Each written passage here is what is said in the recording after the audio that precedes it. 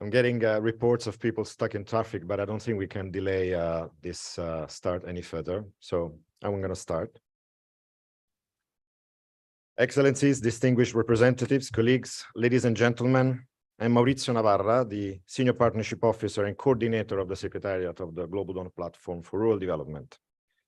We are very proud to host the 2023 Annual General Assembly of the Platform, or the AGA, as we call it, here at DFAT, where the platform is hosted for the third time since DFAT took the baton in 2020. Whether you are physically here in DFAT HQ or connected through Zoom, let me extend our warmest welcome. Annual General Assemblies provide a forum for debate for platform members, partners, and invited guests on emerging topics in agriculture, rural development, and food systems.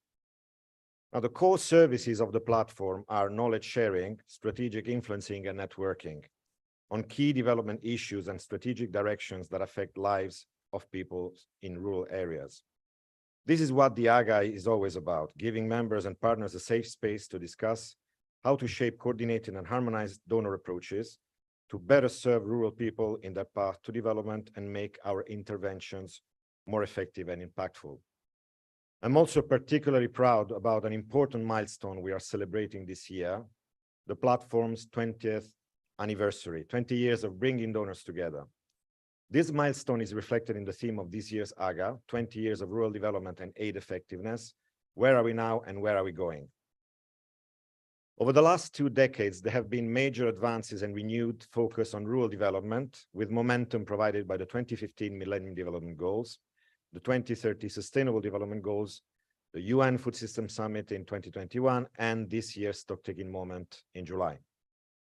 Nevertheless, in the face of such important advances, development assistance has also substantially changed. New emerging economies have challenged traditional approaches, and financial resources for food systems have shrunk. During these 2 days, we will try to understand how these last 20 years can help us drive the important decisions we will need to take to adapt our development programs and use official development assistance more effectively. We will also use this opportunity to present the results of 2 recent work streams within the donor platform. The first report, From Rhetoric to Reality, Donor Coordination for Food Systems Transformation, developed in cooperation with Jim Woodrill, our senior advisor, includes options and recommendations for donors to better coordinate, harmonize, and make their approaches more effective, both at the global and national and country levels. The second report, developed in cooperation with our partners, the Shamba Center for Food and Climate, on unleashing the catalytic power of donor financing to achieve SDG 2, will be presented tomorrow to understand how donors can use their concessional financing to crowd in commercial financing from development banks and the private sector. We have great sessions and amazing speakers and panelists, and as usual, we count on all of you to ensure the entire event is as interactive as possible. So please ask for the floor, speak up, raise your hands, both physical or virtual, and participate. Now, before I give the floor to our chair, who came all the way from Australia to open the meeting, let me thank the people who are behind the preparations of this important AGA, the staff of the platform Secretariat, who have been working relentlessly for weeks and months on this event. Michelle, Alessandro, Monique, Sierra, and Nicole. Thank you. I'm now happy to give the floor to Tristan Armstrong, Chair of the Global Donor Platform for Rural Development and Senior Sector Specialist of Agricultural Development and Food Security at the Department of Foreign Affairs and Trade in Australia. Over to you, Tristan. Thanks very much, Maurizio. It's really fantastic to be here. It's kind of strange to meet all these people for the first time in the flesh, when I've spent so much time looking at your faces on Zoom over the last 3 years since I've been in this role. So it's really an honor, and I thank all of you both on screen and in reality here for the time and the commitment that you have shown to this endeavor. I think it's really important. As Maurizio has already pointed out, and also I just wanted to echo Maurizio's gratitude to the team here at DFAT. I think you guys are incredible and have done an amazing job, including Maurizio, who's been holding this ship together. So well done. But we've got some fantastic speakers, both virtual and here today. Just some of them. We've got our keynote speaker, Minister Hussein Mohammed Basha, Minister of Agriculture for Tanzania. We've got the Honourable Minister Janine Cooper, who is the Agriculture Minister from Liberia. We've got sort of senior officials here from quite a few of our member organisations, and you know, an old friend of mine, Sean, from the World Economic Forum. Welcome, Sean. Really a very diverse group of presentations today, lots of ideas on the table. I think it's going to be a really fantastic couple of days. You know, and as Maurizio said, please let's use this opportunity to really get into some of the very, very meaty issues that we're facing at the moment, and reflect on the journey that we've been on for the last 20 years. I think things have become, you know, a whole lot more complicated and challenging, as well as in other ways more hopeful. So, you know, we're all here because we all believe in the great project of global development, you know, and that project has evolved. It's faced many changes and challenges and threats over the years. Over the decades, and in fact, really over the centuries. You know, there's a long pedigree to the work that we do, and it's really, really globally important and significant work. And I think it's so exciting to be part of that journey, you know, with obviously all of you. And you know, we've on the whole been extraordinarily successful. You know, over that time, we've lifted, you know, hundreds of millions of people out of poverty. We've increased lifespans. We've increased gender equality. We've improved health and education. And you know, those are things to really be proud of and to reflect on. And you know, that project continues to be, you know, a dynamic journey, you know, of learning, of reflection, of innovation, and of a drive to forge a greater shared understanding of how to do our jobs better, right? How we can be more effective, how we can drive our innovations to be more impactful, to be more sustainable, and how importantly we can leverage cooperation between our agencies, between our countries, to create impacts far beyond what we could by working alone. And I think, you know, that is fundamentally the value proposition of this platform and of others. But I think we need to be mindful of that when we sit around the table. This is, you know, this can be just an interesting couple of days of discussion, but I hope all of us leave at the end of it with renewed enthusiasm, with new ideas that are helpful, with you know, with new connections that we've made that we can take forward into our work. But we're also coming together at a very challenging time. You know, we face unprecedented threats, both external and internal, actually, at this current moment. You know, we've only begun to realize over the last few years just how profoundly you know, human activities have upset the balance of nature. You know, and what that might mean for not just the work that we do, but you know, our economies, our very existence. You know, Europe and North America have just had an extraordinarily hot and difficult summer. Coming from Australia, I totally understand that. We've had, you know, 4 years ago, we lost an area of forest bigger than Germany in 3 months. And, you know, we are in uncharted waters, and I'll talk a little bit about that. The great gains that we've made over the centuries in human development are threatened to, you know, both literally and metaphorically be swept away unless we can actually work more effectively to meet the great challenge that climate has posed to us. And this requires new ideas, it requires new thinking and new ways of working. And at the same time as we're facing this challenge, we also know that you know, poverty and hunger are sadly on the rise. You know, after a long period of really uninterrupted growth since the end of the Second World War, we're now facing some quite stark and negative statistics on global hunger and poverty.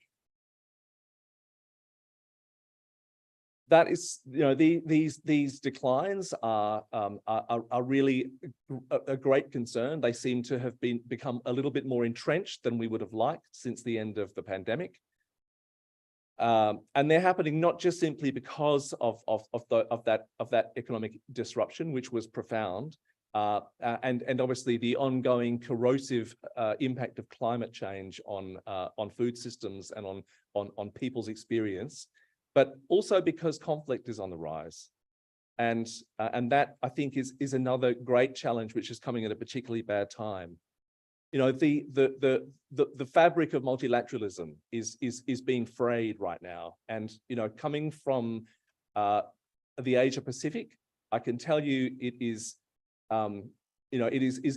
that feeling is ever present in my region. The knowledge that we now are entering an era where the major powers that are present are not talking to each other. They're not engaging. They're not collaborating. Essentially, there is a Cold War. Certainly in Asia, we feel it very acutely, and that is totally changing the context in which development is carried out. It's forcing us to answer difficult and uncomfortable questions about our own models. It's forcing us to to spend money on things we'd rather not spend money on, and to neglect and ignore some really critical priorities because government simply can't do it all.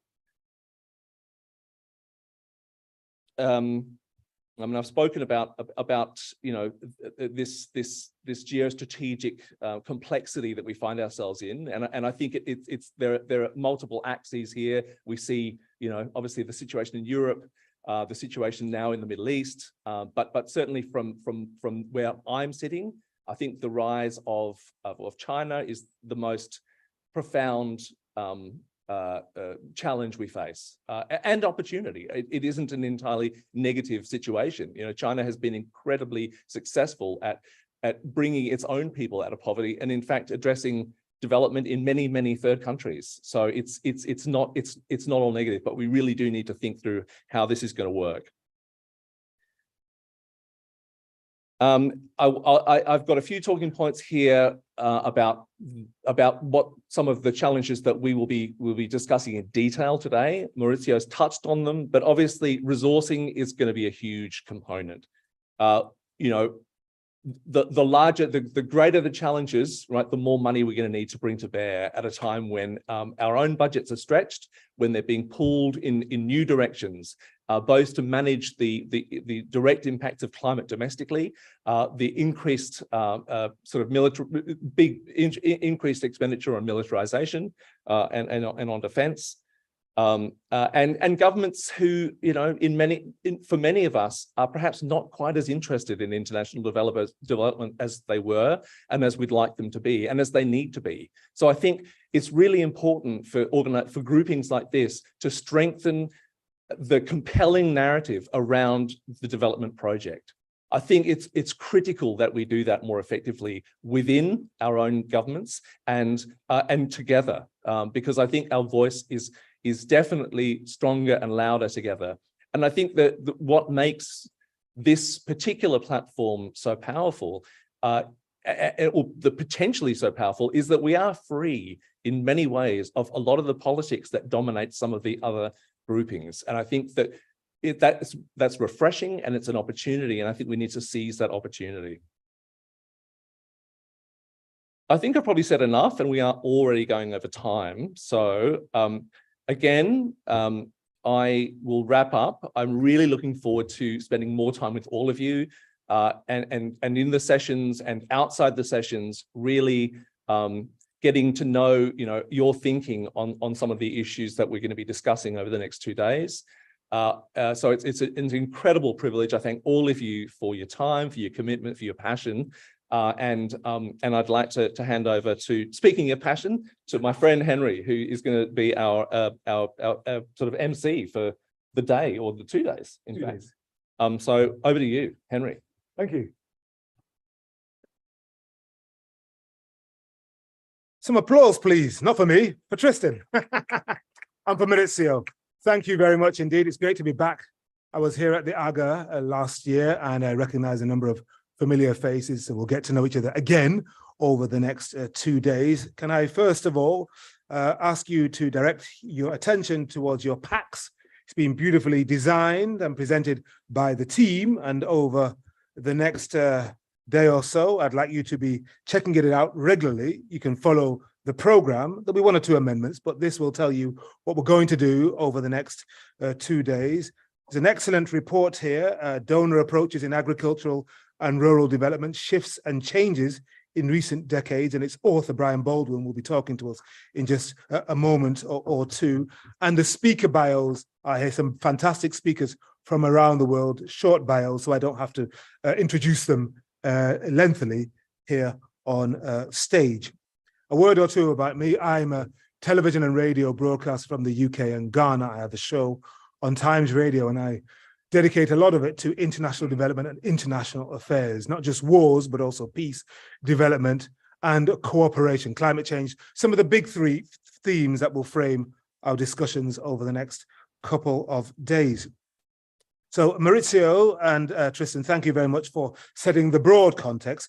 In a bit more detail then, let me say this, we will set the scene in a little bit more granular detail with 2 initial keynotes. A little bit later on, we'll have a country experience from the United Republic of Tanzania, and in a moment or two, a stock take. And as I said, I'd really encourage you to have a look at this report here from Brian Baldwin.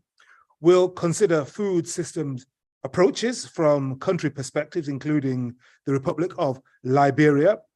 We'll look at Switzerland. We'll hear from the Kingdom of the Netherlands and from some of our leading research or organizations. Then we will give you a nice sustainable lunch, and there'll be a number of coffee breaks as well. This is a marathon, not a sprint. We don't want you to run out of energy here in Rome.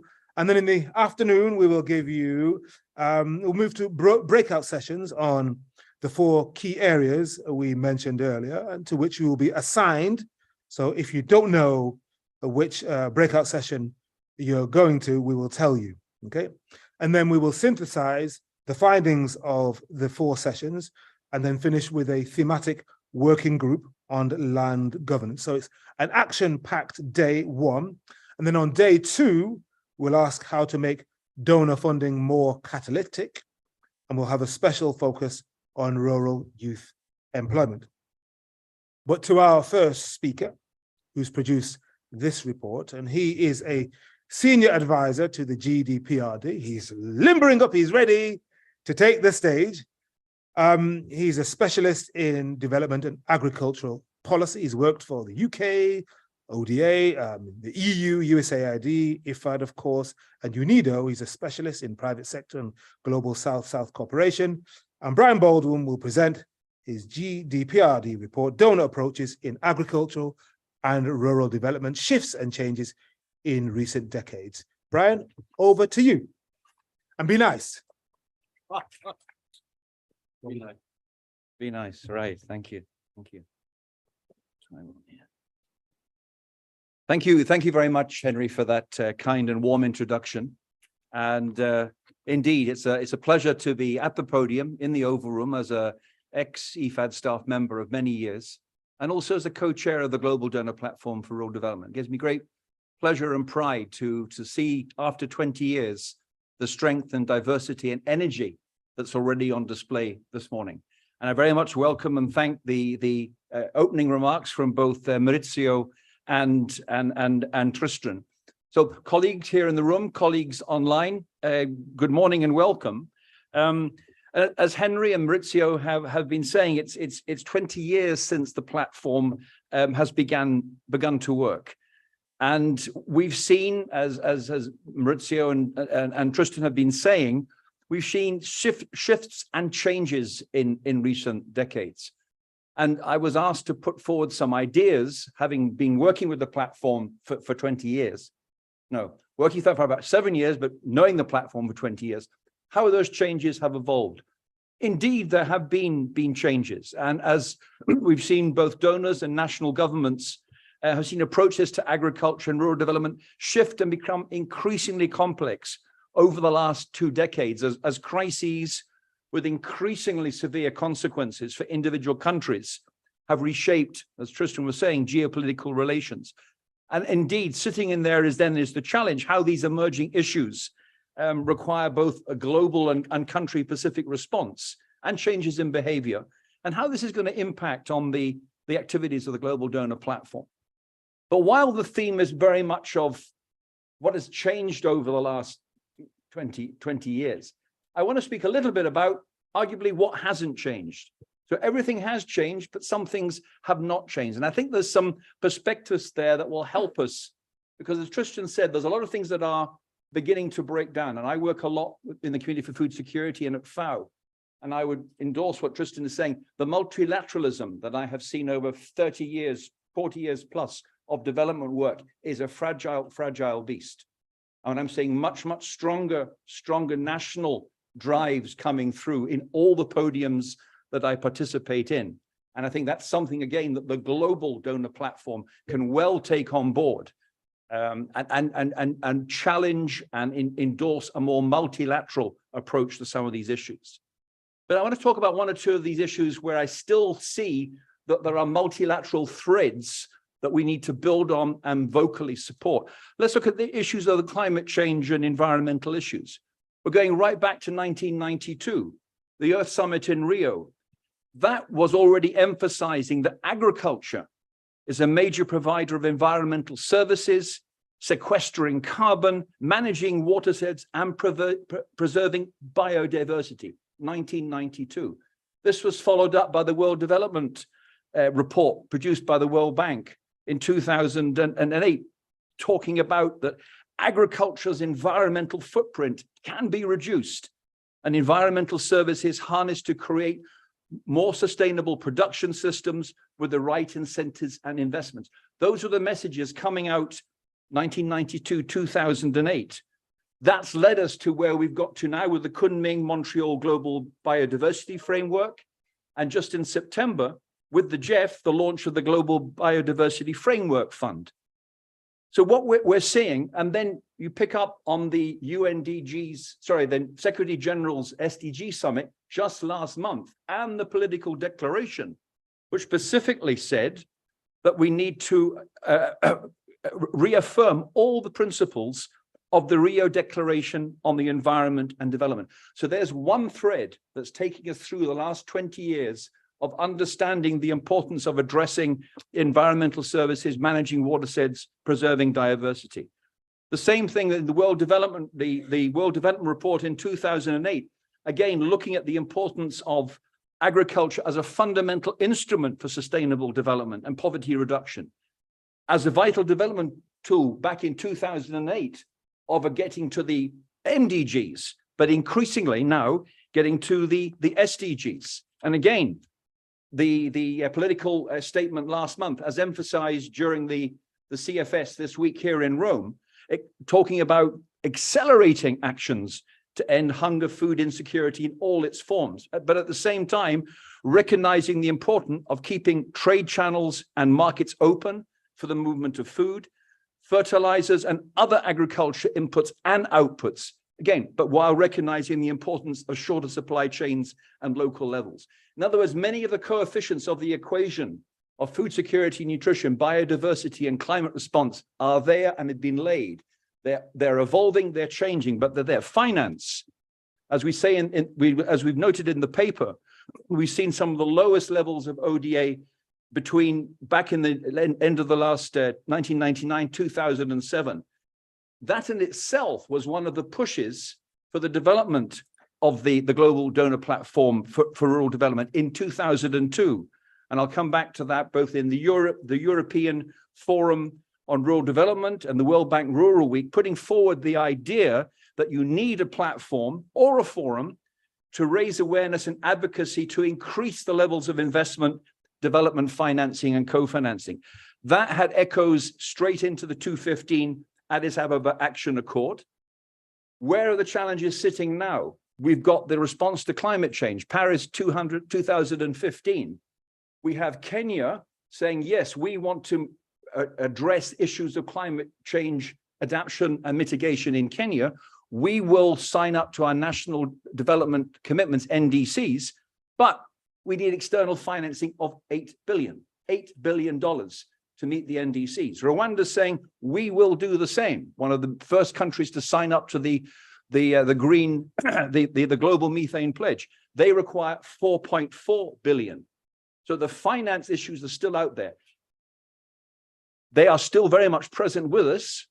Again, the political declaration of last month called for the acceleration of the full implementation of the Addis Ababa Action Agenda, put forward that there should be a new meeting in 2025 to address the issue of investment, but then listed in that political declaration 14 points, all addressed to increase financing, significant mobilization of domestic resources, private sector resources, calling on donors and countries to meet their 0.7% of gross national income support to the agricultural sector. But then very much recognizing some of the issues which we referred to in the paper in the Bridgetown agenda, addressing the issues of international debt mechanisms. How are you going to address now increasing issues of debt? Bringing in the issues of debt swaps for climate, nature, and food security. WFP doing a lot of good work here in Rome and in East Africa on debt swaps for food security. Rechanneling special drawing rights. The Minister of Agriculture from South Africa here in Rome 5 days ago on the podium at FAO saying, we need to address SDR channeling to countries that need and get more money coming through into the systems. And sitting in there, the Secretary General's comment in the political declaration of continued reform for the IFIs. These are very much then issues that you will be faced with as donors at capital and others are faced with during the implementation. Sitting in there as well, as Tristan was saying, are new funders, not coming through the IFIs all the time. Bilateral funders. We're seeing a shift in the approaches of bilateral funding. We're seeing China investing heavily in Africa with implications for debt management in all of its countries. We're seeing also the growth of South-South engagement, sometimes technical assistance, but also financial. An increasing need, though, as you've seen the discussions on how do you manage the debt, what used to be relatively easy 10 years ago, managing the HIPC debt initiative, the highly indebted poor country initiative, led by the World Bank, IMF, of which IFAD was a member. It was quite easy working with the Paris Club to work out where the debt was and how you could address it. Now, that debt is spread over many, many areas. It needs a better system of tracking and monitoring that debt if we're going to be able to address it and pay it. Brings us back then into the issues, as ever for the platform, of aid effectiveness, coordination, and alignment. And guess what? In 2002, when the European Forum on Rural Development Corporation was sitting discussing issues and discussing the role and idea of having a global forum, which eventually led to the platform, they said, we need to avoid duplication and contradictory actions. We need to promote complementarity and synergy in interventions and ensure coherence with the national policies. We need to create conditions for stronger ownership. 2002, 20 years ago. But said the main obstacle to that is to improve donor coordination. There are too many different donor mandates, priorities, approaches, financing instruments, and internal procedures. That reflected as well in the discussions that took place with the World Bank during Rural Week, which led then, supported by the World Bank and by European donors, led by Germany and BMZ, into the issue of the platform. That also moved forward into the work of the Paris aid effectiveness principles, which was 2005. We had the focus, we had the surveys, we had the reports on the issues of harmonization, country ownership, and alignment. It was a strong period when they were being pushed very much, and then they started to not be emphasized as much.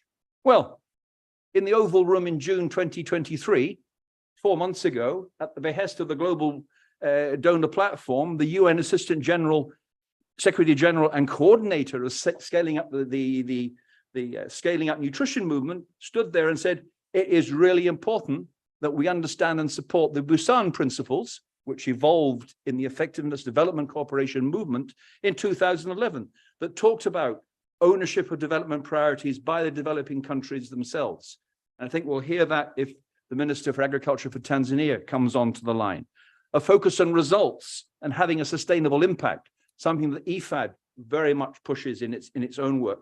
Partnerships for development, but also transparency and shared responsibility. So I come back to this other theme then of change, of the geopolitical instability, which we are increasingly seeing, and the shifting geopolitics at regional, national, and subnational level, and this influence of new and emerging donors. That requires a multilateral response. These are my notes. We require a multilateral response. Tristan has emphasized it this morning, of multilateral donors and bilateral donors to review the effectiveness of their approaches. We're seeing it more as development aid links in with both political and diplomatic perspectives and trade, as more of it, in Ireland, in Holland, in Netherlands, and in the UK, we have the aid organizations working more closely with the foreign affairs. That is, if that gives us the opportunity to have a seat at the multilateral table, then I think that will also be important. Sitting inside as well, these issues that we're addressing of climate change and natural resource degradation is the impact it's having on conflict and fragility. Again, another driver that's changing the way that we're having to operate. We're seeing in conflict situations severe hunger and malnutrition spreading quickly to neighboring countries. We're seeing that over the last 6 months in terms of response to the Sudan issues and on how that is affecting and impacting the development progress and resources needed in neighboring Kenya. We're seeing, as World Food Programme would say, an increasing need for short-term humanitarian emergency responses. And the donors are stepping up to that. And where you see increases in ODA, it's mainly coming through humanitarian responses.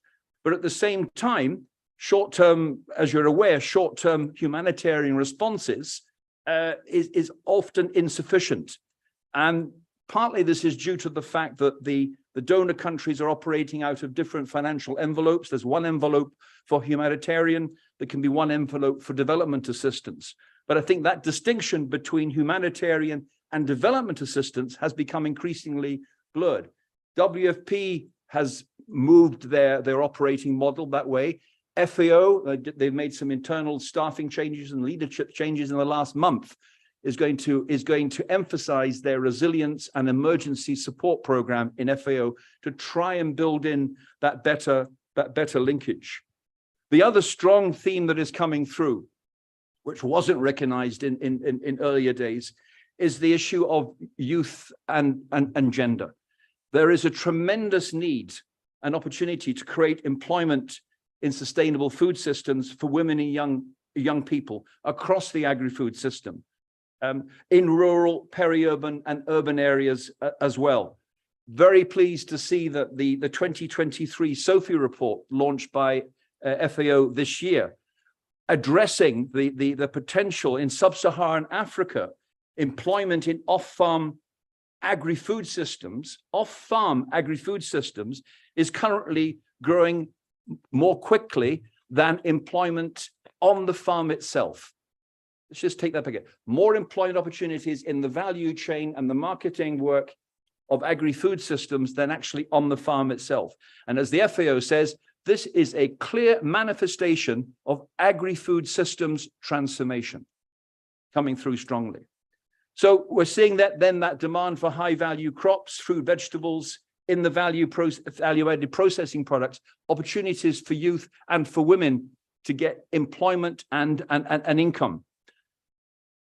Finally, to close, as we is discussed in the paper as well, some of the responses that may be there for the platform to consider. And I'd very much appreciate the responses that we've had from you in written form, in meetings, as the paper that I've begun to present this morning has evolved.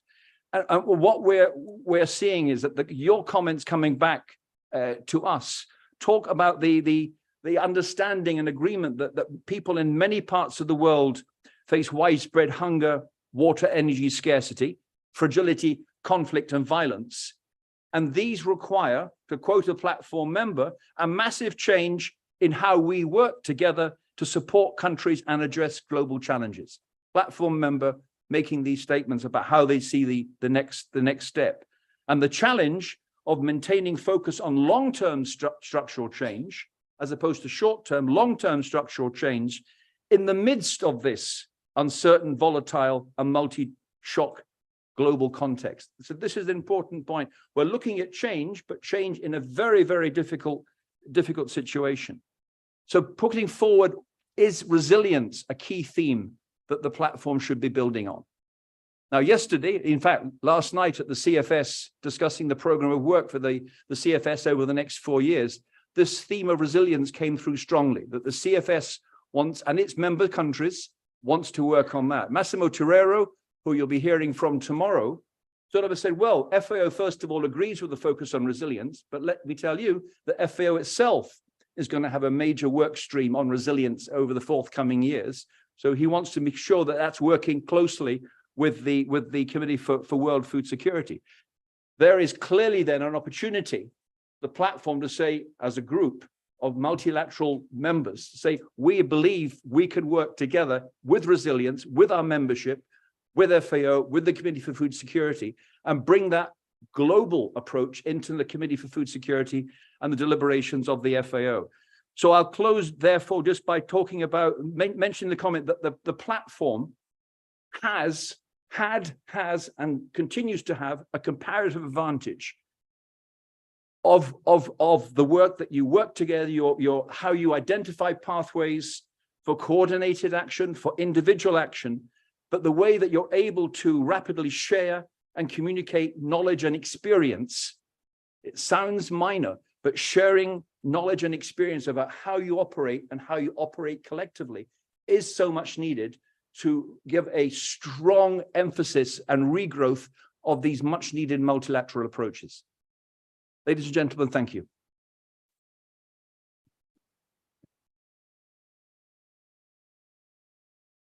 Great stuff, Brian. I'm reminded of how I felt when I first attempted to digest your paper. My head is hurting. It's bouncing around. There's so much great information there, so much framing, the milestones, the key developments over the past 20 years, but also the hope as well, the things that are working as well as the challenges. Now, we had scheduled a 15-minute coffee break at this point in the morning, knowing you would need it to digest what Brian had just hit you with.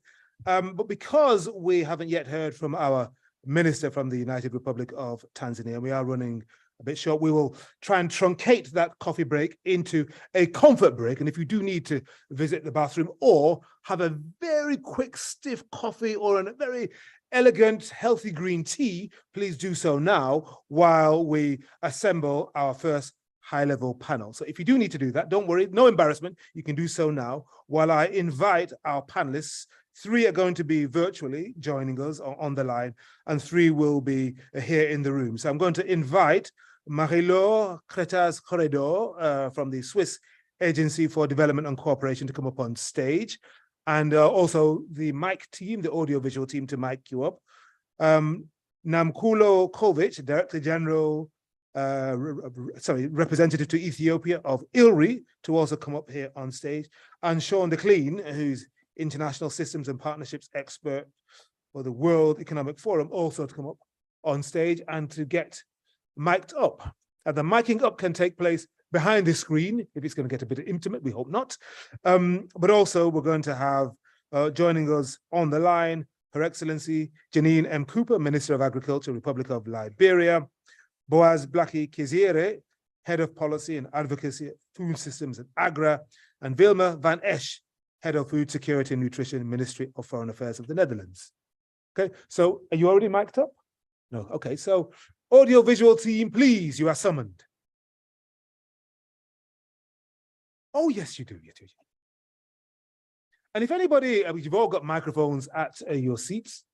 If you want to respond briefly to what Brian had to say, then feel free, you can raise your hand and switch on your microphone, and I can take a couple of points, because I like to run an engaging and interactive ship.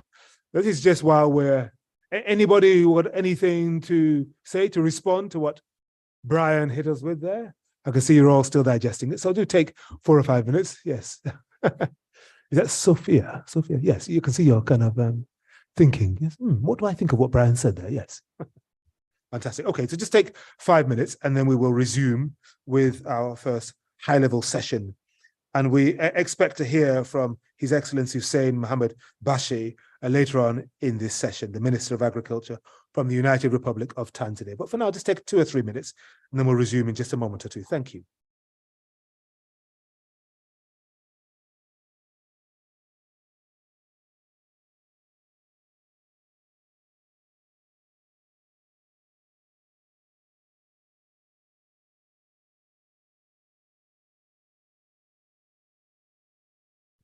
And for those of you joining us virtually on Zoom, I'm looking directly at you.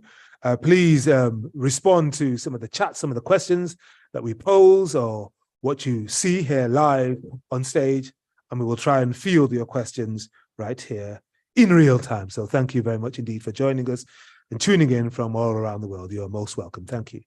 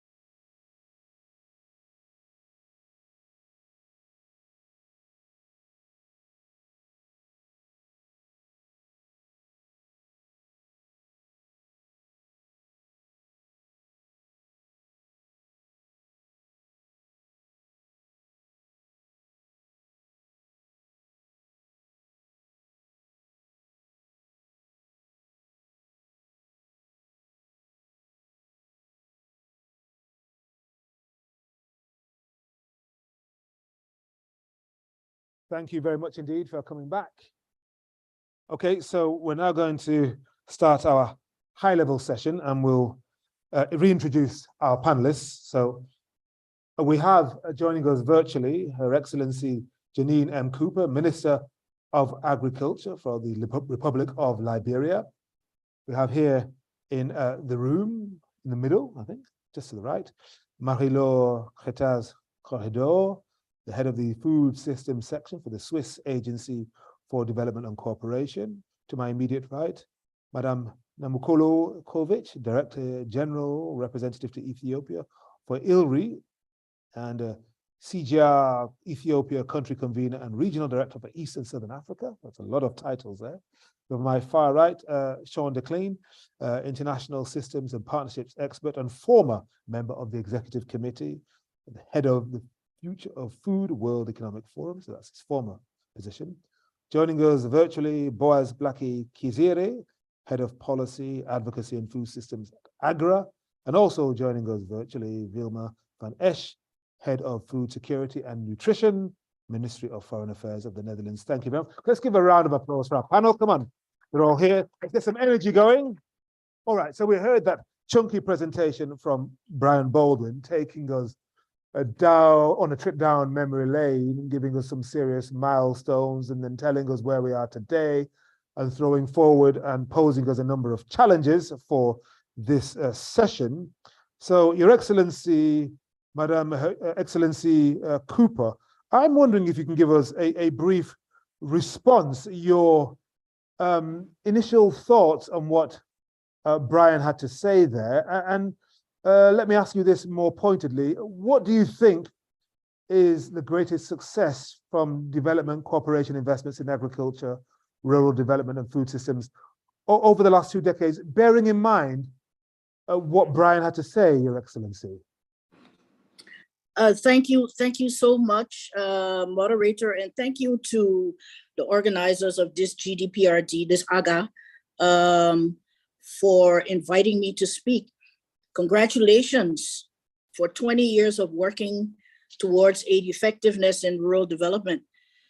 A concept that, as we heard from Brian, it evolved around the dialogue pretty much from the transition between humanitarian coordination, something that I worked for many years in the United Nations in the Office of the Coordination of Humanitarian Affairs, moving from humanitarian situations to development and resilience, and knowing that it's not a linear trajectory, that you have, as Brian eloquently explained, situations of humanitarian need entrenched in development mode and vice versa. The coordination systems have been very finely honed in emergencies, but they usually fragment for all of the reasons that are outlined in Brian's paper, which I glanced through earlier when faced with development context. But let me say this. You're celebrating 20 years of aid effectiveness, the GDPRD. Last month, Liberia celebrated 20 years since the end of our civil conflict, characterized by a coup d'etat in 1980, military rule for 5 years, civil war 5 years later, widespread displacement, you name it. 20 years since we began rebuilding our nation and its institutions. So in a way, coming along at the same time as this GDPRD and the discourse on aid effectiveness, we can be sort of a poster child or a lab rat, as it were, for moving from peacekeeping situations, from war to peace, from catastrophe to resilience and longer term prosperity. So when you say what are the successes, well, probably the greatest success that we've seen is coming from the fact that we managed to sustain the peace, not only to build a peace for 20 years and without international peacekeepers for the last 6 years.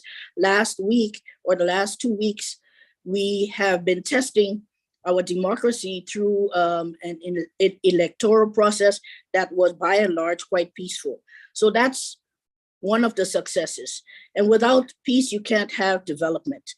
So as we solidify these gains, we're seeing an emergence of synchronized aid in the agriculture sector and the rural development sector, especially around food systems transformation. And I'd like to talk a little bit more about that in subsequent interventions. Thank you.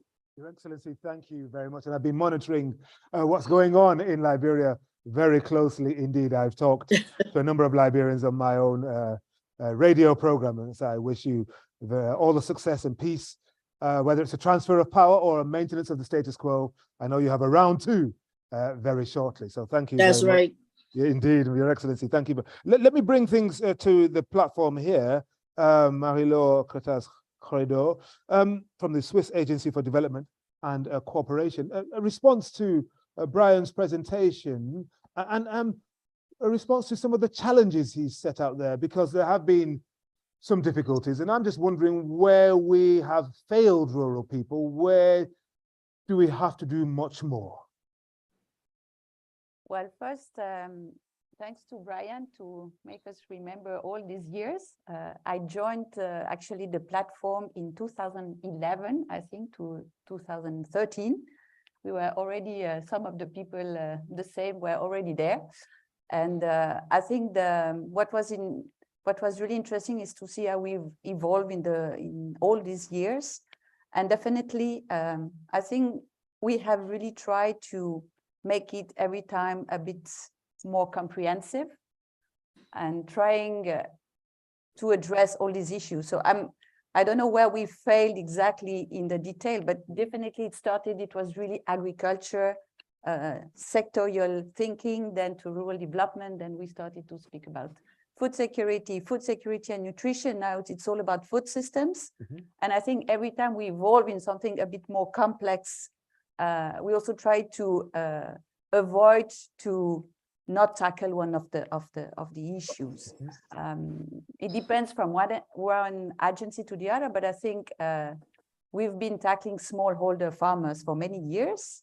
And what is interesting now is in our last programmatic framework, we put at the center smallholder farmers, but also vulnerable consumers in rural area, but also in urban and peri-urban areas. So I think this idea of moving outside maybe of only agriculture and only smallholder producer is probably a kind of a response to some of the failure of the past. Sure. Okay. Thank you very much indeed. I'm going to stay here in the room for now. Nabokolo Kovic from ILRI.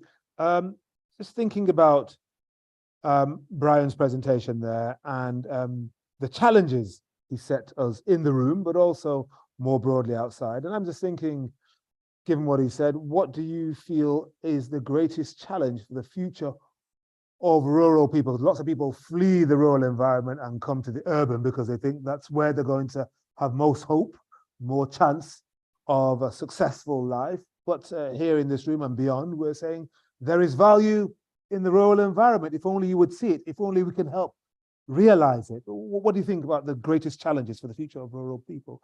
What Brian said notwithstanding. I think the greatest challenge there is doing our agricultural development efforts in such a way that they lead to meaningful livelihoods in the rural setting. For as long as rural livelihoods are associated with drudgery and not adequate movement towards mechanization, we will be losing our young people into the urban settings because they're looking for better livelihoods there. And so I think one of the challenges will be, how do we bring new technologies to bear in these rural settings? We tend to ignore technological developments for rural settings, but if you look at what Kenya has done with the M-Pesa, it was really quite revolutionary.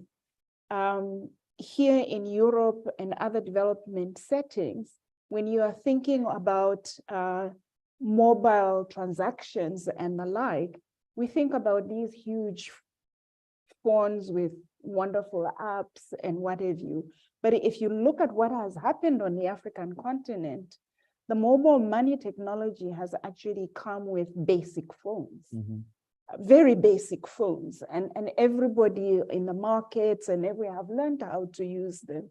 So when we think in terms of creating more meaningful livelihoods, bringing the youth on board in African rural settings, we need to think like that. We mustn't think about innovations that are suitable for the global north. Yeah. We should think about innovations that are suitable for our settings, that can work in our settings. And the agriculture sector can benefit from that kind of approach. And that, I think, is an area where it's really a frontier where we have some examples that have already moved forward that we can actually build on. Tremendous. Thank you very much. I like that. Maybe we can explore more of those examples later on in our conversation. And of course, if you listening or watching virtually want to ask any questions, want to float any comments, then please do so by using the chat box. And hopefully, by the wonder of technology, they will arrive here on my screen. I'm going to go, oh, you saw what I did there? I'm going to go to Sean DeClean. Just circling back to that first question, great success, because Brian wasn't giving us doom and gloom. He was also giving us success and things to hold on to during those 20 years. What can we hold on to, would you say? I mean, when you think back over the last 20 years, the greatest success from development, cooperation, investments in agriculture and rural development, what's top of your mind this morning? I think I'd make three sort of quick observations. Mm-hmm. One is, what I think the global platform has done is evolved in a way which brings about a more coordinated response. Mm-hmm. I think the first observation I would say is the Food Systems Summit has called out systems thinking. And in a way, there's a need now to move beyond just a coordinated approach to a systems approach. And these are actually fundamentally different. It means breaking the silos beyond just looking at agriculture as agriculture. We heard Brian was talking a lot today about how do you link agriculture with climate, which is being done. You know, how do you bring in the whole nutrition agenda? How do you take a much more integrated approach? But also, I think in parts of the world like Africa, the continent-wide free trade agreement is also calling out much more focus on regional approaches rather than just looking at a country by country approach. So it's interesting, the Minister for Agriculture is speaking later on, and Tanzania really led on this vision of agricultural growth corridors.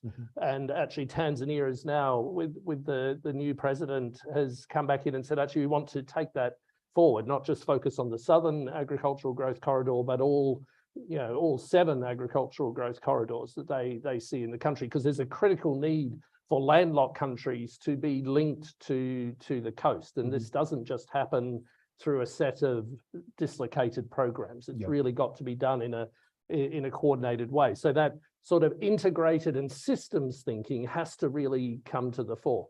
I think Namakolo, then the sort of second critical observation I would make is around innovation, around how do we now take on some of these, move from what are the issues, so what are the thematic issues, to how do we enable that transformation to happen? And that's going to be smart policy, it's going to be smart partnerships, it's going to be innovative finance, and it's going to be unlocking innovation writ large.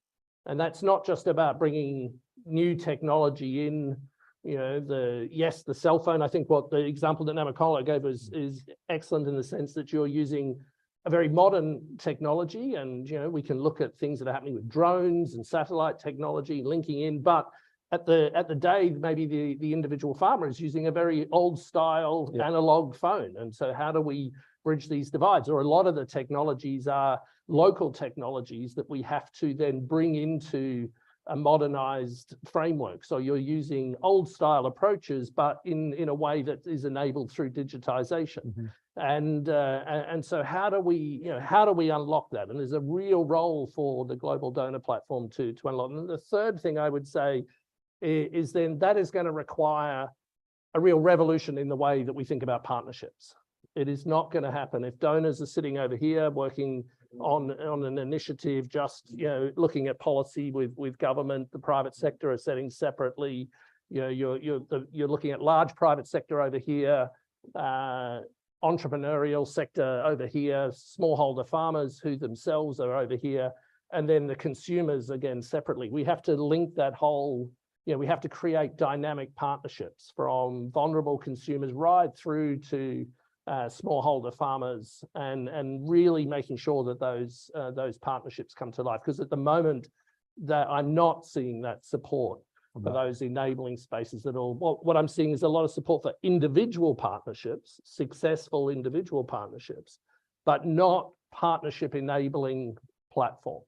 I wonder what's holding that back. I mean, do you have any thoughts about that? What's holding that back? Why the reluctance to support the kind of partnerships you're talking about? I think, I think sometimes we're going to have to look at the way that we assess impact. Thinking about how we measure impact in a systems modality is very different to how you would have traditionally assessed impact if you were using a traditional log frame approach, looking at individual indicators on poverty. You're looking at systems-wide change. And so when you're then measuring, and if we can really unlock how we can measure that systems-wide impact, that will then bring to the fore, I think, a lot of these more complex enabling frameworks.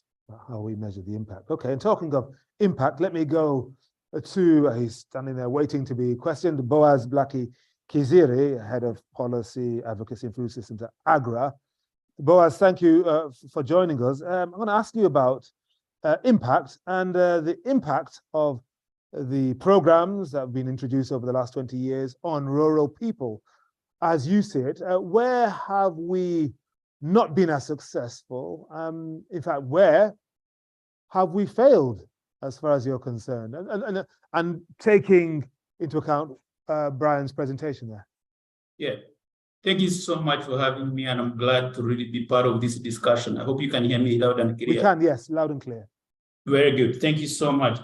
Again, to really appreciate the Global Donor Platform for Development for this 20th anniversary. I joined the Global Donor Platform around several years ago in 2009, both in Uganda and later the African Union. But I've seen a lot of evolution and going back to the intentions of this platform on its effectiveness. So I think the basic question for me, and looking at what has happened globally and also specifically in Africa, is the growth pattern that we've seen in the agro-food system space, and it has been scattered. And you heard from Brian Baldwin's presentation that we haven't had uniform growth across the continent and across the world. And the numbers are out clear. The SDG goals and the targets and the report that came out recently show that literally most of the countries are not on track to achieve the SDG targets. If you come back to Africa, you will notice that from the Kada Biennial Review, several years that have been tracked in terms of changes on the continent, countries are not on track, and we are yet to hear a new report that actually showing that by 2025, we are off track. At least those are the indicators that we can use to be able to see, is there impact? Are changes happening? And then I really want to take it back to Brian's point. He really peeled out some of the key comments, and he recorded the policy declaration around aid effectiveness, in terms of coordination, alignment, and harmonization. Have we made changes? And I think the numbers have been very, very clear in terms of how much resource flows have gone to agri-food systems, rural development.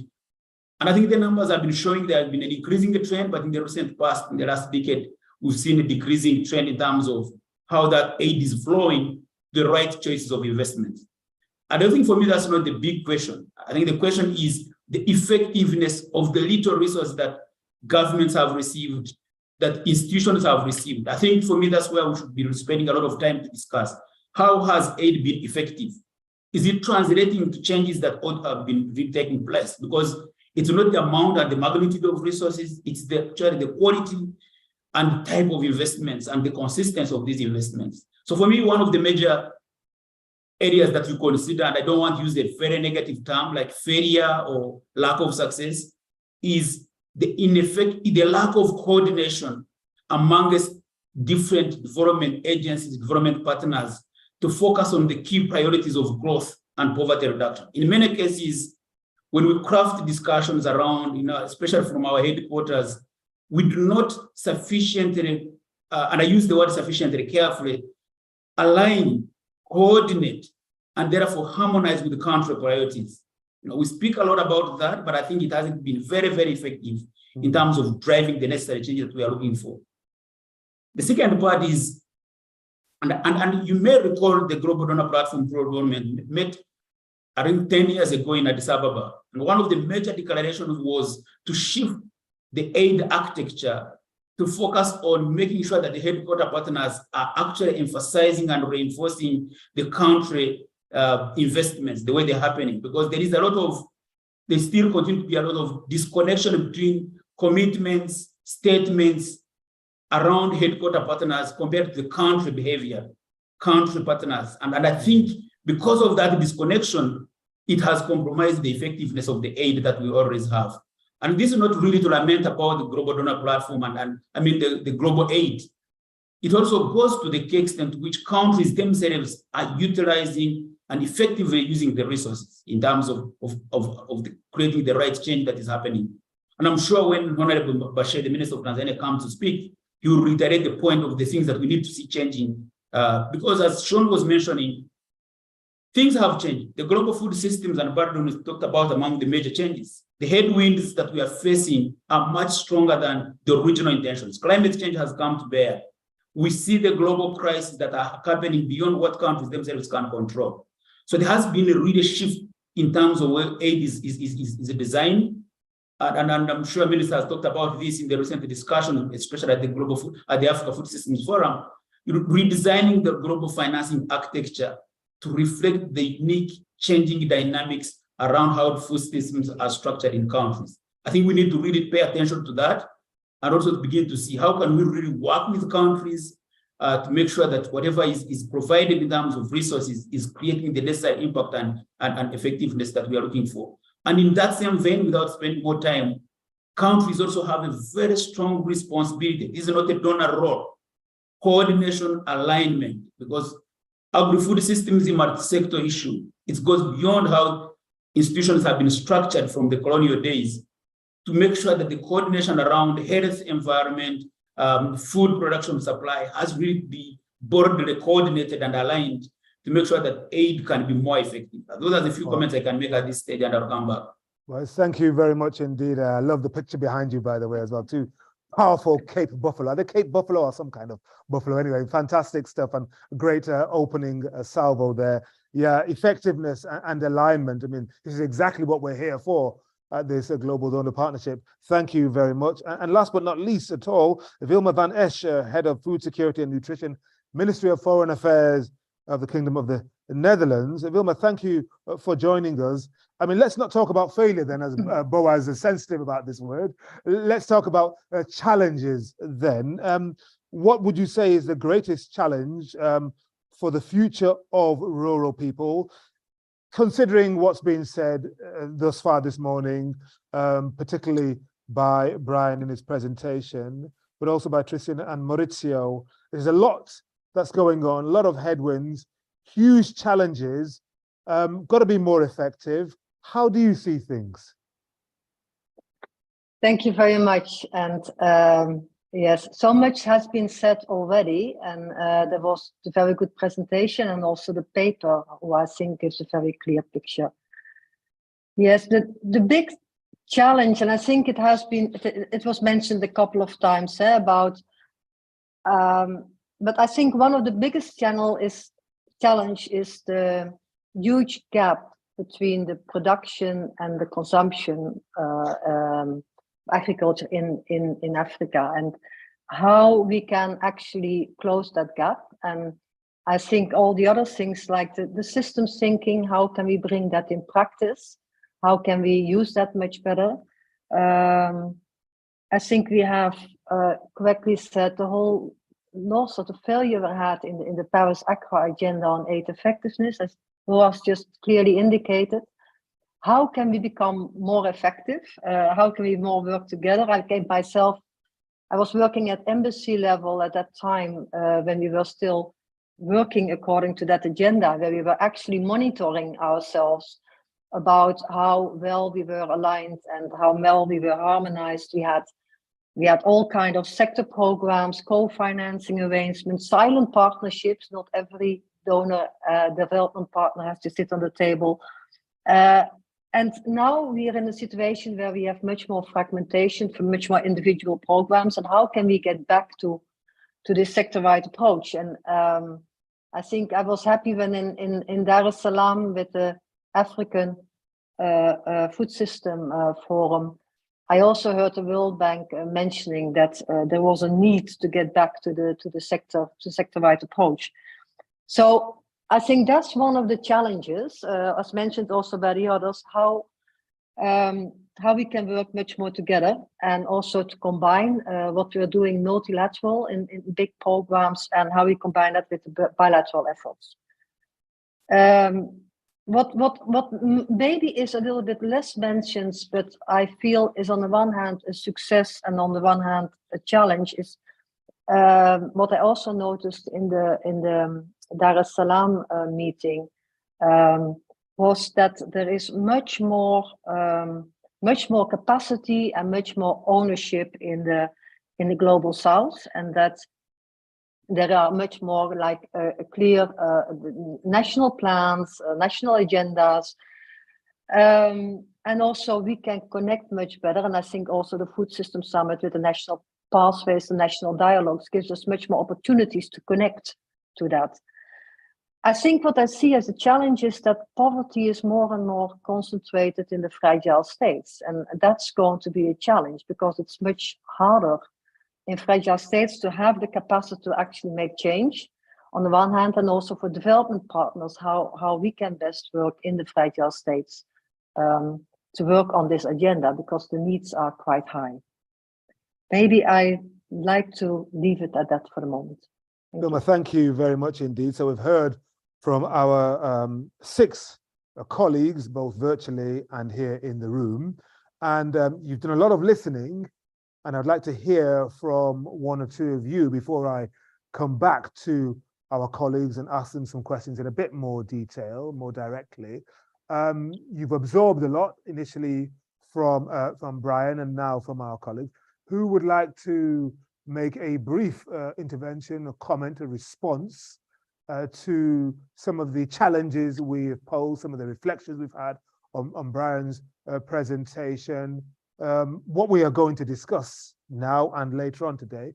Let's see, we've got a lot of expertise in the room, and as Maurizio said, we want this to be as interactive and engaging as possible, and that's why you're here, and everybody's looking blankly and down at their screens. But don't be shy. This is not the forum to be shy. As we said earlier, I think Tristan said it was going to be a safe space here. Ah, yes, and it is. Hello. Hello, I'm Manon Bellon from France. Hello. The Ministry of Foreign Affairs. Bonjour. Thank you. I just maybe wanted to add a thought and a question to the panelists, okay, if I may, regarding, we spoke about food systems approach, we spoke about also rural development before, and even food security and nutrition. We spoke about private investment technologies, and I was wondering, is this discussion infusing beyond Ministry of Agriculture? And I take this opportunity to have brilliant speakers here and of course a ministry among us. And I would be really curious in understanding how the discussion in governments is infusing or Ministry of Education, Research, treasuries, are they taking also ownership of these questions? And I would be also very curious of having the view of donors in this panel as well, in the discussions that you have in the programs also that are being implemented, and do they go beyond the sole agriculture? Are you asking this because your fear is that while this is owned by the Ministry of Agriculture, it's not aligned with other government departments and therefore is a little bit sidelined? I really am wondering if this change maybe is happening as we speak about systems approach. I feel that indeed we need to have more people and more sectors around the table. I'm thinking about One Health, for instance, that really managed to bring health, agriculture, and livestock and environmental ministry on board. So, is this change happening in our topics? Thank you. Okay. Well, while our colleagues think on how they would like to answer that, gentleman there, yes. Yes, thank you. I'm Alan Jones. I'm from the International Centre for Advanced Mediterranean Agronomic Studies. I'm new to this group. I have a question, because one of the key conclusions this morning was more donor coordination at probably field level, national level. Are there any role models or good examples that the group could set forward and identify what the success criteria to that would be at the national level? Because the challenge is that surely the coordination, but I haven't seen or heard yet any good examples from any particular countries where you're particularly proud of how things have developed. Before you go, do you have any in mind yourself that you're holding back, but that you would like to tell us about?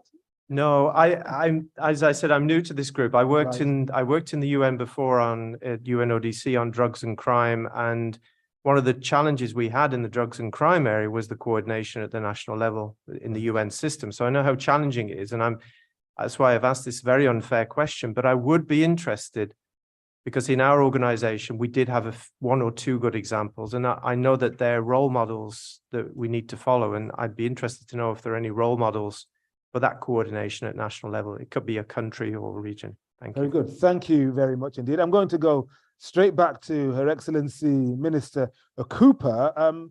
Both questions I think are appropriate for you, Minister, because Alan asking there about role models, and also our colleague from France, I've forgotten your name, is it?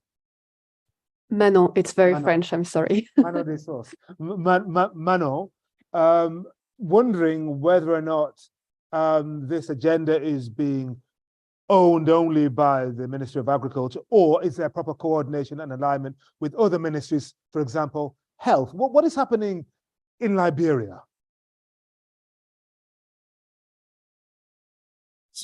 Thank you.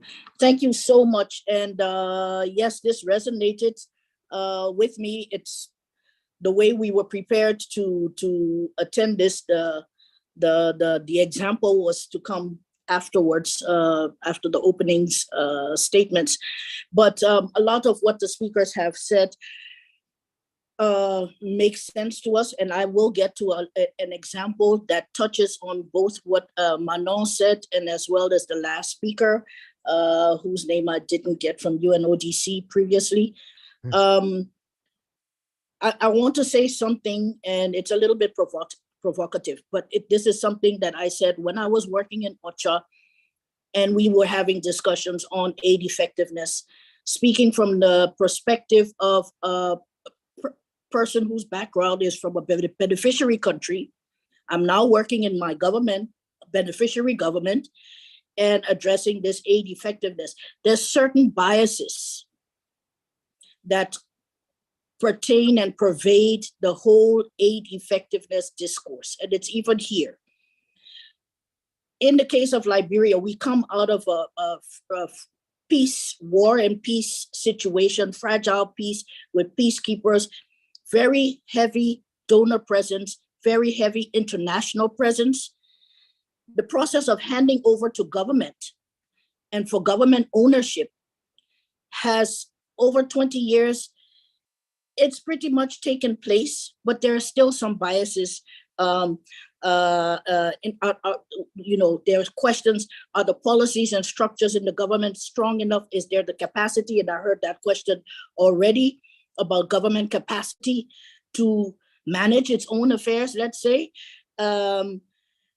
It's reflected in whatever projects donors have here, with numerous supervision missions, numerous assessments, heavy focus on monitoring and evaluation, so much so that I've had to challenge donors in developing our programs to say, monitoring and evaluation, yes, that's very important, but we have to have a program.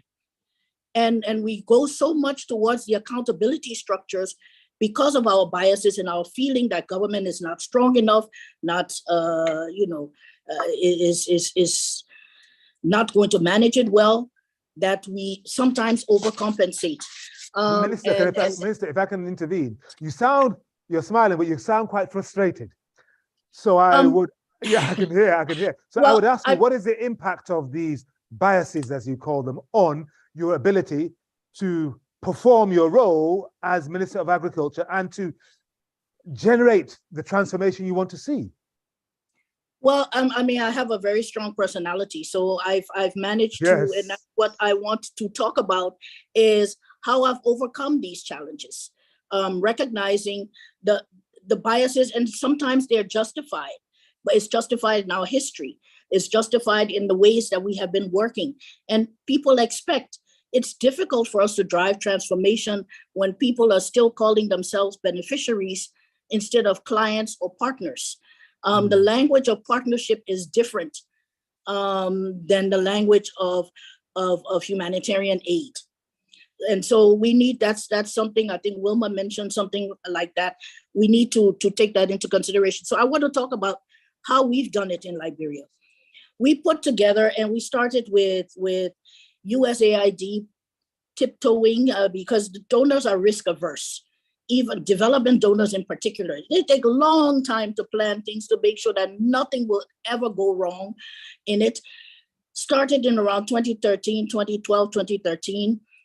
So more than 10 years ago, with USAID coming in with their Feed the Future program and food enterprise development, and looking at the public-private partnership and what was possible in Liberia. And that grew into greater donor confidence to go into what is now our flagship project in the sector.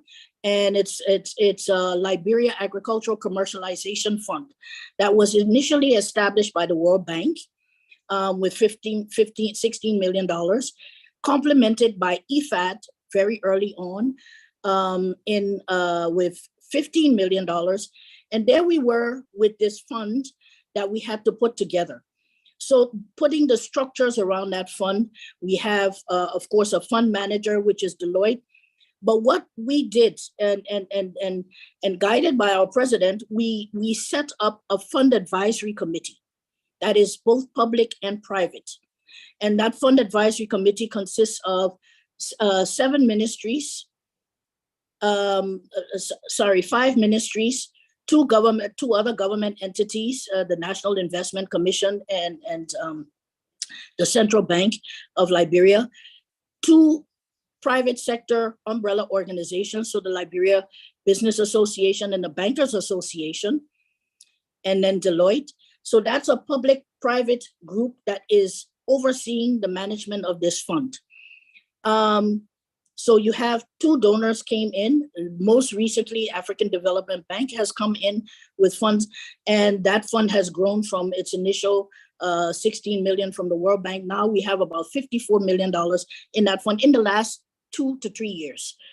And what we do, we have now disbursed or allocated over almost $19 million in funds directly to the private sector in matching grants. And we have spent hundreds of hours from the government perspective. You have the Ministry of Agriculture, Ministry of Finance, Commerce, Justice, the Ministry of State for Presidential Affairs. All of us with the National Investment Commission and the Big Banker Business Association, et cetera, we're sitting and we're working together, and you will not imagine how beautiful that coordination has been. It and how wonderful, it has transformed the food systems sector right now. Minister, thank you very much indeed for giving us a great example from Liberia.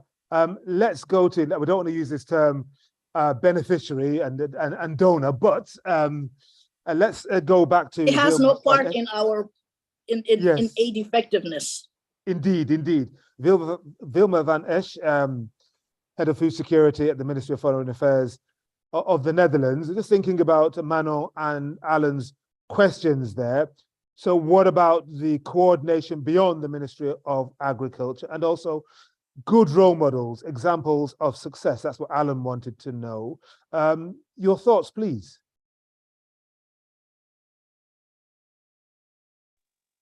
Thank you very much. And I'm also very happy to hear the example Madame Cooper gave. Maybe I want to reflect on that, because I think it's a great example, because sometimes we have the tendency in fragile situations to go to small scale, careful, risk averse, while in a sense what is needed is like what you described, like a fund wherein the different partners like World Bank of DFAT of the African Development Bank is working based on the plans of the government, and that is much more coordinated approach. I think really a great example, and good to know. About this coordination, I think that's very difficult, and we still have the tendency to look mostly at the Ministry of Agriculture if we think about the food systems, while it should be going beyond. And maybe to give an example from the Netherlands, maybe as you know, some of you might know that we haven't got a national pathway on food systems in the Netherlands, because there are too many discussions at the moment about what the direction should be in the Netherlands. And there are so many different interests and interest groups that we have to wait for the new elections next month to see what way we are going. And also, if we manage to actually get the different ministries around the table to together look at the point from producers and consumers about how we should move ahead within the food systems. So that I think is yes, I think that's what I would leave it. Yes, thank you. All right, thank you. I was waiting. I thought you were going to turn a corner with the pause, but then I realized, as we say in Ghana, you had landed, so that's fine. Let me put the same question to Marie-Laure Corredor for the Swiss Agency for Development and Cooperation, bearing in mind those initial questions from Manon and Alan, looking beyond the Ministry of Agriculture for better coordination and effectiveness, and also we need some good role models, things that work that we can scale up, copy. So I think the example of the national pathway was also quite interesting in Switzerland, because we had to define who would be the national convener. Mm-hmm. And the first reaction was, let's take someone from the Ministry of Agriculture. Of course, the same people from this ministry were quite keen to do this role. And we tried to find an alternative, and actually the alternative was the, I don't know how I could call it, the special delegate on the Agenda 2030 for Switzerland. Mm-hmm. So we had the whole exercise nationally, and someone was within the Ministry of Foreign Affairs, the person in charge of following this agenda. And within the agenda, one of the priority was around production and consumption and food systems. And that was really unusual and really a try to go beyond agriculture. And it worked for the period of the preparation of the summit. And once the summit happened and a bit the enthusiasm went down, we kind of came back to the agriculture ministry. But I hope and I guess with really this idea and interest to bring on board more different offices and ministry and so on. And but it's only worth doing this, I suppose, if there is an impact. How much of an impact did you see? I think, yeah, you need really to bring this discussion with people who would say, I'm not directly involved or concerned. I'm from environment, or I'm following economic development and so on. So it's really taking this awareness that food system, it's much more broader than just agriculture, and it will take time in our own institution. But I think I heard also during the CFS, and I think it was the former Prime Minister of Niger, who mentioned our institutionality is not fit for interlinkages, because we had a discussion between CFS, Rio Convention, food system summit and so on. And it's really difficult to have a kind of best recipe for all of that. But the country who made really a step forward, they kind of create something. And I remember Brazil many years ago with the zero hunger. The big institutional innovation was actually this council of where you put, as the minister was saying, you put 6, 7, 8 different entities, and together you put it a bit like higher in the hierarchy of your government. It needs a lot of political will actually to bring everybody on the table. And maybe a last comment is what is also interesting with the coalition that came out of the Food System Summit. It's not only donor coordination, it's not only country coordination, but this mix of you have countries and also civil society organization, private sector organization coming together and coordinating. And I think this model of the coalition should be something that the GDPRD look at, because it's really more than just this donor perspective, or it's just country being from different perspective, but it's not, it's really go beyond public So sector. a broader coalition. Yeah. Saying. Yeah. Fantastic. Namukulo, you were keen to get involved there, just now. You looked at me and I thought, okay, you want to speak. Yes, I am keen to get involved because first, in terms of a disclaimer, I was part of the leadership teams of 2 of the action tracks of the UN Food Systems Summit, while at the same time, I was very extensively involved in developing the Ethiopia's food systems transformation pathway and tried to help other countries as well. So in terms of answering questions of what has happened, are there some examples? I would like to offer an example in terms of the process and how it has evolved for Ethiopia. I'm not a government representative. I am part of a CGIAR research center, the International Livestock Research Institute. But as you indicated in introducing me, I also serve as the country convener for CGIAR in Ethiopia, meaning bringing on board all the different research centers. Now, in terms of evolution of Ethiopia's food systems transformation pathway, there was actually support from the Nutrition Development Partners Forum, bringing on board diets and nutrition as outcome areas of food systems transformation. Ministry of Agriculture is convener, Ministry of Health is the co-convener. The Agricultural Transformation Institute is the coordinator who acts as the Secretariat. The transformation pathway that was developed is a visionary one, in that there's a vision that is supposed to align all food systems actors, and amongst the food systems actors includes the development partners as well. And the challenge that has been given to all is taking that visionary approach of delivering healthy diets through sustainable food systems, and those diets being accessible to the majority of the population, but doing so without degrading the environment, addressing climate issues and the like.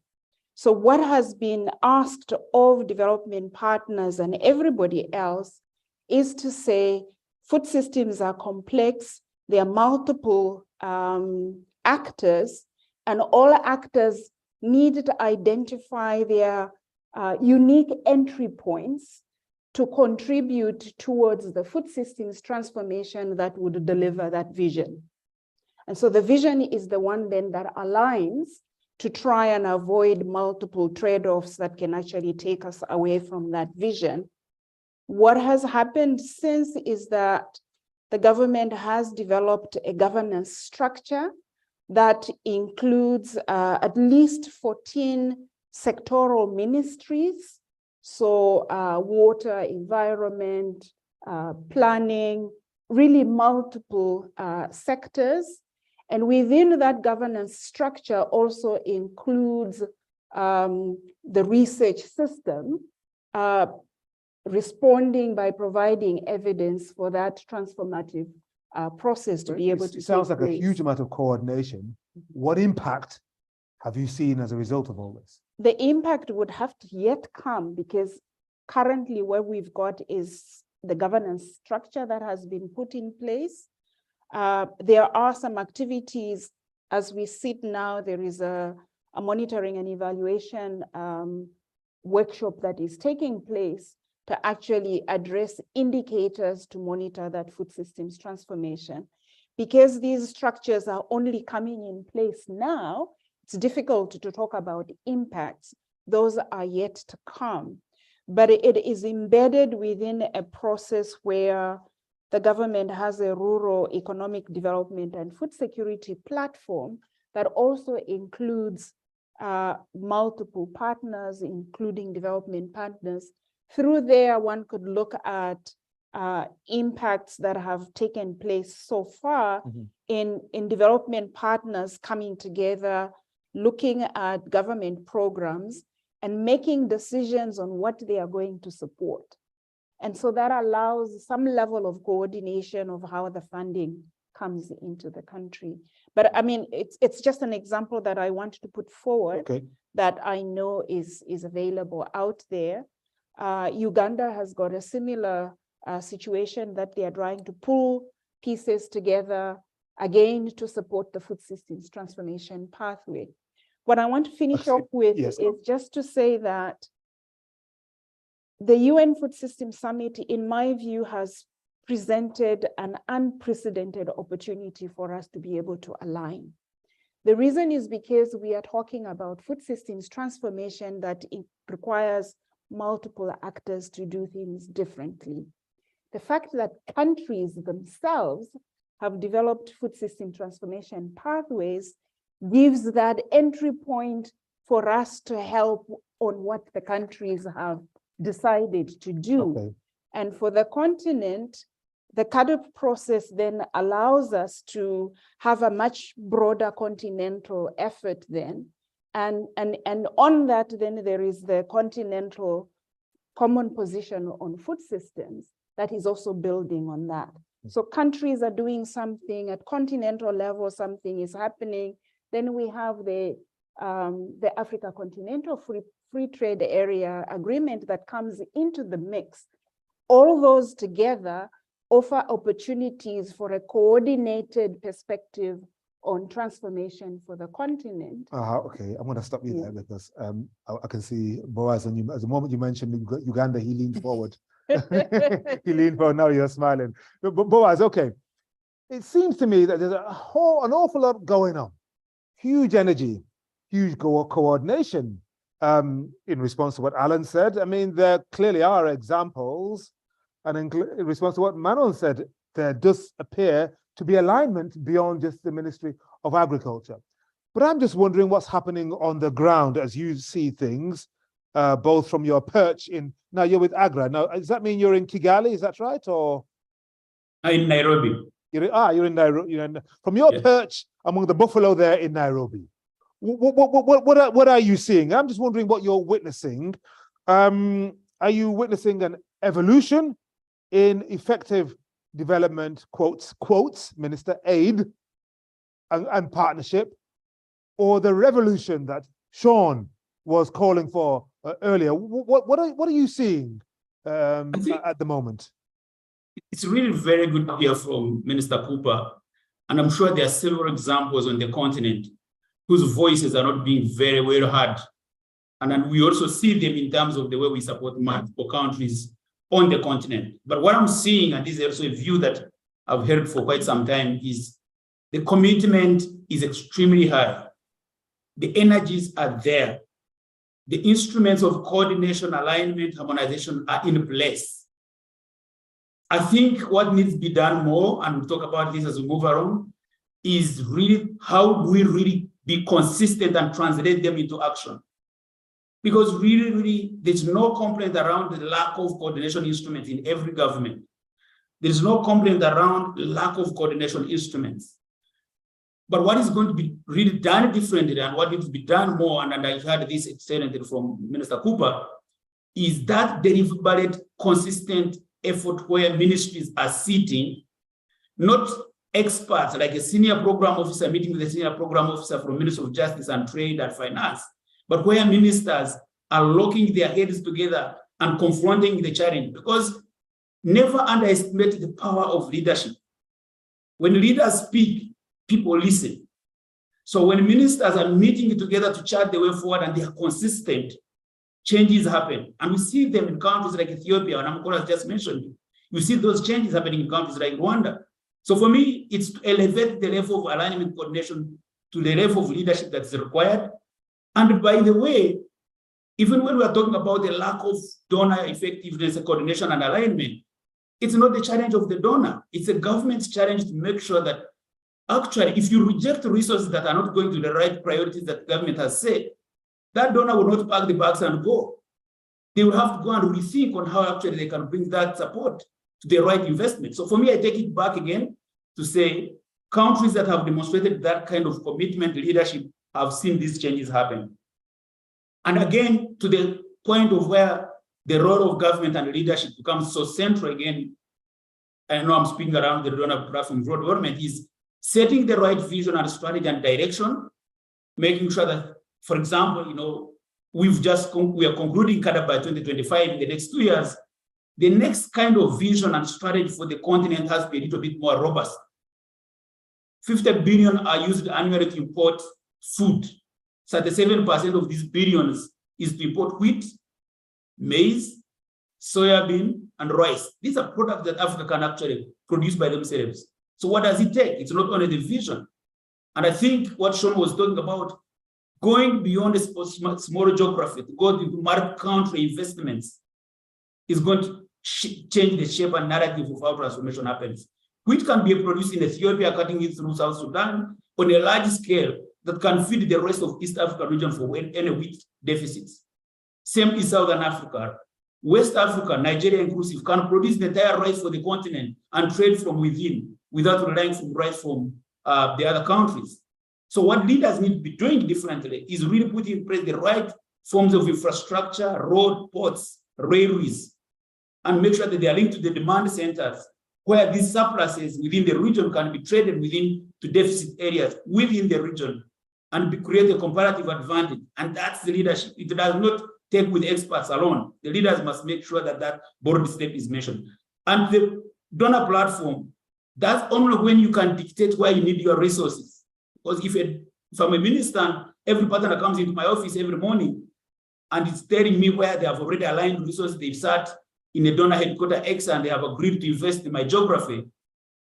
If I'm not able to push back and I'm able to say, thank you so much. And the Minister Cooper mentioned that we have to change the mindset from looking at donors as a facility, as help, but as a partnership. So only then you can be able to channel resources where things need to be. And I really salute Mr. Cooper for that boldness, and we need to hear those voices stronger and louder on the continent.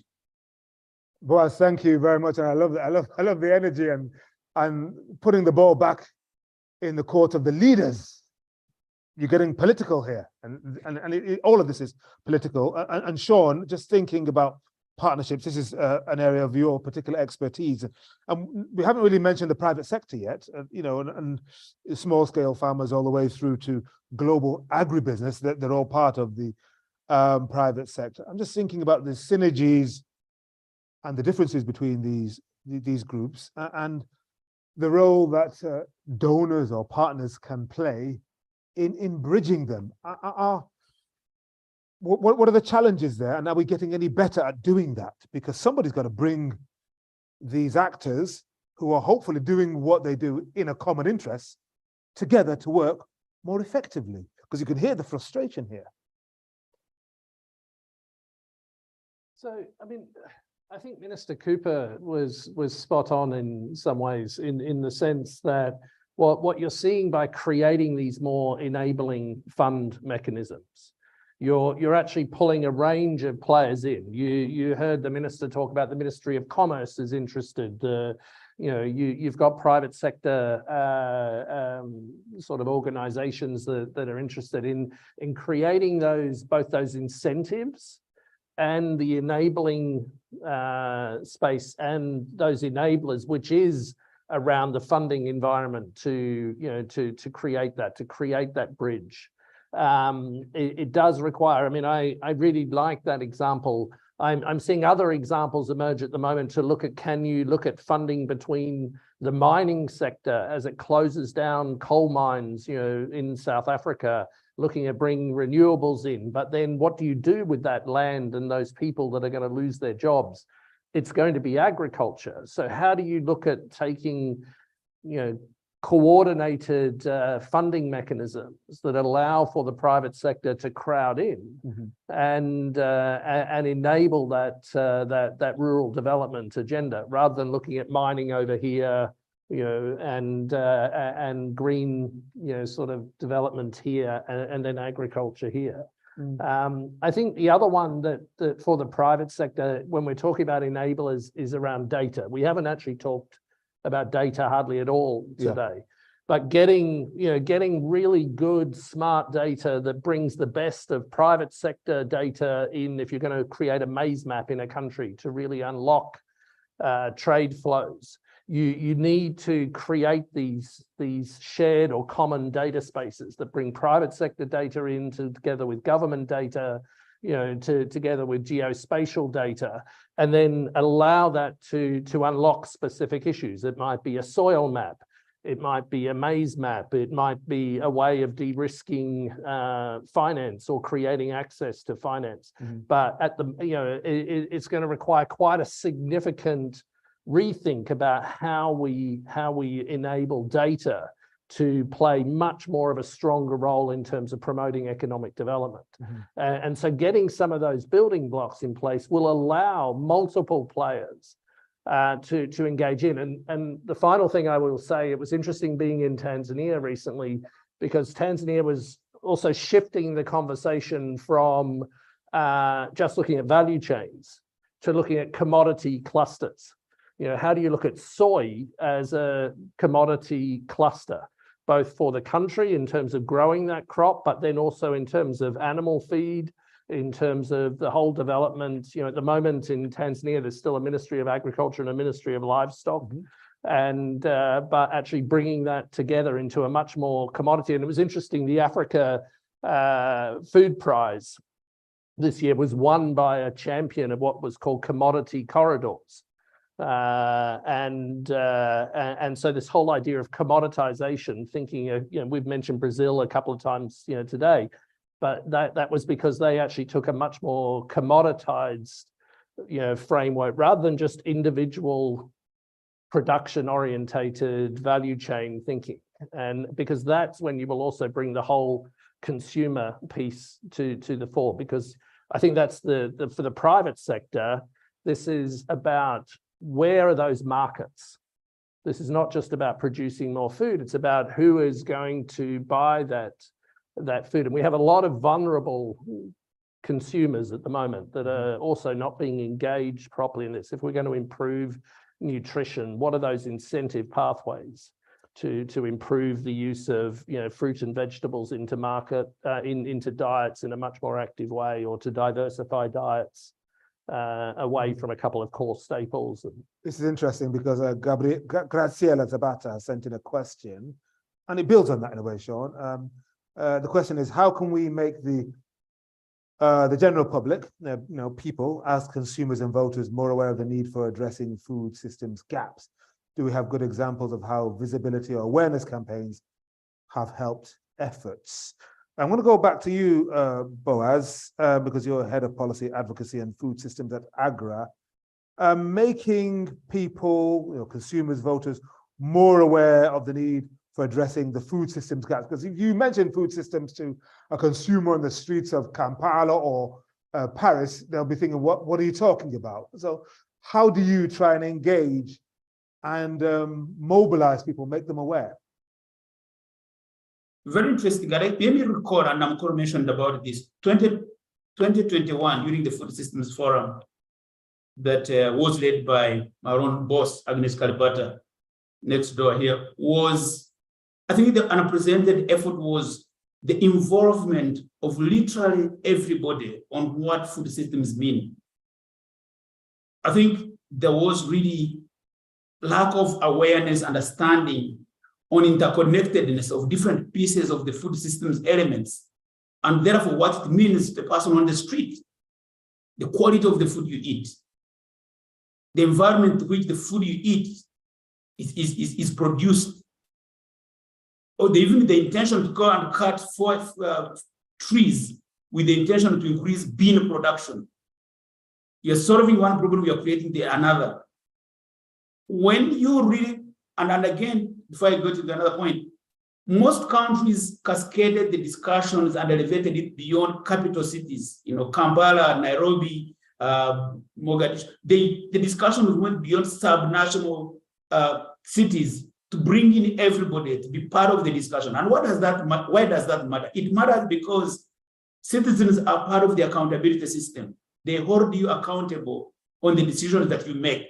That's why it is very, very critical, because if they are not aware, any information that you bring into the public domain becomes news, becomes exciting, and therefore they cannot hold you accountable. But today we have a different population in the continent that has really a more understanding of the constituents of the food system and why they have a stake to drive that change to happen when they look up to the leaders and donors. So I think we're really into a relatively different space, and I'm glad that many governments on the continent are beginning to really put food systems transformations, livelihoods as part of the political agenda in terms of looking for campaigns. And I will be following very closely what is happening in most of the countries where elections are happening, where food system is part of the campaign manifesto. I really like that discussion. And I'm not trying to be political here, but what I'm saying is for you to create an effective investment, donor investment, private sector investment, people who are actually invested before must be part of the partnership. They are not the recipient of resources. They are partnering in that resources. And information is part of the key investment they need to be having and knowledge. And as Agro, we are investing in that space and working with most of the partners that we work with on the continent to make sure that that happens.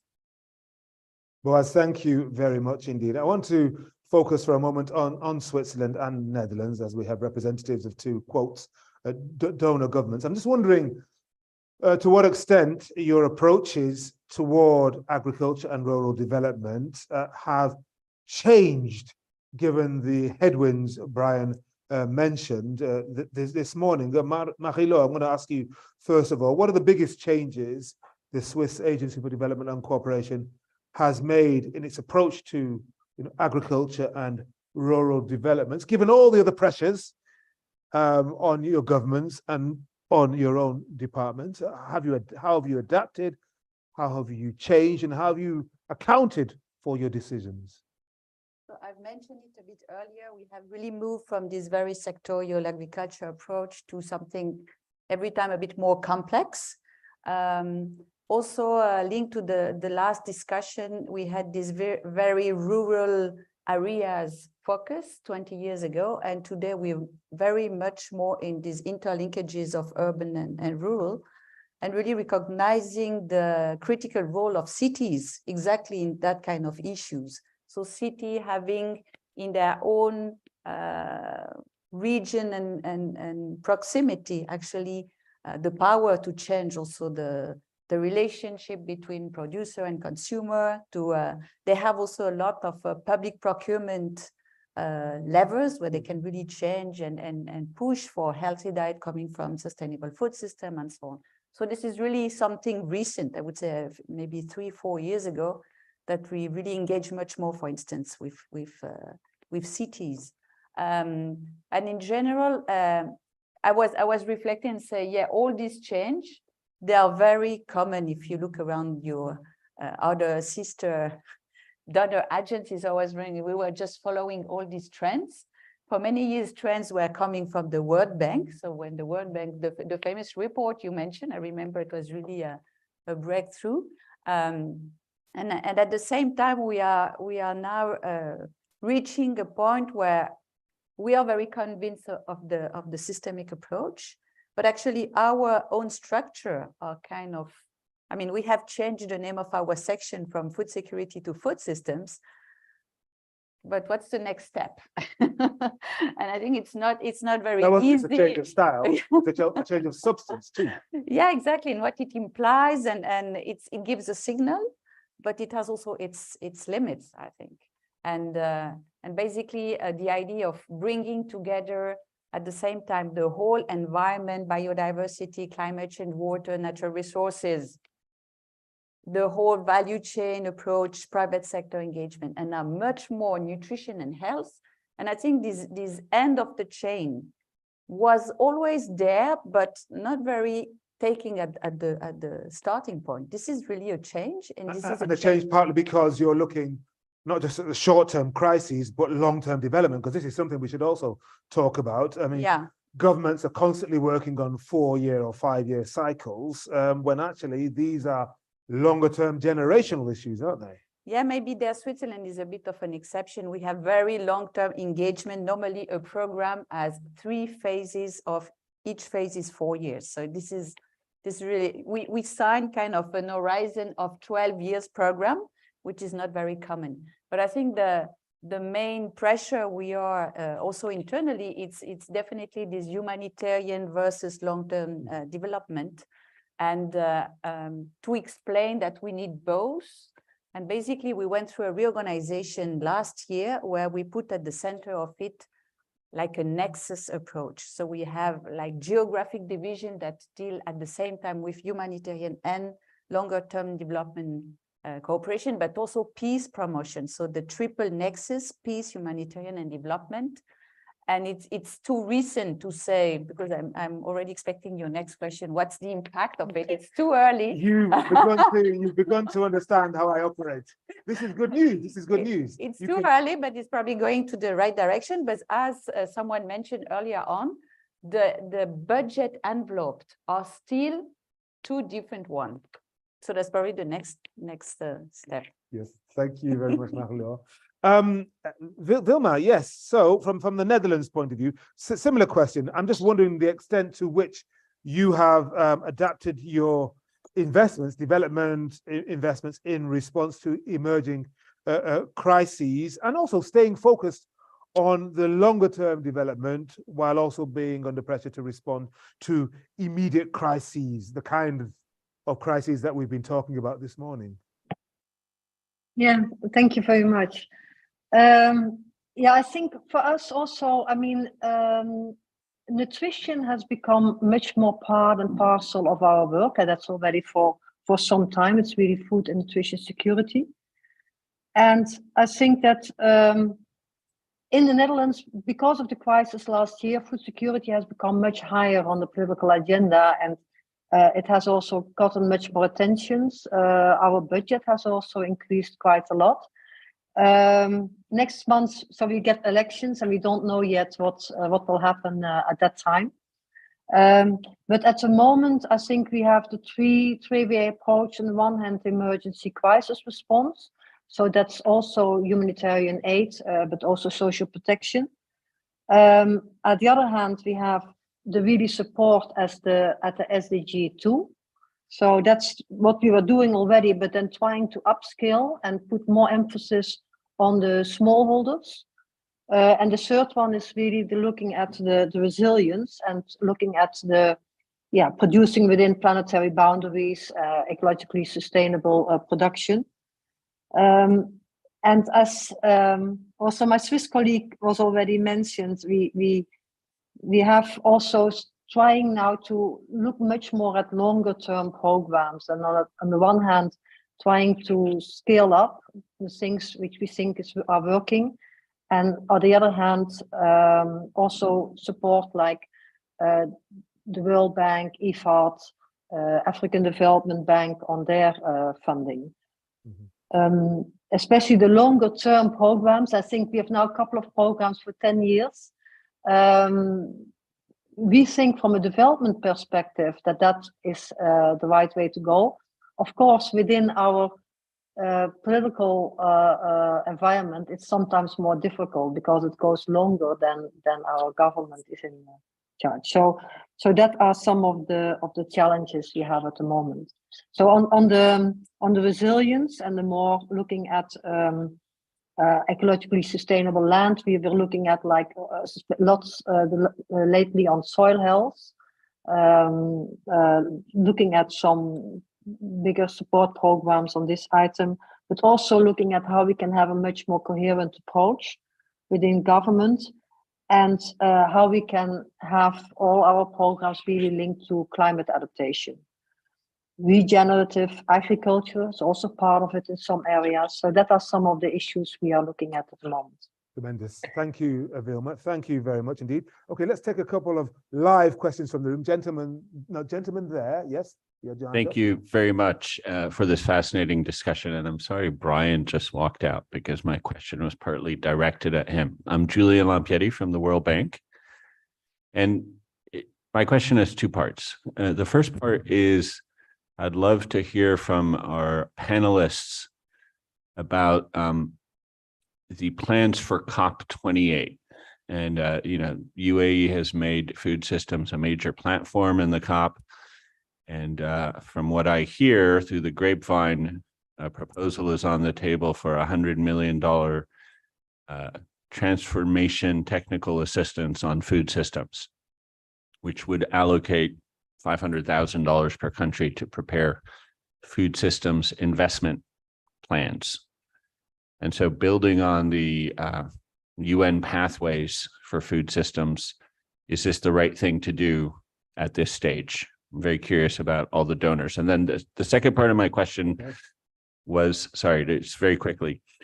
So what we know today is that it's middle income countries that are exporting food that are the biggest producers of climate gases from agriculture and food, and loss of biodiversity and environmental pollution.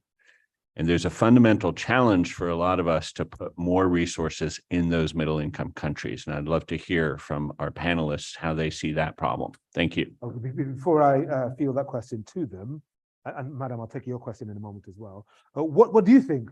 I mean, is that a rhetorical question, or do you kind of know the answer from your point of view as a world? Well, I mean, I think probably everyone in this room has their own perspective on this question. And I was very curious about the debate that was taking place earlier about the pathways and what they had produced on the ground. And so I was really eager to hear from some of our countries that we work with.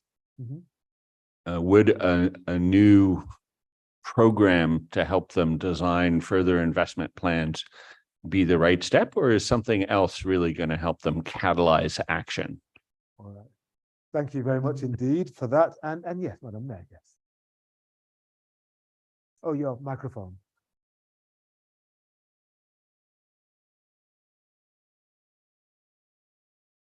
No. Yes. Thank you. Good. You can hear me. I'm quite curious to understand who builds the capacity of the people engaging in the donor platforms and also government officials around food systems and food systems thinking, and how that is being done.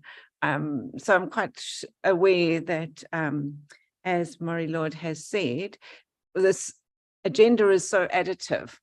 So its complexity is increasing, and we keep adding new elements to what is expected to be negotiated. And now you're talking about intersectoral coordination, which requires a much broader understanding than if you're just working in a sector. But I'm curious to know where that capacity development comes. Sean's question about the M&E elements relates to it as well. How do we develop the capacity to think about these integrated measuring systems? And what's your name? Where are you from? Oh, sorry, I'm Cheryl Hendricks. I'm from the Natural Resources Institute at the University of Greenwich in the UK. Okay, thank you very much indeed.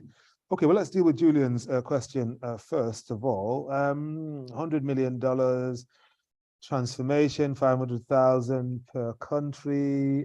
Just looking to see who is keen to answer that question. Okay, Namgulo. Namgulo, you can go for it. And I would like you to make your answers, all of you, briefer so we can get through some more questions. Yes. Yeah, so countries have transformation pathways. Some are better than others. So there's room for some of that investment going to improving the pathways.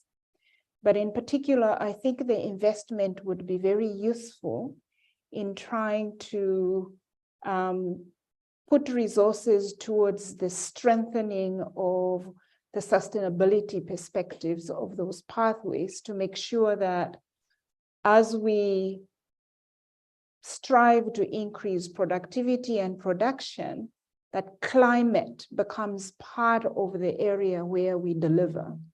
And using that money in that space would strengthen the contribution of the food systems transformation pathways towards the climate agenda, which in return would also then strengthen the sustainability of those pathways over the long term. And middle-income countries, their emissions, I think you mentioned as well, they're exporting and they're dynamic, and it's great to see things happening. But at the same time, you sounded concerned. Yeah, I mean, the point being that most of the assistance that all of us provide goes to the poorest countries, right? As it rightly should. But that's not necessarily where the cheapest solutions to the bulk of the problem are, because it's the large food exporting countries like Brazil and Argentina, for example, Indonesia, that are causing a lot of these problems that we're seeing. Okay, thank you very much. Boaz, your hand is up. That means you're eager. I think you want to respond to Julian's question, I think. Is that right? Well, it's a two-part question on the $100 million COP transformation. And promised, let's see if it actually lands. These things are always promised at COPs and they rarely land. And then the middle-income country issue there on greenhouse gases and climate change. Go on. I think the two comments there that I really want to make my reflections on. One is, what are the plans for COP28?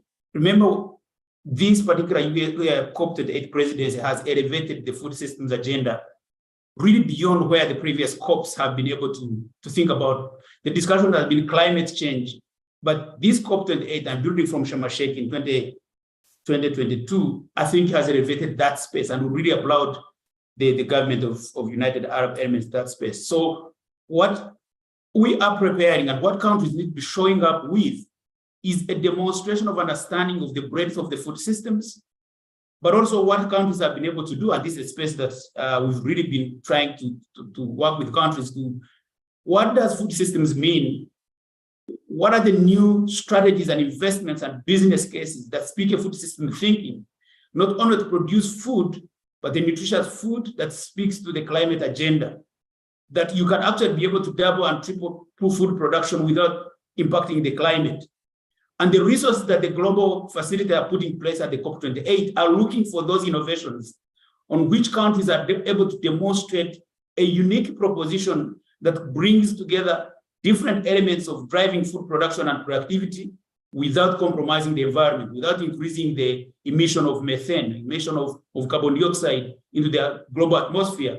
And I think that really demand is there, and countries will be showing up with some of the business cases, some of the models. And if you look forward to the various pavilions, and in the Africa pavilion, you'll be able to see countries showing us with very excellent models to tap into the global financing systems that we really want to finance climate change. So there is a preparation that's going on, and we're really glad that that is happening. And a different question that is raised is around rechanneling and tracking investments in a way that may not disrupt the global climate issue. And this is what I've just been talking about. Countries like Ghana have developed a $5 billion project focusing on vertical integrated poultry to reduce importation of poultry from Brazil, where Ghana has been relying 80% of poultry consumption is largely imported from Brazil, basically exporting all Ghana's jobs, all soybean that Ghana should be producing to feed the people. So that vertical integrated poultry project that speaks on, doubling soybean production, other vertical integrated elements. These are big models, these are big ideas that should really be able to attract financing that is out there, not only public, but also blended finance from private sector to really invest in that value chain. Of course, that may not be good news for Brazil as an exporter of poultry, some of the countries, but I think in terms of trade and interaction between countries, that should be applauded, and I'm sure partners are looking for that kind of resources. The recent announcement by the Global Green Growth Institute on huge billions of dollars to invest in climate-linked food system transformation elements is going to be one of those earmarkers. I think the Green Climate Fund is making a similar effort. So, and the countries have to be prepared to show up in a better form to be able to attract those resources, and that's the plan for corporate aid. Yeah. Okay, Boaz, thank you very much. I know, Sean, you want to get in on this, but I was actually going to come to you next anyway, because of, I think, was it Cheryl's question on who builds the capacity of the people, or those engaged in the donor platform. How does this work? How do you measure it? So actually, if I link the two, Yeah. if I link the two together, what both Cheryl and Julian are saying in Julian's first one is, if you have this fund, if there isn't that coordinated mechanism set up in a country, then you will just get a wish list of investment orientated thing, because it is not easy to do what Liberia is doing, to bring together 5 ministries. They're using the fund there, the Agricultural Transformation Fund, to do that. And you're seeing different models. It's interesting having, you know, sort of Jim and Tristan in the room here, who who were the godfathers behind Grow Asia, because actually, if you look at Vietnam, they use that platform to establish something called PSAV, the Partnership for Sustainable Agriculture in Vietnam. And actually, the government uses that as a platform to bring together different ministries and the private sector. It sits within government as a sort of a coordinating mechanism. In Africa, Ethiopia has done very well, you know, in establishing the Agricultural Transformation Agency and the role that plays. Other countries are at they're in the foothills of establishing these kinds of food systems, you know, coordinating mechanisms, and it's very different from country to country. But they do need that support. They need that capacity, as Cheryl's saying, at the country level. Otherwise, things go back into silos. The Ministry of Agriculture will come up with its wish list. The Ministry of Environment will come up with its wish list. You know, and so actually, how do you, if that fund is going to exist, you know, Julian, which is right, how do we make sure that we're building that integrated, coordinated capacity to deliver on the vision? Because these are country-owned pathways that they need to deliver on. But if it's going to adopt, I mean, even as both Holland and Switzerland were saying, actually creating you know, that in a country like Switzerland or Holland, it's very challenging. And so with less resources, that can be more challenging. So I think that capacity building piece around an integrated way of working is going to be absolutely critical. Definitely, definitely. I want to go back to Minister Cooper, Excellency. We've talked a bit about Liberia thus far today as a very good country example. And one of our sessions tomorrow will be looking at youth in particular and the rural economy. And I'm wondering how your government, with this multi-stakeholder approach that you've got, this coordinated approach, how is it doing in encouraging and promoting engagement in agriculture, especially for youth and women? Okay, thank you very much. And the way that we approach things in the traditional way, that is to say, we design programs and we incorporate a prioritization of youth and women in all of our projects. We tick that box. But what we've seen, and you know, this is not a problem unique to Liberia. It's not a problem even unique to less developed countries. It's all over. Youth are not attracted to the idea of backbreaking agriculture work. And that is what we portray. We portray that all the time, because it's not youth who are writing our reports and putting out our programs there. It's people like me of a certain age, and we're putting pictures that we think are there. But let me bypass that. One of the things that Brian said earlier is the sharp growth of employment opportunities in the off-farm food systems. That's where we have seen the first and most visible manifestation of food systems transformation in Liberia from all of the work that we're doing. We have hundreds of packaged goods, packaged foods, better packaged, better processed, more safe, more nutritious, environmentally friendly, organically grown, etc. That's where the youth are getting involved in Liberia. Hundreds of them. And that's way more attractive to them than the actual farming, which again, we've embarked on systems where we're trying to mechanize, because mechanization also attracts youth. We've looked at women's involvement or employment in agriculture, and in Liberia, maybe it's different in other countries, I think it is, but in Liberia, food production, 90% of food production from seed to plate is done by women.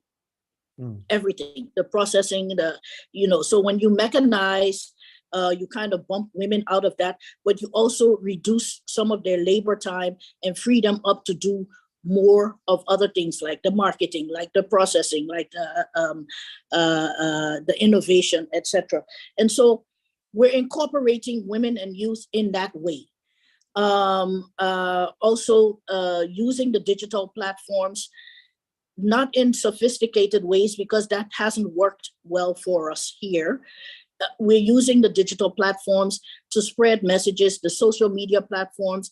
We're working with partners, and even through our commercialization fund, we're using that to catalyze more interest and involvement of women and youth in our agriculture. One last thing I want to say on this is that the UN, our UN partners here, have developed a flagship program on women in agriculture, on creating these centers of excellence, and IFAD is championing that, I want to say, but also UN Women and FAO, World Food Program, UNDP, they're all, immediately after I finish this, I have a meeting with them to discuss how we can bring that UN collaboration and coordination to tackle this issue of building centers of excellence for women in agriculture in Liberia, building on our capacities, what our women do, how they live their lives, how we can improve women's lives in agriculture and food systems, on farm, off farm, etc. So we're working on that, and we have some very, very dynamic and innovative things that we're trying to do in that space. Minister, thank you very much. I'm going to go back to our live participants and also encourage those of you watching online to send in a question, and we've got about 15 minutes left. We'll try and get one in. Yes, gentlemen there, please tell us who you are and which organization. Jean-Yves Bonzi, I'm working with the UN in Somalia, in the Office of the Resident Coordinator. I was happy to hear from Excellency about the UN role in Liberia. And I may say that someone was referring to coordination, and in several countries, actually, the UN is contributing in coordinating. The coordination frameworks exist, many of them, they are not used. Starting even from the Sustainable Development Goals, there are coordination frameworks. And it appeared that we don't speak to the SDGs. We don't tell our stories using the Sustainable Development Framework. Telling the stories from that perspective can really bring some kind of coordination at that level, strategic level. When you say we don't speak to the SDGs, what do you mean? The impact that you want to see when you're talking about the sustainable development, the transformative aspect you want to see.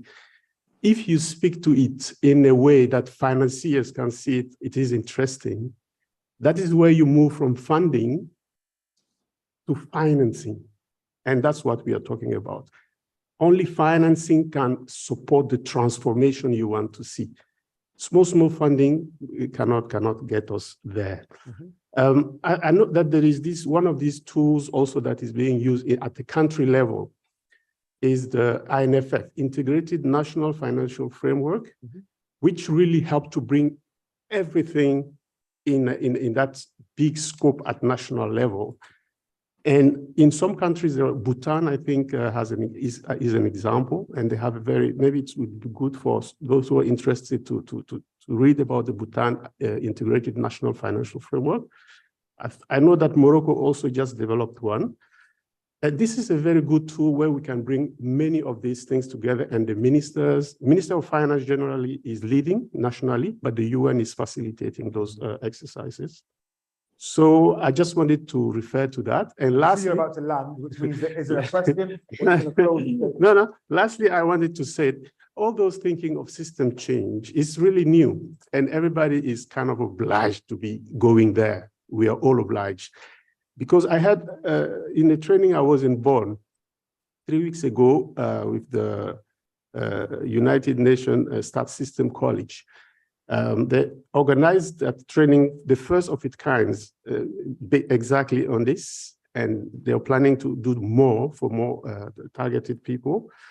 And there is a lot of finances out there, but we made it complicated for countries to access. And it is all our fault, they said, in that training. And I would like everyone here to maybe take that on board as in the back of your mind also as donor.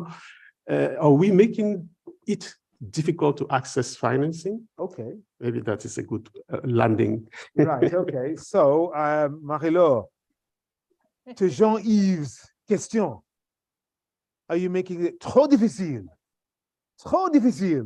to access the financing? I mean, you put in checks and balances, but is it a deterrent?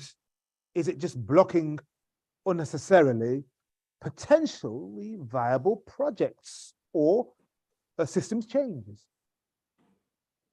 I don't have the impression when you were mentioning that. I was thinking actually of the complexity of, for instance, the climate finance, all these different funds existing, new comings. We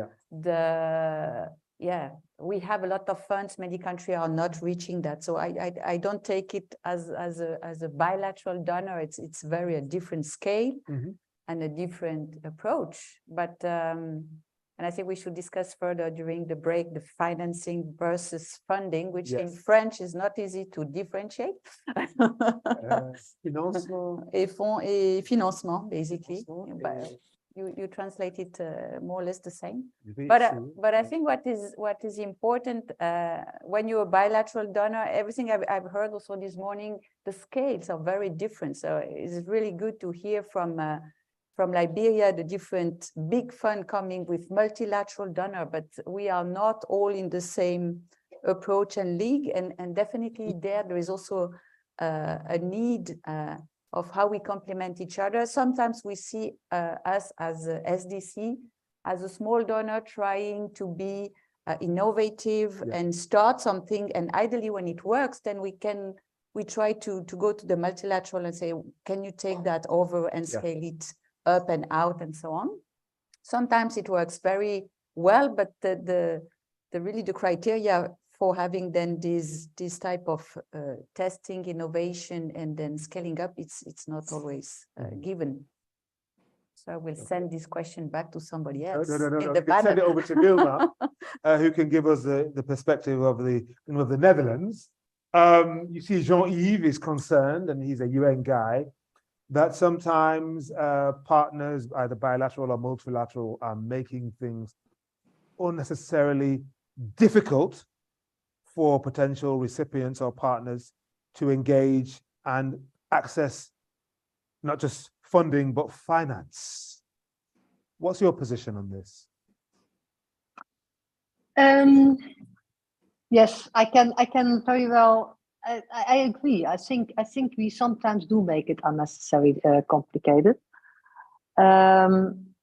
We have tried by half of the budget on food and nutrition security in our case is delegated to the embassies. And the embassies are in the country, so that was done with the aim of making the decision-making power about what best to do in a country, in the country itself. So where the embassy people would be closer connected to the different partners. So that's maybe one way, but we also have a discussion within the ministry about this subject. As we are we have so many strict regulations that it's quite difficult sometimes to make your finances accessible for different groups. So we always get together with the same groups. And how we can break that and how we could accept other procedures, that's, I think, at the moment also a point of discussion. So I'm also I would be interested to hearing other experiences on this. All right. Having said that, maybe still to add on what Marilla said about this, what we are also doing is financing, like on the one hand, I mentioned that before, also the big multinational organizations like the bank and the DFAT and the African Development Bank, about large-scale programs. And I think, so that's where we could really contribute and co-finance. And that, I think if we do that more jointly together, that could help in like having this big impact-driven upscale programs. And on the other hand, we can maybe as bilateral donors are better in, having some smaller innovative projects to see what is working, and that could then might be upscaled by others.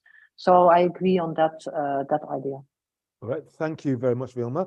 Namokolo, I'm just thinking about you and ILRI and new frontiers for funding and supporting a future research agenda. I mean, Sean was talking about the dearth of proper data for the private sector to work with, robust data they can trust.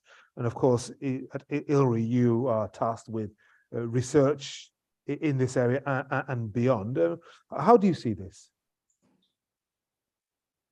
I think when you look at the issue of livestock in low middle income settings and in Africa in particular, what you see is that it's pastoralist settings, for example, that are extremely vulnerable, both in terms of poverty as well as to climate challenges. So the challenge that we face as ILRI is to develop more sustainable solutions that can be picked up in those kinds of settings. And this is keeping in mind the fact that there are actually multiple roles of livestock as an economic asset, as a livelihood, and also to be able to contribute more to nutrition as well and health outcomes. And then, of course, comes the pandemic risks and everything that we have recently seen with COVID. So our big challenge and an area that we are focusing on now is to look at how do you position livestock into the broader food systems perspective in such a context so that you can address issues of production and productivity while at the same time addressing the critical environmental issues that are associated with that.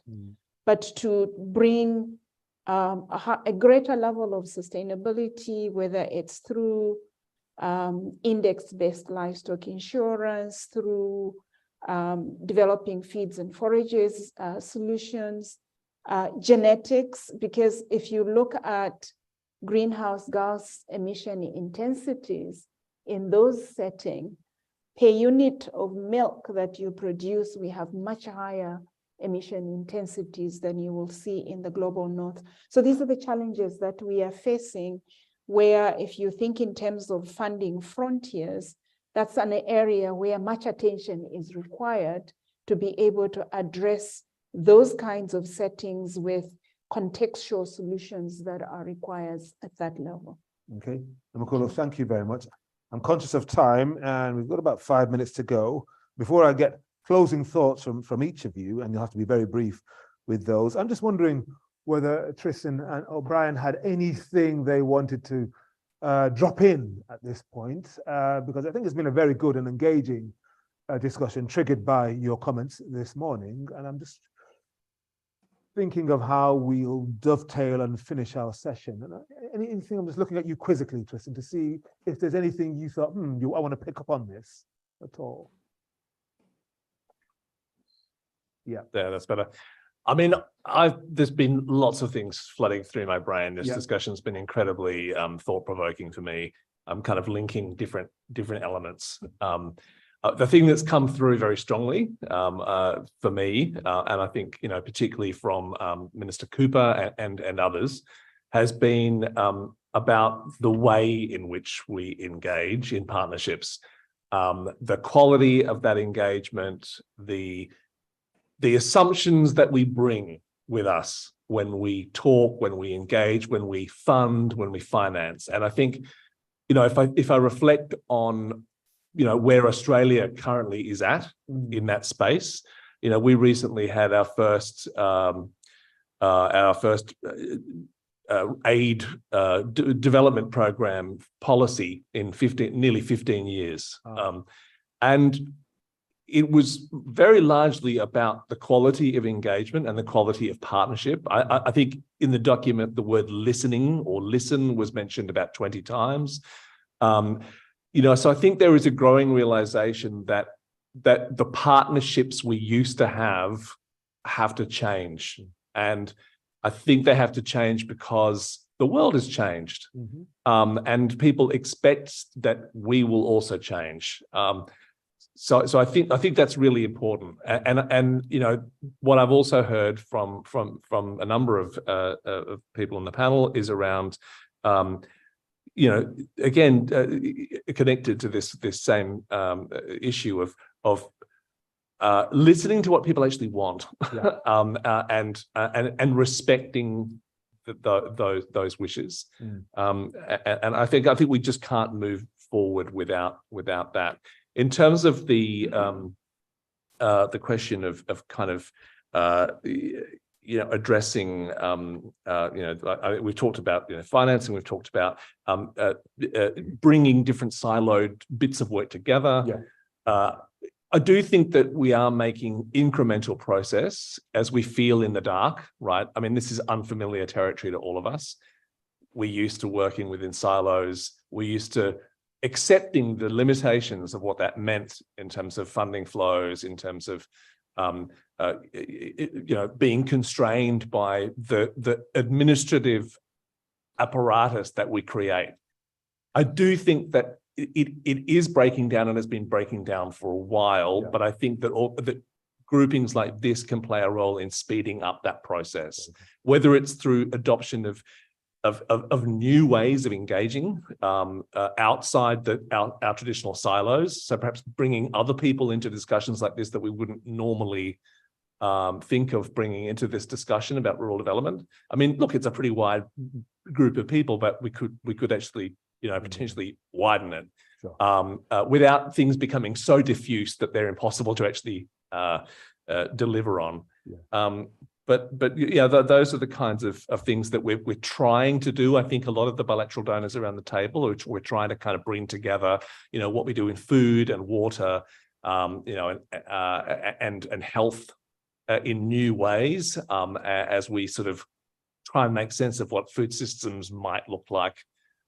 It's a long journey, and at the same time, we have to meet people's basic need for infrastructure and for education and health. So yeah, but yeah, those were my kind of initial reactions. But it's been a really excellent discussion, and really appreciate people both here and on the panel for your thoughts. Brian, quick thoughts? Yeah, thanks very much. Great panel, and sort of thanks for the ideas and feedback as well on some of the work we've been doing. First of all, just to endorse Minister Cooper's comment on the question of youth and the point I was making, that, and as she's also said, not always interested in working purely on the ground, but actually in the value chains. I was been in Rwanda and Kenya over the last couple of months. It is amazing the interest of youth to get into that area.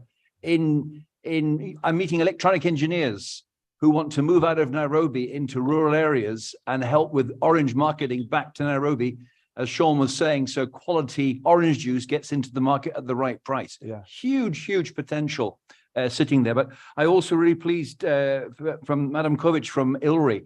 just, supporting what went on at the Food Systems Summit and the pathways work. The Food Systems Summit sometimes doesn't get the best, what should I say, not reputation, but there's always questions about what exactly is going on. But you're right, it's starting a conversation about the pathways.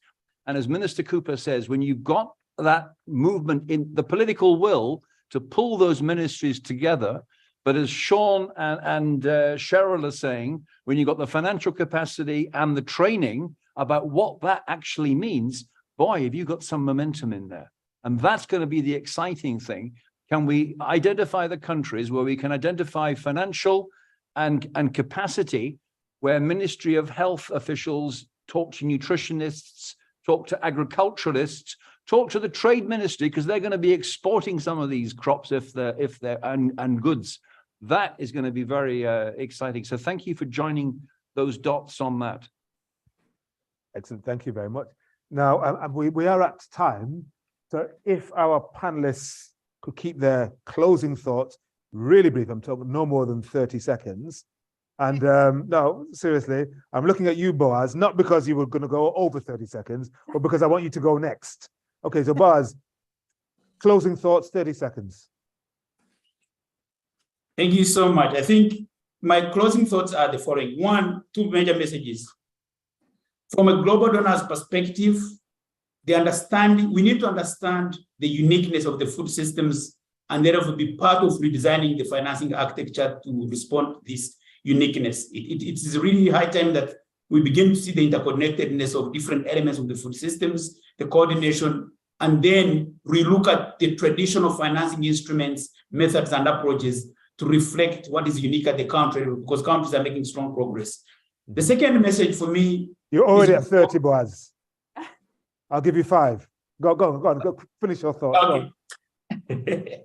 I think the other major message is for me is going back to Baldwin's comment around alignment, coordination, and harmonization to really reemphasize there seems to be a clear understanding and alignment and thinking, especially when you're talking about the headquarter partners. What do I mean? Capital-based partners understand the instruments that are in place. They understand for Africa that there is a comprehensive Africa Agricultural Development Program. They understand that countries have national plans. They have national adaptation plans. They have CAADP plans.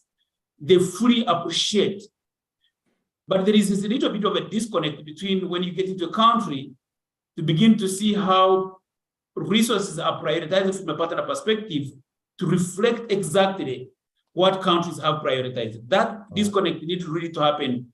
And I think, I think this is the role that the Global Donor Platform can help to play, building from the 2009 guidelines that were developed by the same platform in Addis Ababa to really re-emphasize interlinkages between headquarters and in-country partners to ensure that alignment happens. And if it happens, then you are able to make sure that countries are able to respond.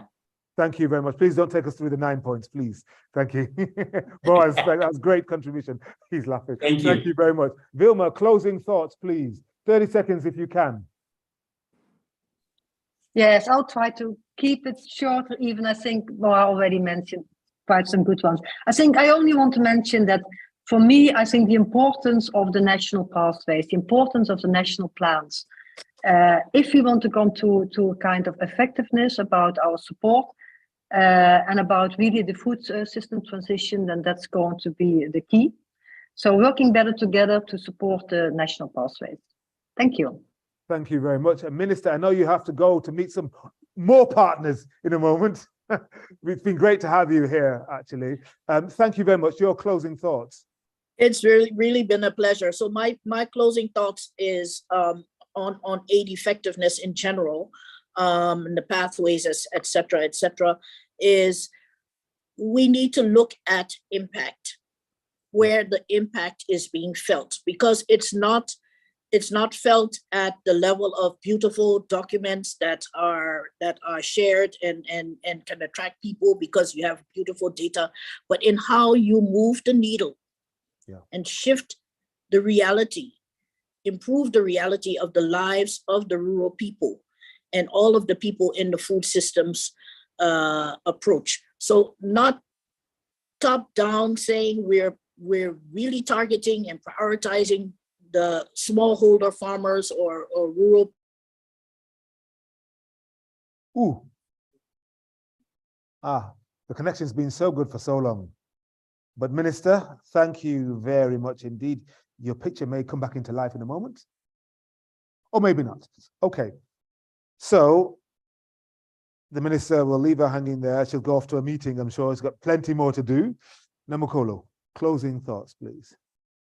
Yeah, closing thoughts from me is that any progress that we want to see at the global level will come because of what is happening at country level. Okay. So that makes the pathways extremely important. The visionary perspective of the pathways will align the different actors and stakeholders, including the funding mechanisms, if they feed into that process.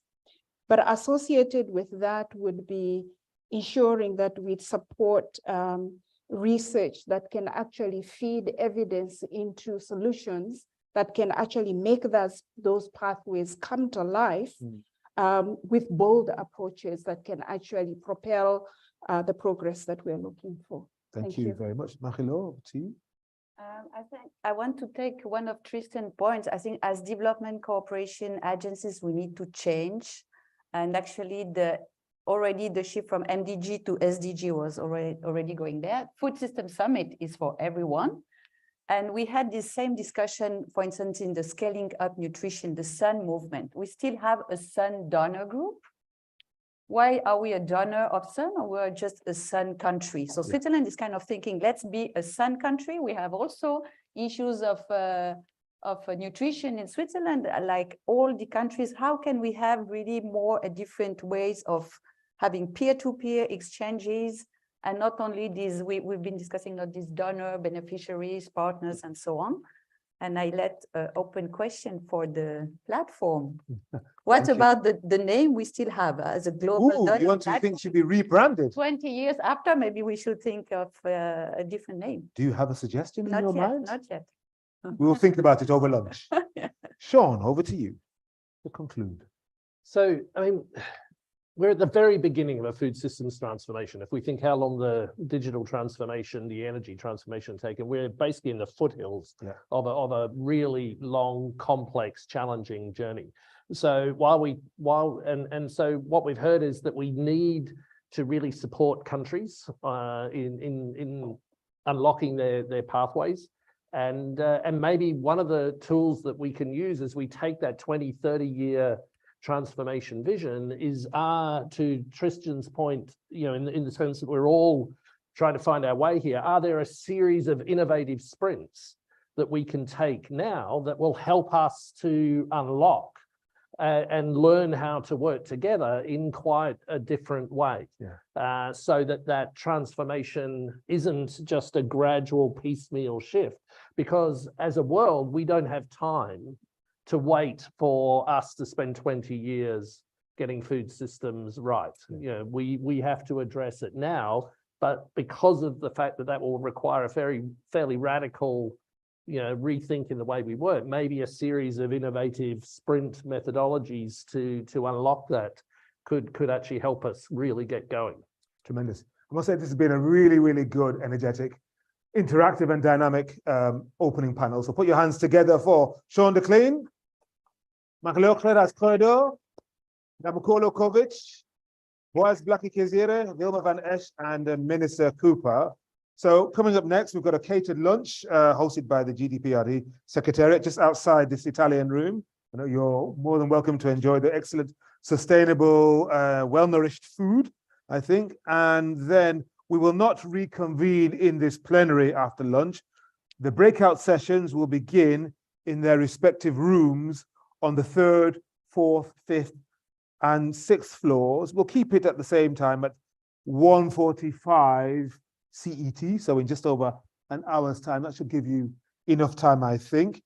And these sessions will draw on lessons learned from the past and look at the implications for the future of agriculture, rural development, and food systems. Now, in terms of where you have been assigned, you'll have been assigned to breakout rooms upon registration. Each of you should have a number on your badge indicating which room it's to take place in. So as I said, third, fourth, fifth, or sixth floor, and all the rooms are in the C wing to the right when you exit the elevator, and you will meet directly there after lunch at 13:45. And all breakout sessions will have a moderator and an opening lead speaker. And after the breakout rooms, that's at 13:45, we will reconvene in the plenary for the reporting back. Okay, so thank you very much indeed. So breakout sessions 13:45 to 15:15. And then after that, there'll be a short break. And then after that, then we have the reconvening in here, the report back. Hope that makes sense. Thank you very much. Have your lunch and then go to your breakout session. Thank you very much. Thank you. Thank you. And staying for the 2 days. No. Cool. Are you happy? Yeah. Fantastic.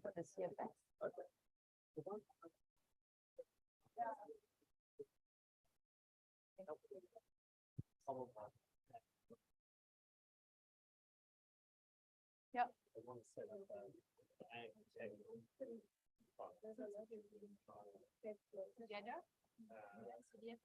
So you're based in Addis, did you say? Ah, right, yes, okay, yes. So we had a good start, I think. Yeah, really good, really good. Can I give this to you? Yeah, okay, thank you, thank you. And you can save the batteries. Thank you.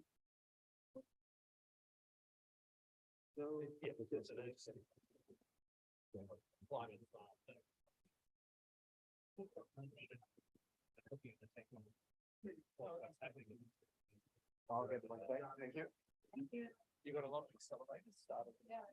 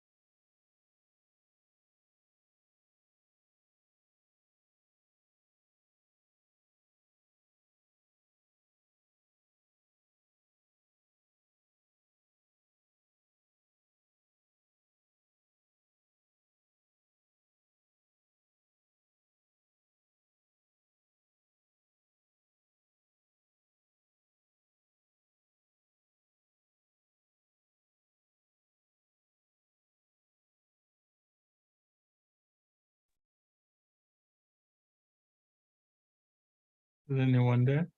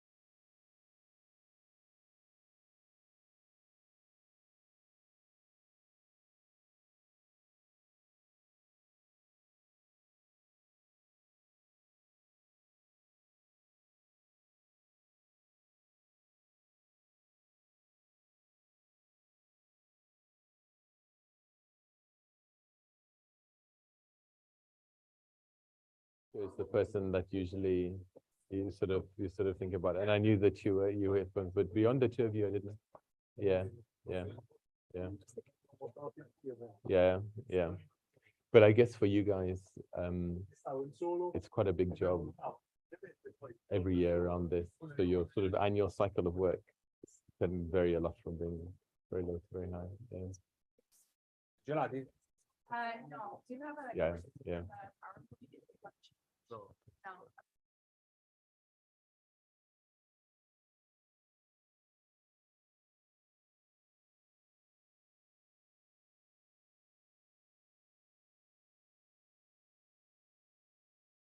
Ok, questa è gialla, perfetto. Mettila in mute così.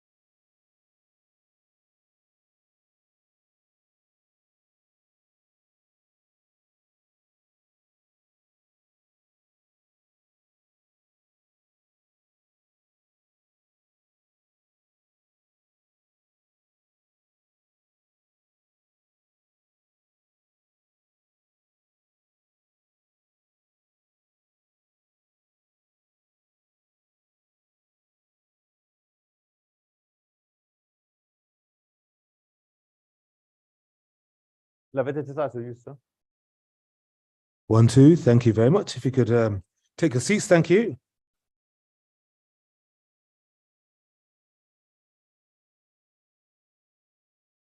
I told you this was a marathon, not a sprint. Hopefully you're feeling sustained.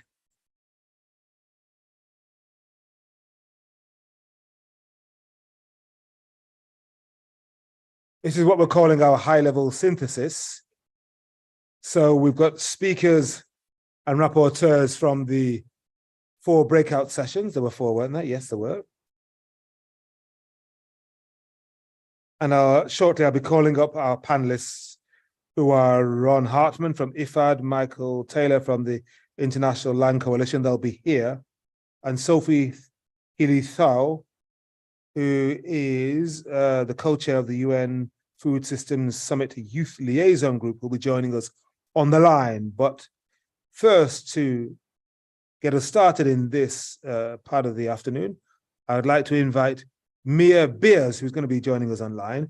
who is the Deputy Assistant Administrator at the USAID Bureau for Resilience, Environment and Food Security. She's had a long career in the international humanitarian and development sector. She's a member of the Senior Executive Service. You can read about her extensive bio in your program, and we're delighted to have her. To get us started in this session, Mia Beers, let's see you, and more importantly, let's hear you. Mia. Great, good afternoon. Hello, how are you?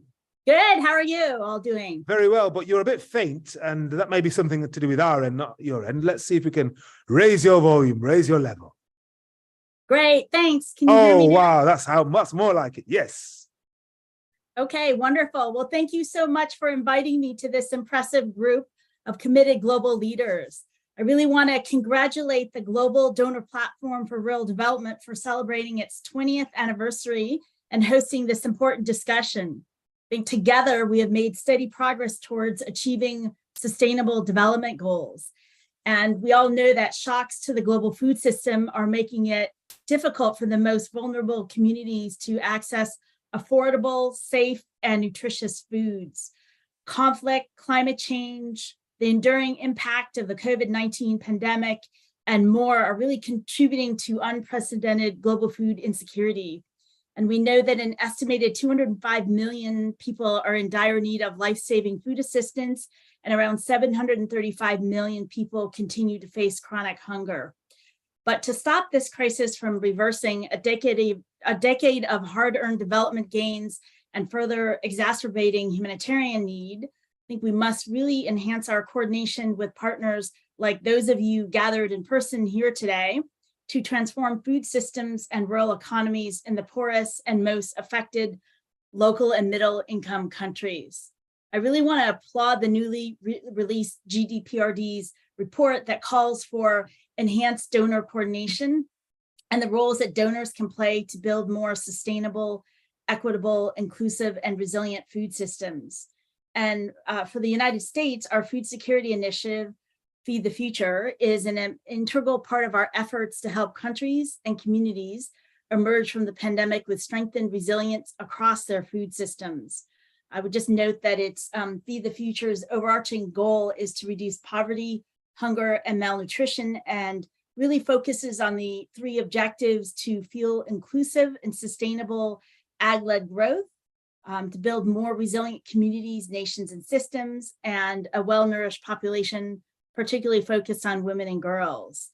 And I would just also note that we focus intensively on what we call our 20 target countries where need is great and have the potential to become agricultural powerhouses. So in Africa, for example, some of our countries include Ghana, Senegal, Zambia, Tanzania, and Malawi, just to name a few. And today, the US contributes more than $1 billion to Feed the Future each year, a commitment that President Biden reaffirmed last year for an additional 5 years. And I would just note that the US recognizes that the global food crisis must be addressed through systemic change, and that we all know that humanitarian assistance alone is inadequate. But our programs are often only yielding incremental change, with what we really need to do to turn the tide is exponential change, something that I think has been under discussion this week. But given the speed with which each new successive shock to the system seems to perpetually come in this global world, to accelerate and scale solutions will require greater investment from all of us, more strategic partnerships, and an increased focus on smallholder farmers. So smallholder or small-scale farmers are some of the most vulnerable to shocks and the effects of climate change. And these farmers depend on the rain, the land, and the oceans for livelihoods, but there is a major financing gap that holds small-scale farmers back. In sub-Saharan Africa, 95% of small-scale farmers rely on small and medium enterprises or SMEs for critical tools and services to be productive and profitable. And we appreciate that they are Africa's largest employer and economic engine, really are the key to fighting hunger, growing jobs, and transforming the continent's largely subsistence agriculture sector into a more commercial, sustainable industry that can feed the continent. and they are the critical link connecting the smallholder farmer to the market. So the world's smallholder farmers holds the key to a sustainable food production system, but they will need knowledge, technology, investments, and access to local markets. I think we must recognize that we will not be able to fully achieve SDG 2 on zero hunger and its targets without increased international cooperation. Achieving food security really requires a concerted effort, and we all know that no one country can do it alone. So despite the critical role of the agri-SMEs in growing markets and supporting smallholders, they are notoriously underfinanced, being too large to take advantage of microfinancing, but yet at the same time, too small for commercial banks. We know that women-owned and led businesses face even more barriers. So without access to finance, SMEs cannot adequately support farmers, and in turn, their ability to ensure a steady and safe supply of food, particularly in the face of shocks, is severely threatened. We've mentioned it, I think this past week, but just last month on the margins of the UN General Assembly, USAID and Norway jointly launched a new investment fund, financing for agricultural small and medium enterprises in Africa, or also shortened to the FASA Fund, to help de-risk commercial capital that can address the financing needs of small and medium agri-enterprises in Africa. I would just note that USAID and Norway have made an initial combined commitment of 70 million with a goal of capitalizing the fund at 200 million. And we will share more information, but are definitely encouraging all of our donor colleagues to join our effort with Norway and contribute to the fund. And we hope and anticipate that donor dollars will leverage at least 3 times that much in commercial capital. So in the spirit of, kind of donor cooperation, we collectively work together. We believe that the fund has the potential to support 500 businesses and 1.5 million farmers in Africa, ultimately benefiting nearly 7.5 million people. But we see this as not only about financial returns, it's also about the impact that these businesses and farmers have on driving inclusive economic growth, reducing poverty, and ending hunger. And I would just note that smallholder farmers also have limited access to agricultural inputs, as we all know, such as fertilizer and technology needed to adapt to increasing and unpredictable conditions.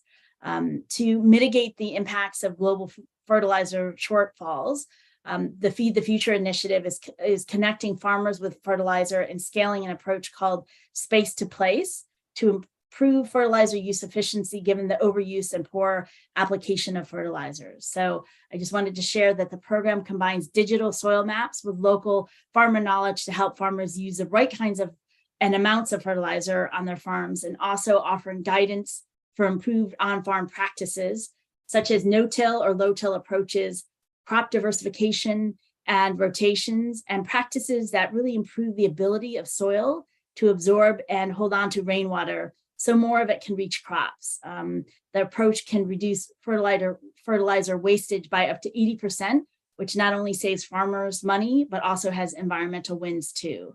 So those were a few of the different initiatives, but just to say that we're really looking forward to working with so many of you on these important gains in improving food security, and really wish the good discussions for today. Thank you. Mia Beers, thank you. But come on, let's show your appreciation. Mia Beers joining us virtually. We'll build on what Mia had to say in her keynote in the high-level synthesis panel, where we'll hear back from the 4 breakout sessions, and we'll build on that here in the room. Let me invite up onto the stage Ron Hartman. Ron is Director of Global Engagement, Partnerships and Resource Mobilization at IFAD. And Michael Taylor is also here, Director of the International Land Coalition. And then on the line, I think she's going to join us virtually, Sophie Healy-Thau. Sophie is Global Youth Campaigns Coordinator at the Global Alliance for Improved Nutrition, GAIN, and the co-founder of Act for Food, Act for Change, and the co-chair of the UN Food System Summit Youth Liaison Group. So thank you. I can see you there smiling, Sophie. Fantastic stuff. Gentlemen, are you both mic'd up? You are? I, however, am not. So I will stay here for now until we have a microphone, and I can attach that to my shirt. But in the meantime, one of the things we wanted to do in this session is hear back from a rapporteur from each of the 4 thematic discussion areas. And what we'll do is, in no particular order, we'll invite you up, speak to your theme, i.e. tell us what the key points were. You don't have to go through every single one of the 5 points, but something for us to build on here. And my synthesis panel will respond to what you've had to say, okay? But then also I will ask them pertinent questions relevant to their area of specialism. So let me invite up, first of all, let's see. Shall we start off with conflict, resilience, risk, and fragility? The opening lead speaker was Sophia Murphy, Director of the Institute for Agriculture and Trade Policy, and the moderator was Dina Saleh from IFAD. So who is the rapporteur from that particular session? I think it's me. I think we were told we both had to, am I looking to the hosts here? I believe we were asked to also report back. Okay, then I'm going to give you a few minutes to do so. And so speaking to conflict, resilience, risk, and fragility, we wanted some key themes that came across from your session that we can build on in this one, key discussion points. So, okay, Sophia, over to you. Thank you, and thank you. It's a pleasure to be here. So we had a great session, and I'm going to report back just on 3 broad headings of the challenges, implications, and shift needed. Not sure they'll fall perfectly under the headings, but that's what I'll try for. So under the main challenges discussed, climate change, inequalities, and a lot of discussion on the need to protect a floor, particularly given the scale and extent of inequalities, the lack of land governance, the erosion of democracy and of democratic institutions, and also the rise of reactionary politics. The fact that we're in fluid crisis, polycrisis, you know, this kind of dynamic situation where you both have conflicts which feed into other areas of crisis, but also crisis leading to conflict, climate change shocks, these kinds of things that are feeding into each other. And so the implications, as I said, the importance of social protection at a minimum to be maintaining a floor and reflecting that over 20 years, we've learned a lot and done a lot to create much better social protection, to create channels that we can use when a crisis comes. I would add to it, we need to protect the natural capital as well. There's the part of resilience critically also is in the environment where you are. That context matters and that development takes time. These are not new things, but crisis can make you forget that.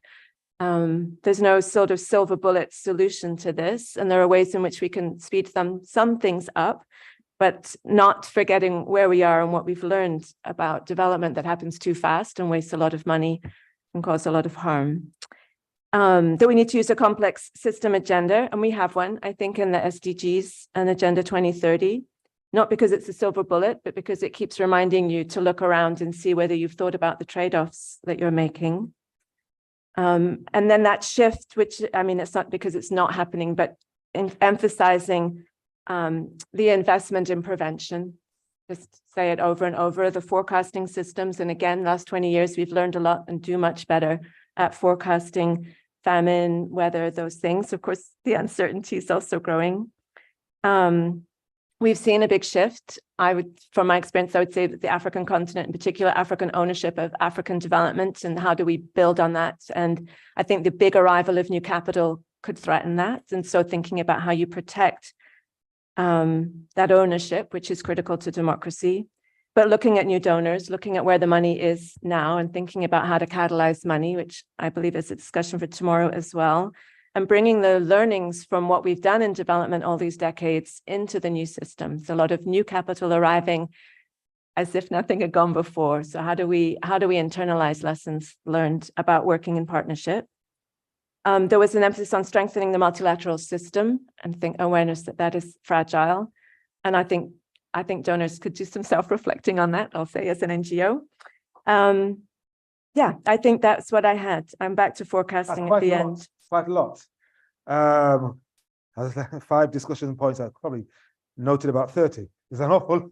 No, that's okay. No. So out of all of those discussion points that you have given us just now, if there were one challenge, because it's a synthesis panel, that emerged, something that's overarching, based on first principles, that we could pick up in this high-level synthesis panel? What do you or one of your colleagues think it would be? Something that we could chew on over the next few minutes. What do you think it could be? I think, and so yes, we didn't discuss that exactly. I would say that the urgency of the challenges we face risk overwhelming all of the painstaking fight for a voice for people in the communities where they live, a voice with their governments to make them accountable. So I think there's a real tension for us there, that the scale of the global crisis will make it very hard to protect hard fought for local change. All right, thank you very much indeed for that, Sophia. Thank you very much. So, all right, we want to try and synthesize things. So what we're going to do, this is the pattern, we'll hear from a rapporteur, and then we'll try and build on it here and also online with Sophie. So, Sophie, did you hear what Sophia said there? So the concern is that we're all going to be overwhelmed by the multiple crises, and the urgency that's required, well, may not be met, by the action. Sophie, I would like you to respond to that, using your own background and expertise, and give us some thinking on it. Yes, I completely agree. We always talk about urgency, but really time is up. The clock has stopped ticking and alarm bells are ringing, and young people feel that the most. I work with over 400 young people from right across the globe, many involved in specifically small businesses, and small businesses in the informal sector. So really difficult to keep account of, keep track of, finance, innovate for, monitor, and evaluate. And these are the young people who are hit the most by those polycrises. I was sitting at the Inter-Parliamentary Union Assembly this morning and hearing from parliamentarians about the crisis affecting their countries. I was just thinking about the young people I work with who are apologizing to me over WhatsApp because they're not able to carry out their campaigns right now due to being innocent victims of conflict and food being used as a weapon of war. So I completely agree with what's being said. It's a really difficult situation to be. And I think one of the only ways to come out of it is that any policies, programs that are implemented or created by decision makers also need to be created by young people, implemented by young people, so that we're not just the beneficiaries, but also the co-creators. And when you talk to the young members that you have about co-creation, what do they say? What would most help them? Being listened to. Sophia said having a voice, and this is paramount to being listened to. And on an equal level, often we see a hierarchy in terms of engagement and co-creation, when we really need to be seen, especially young people, as more than our age. These young people come into conversations and group discussions with a lot more than their youth. They bring a wealth of knowledge far beyond what a lot can bring into a room. These are the young people who are often providing for very young families, their parents themselves. They are agriculturalists, and they need to be heard, and they need to be seen as equals into the room. They also need capacity building. We all need capacity building. We need access to that. We need access to financing as well. And we need better access into the formal sector as well, to be seen and to be heard and to be found.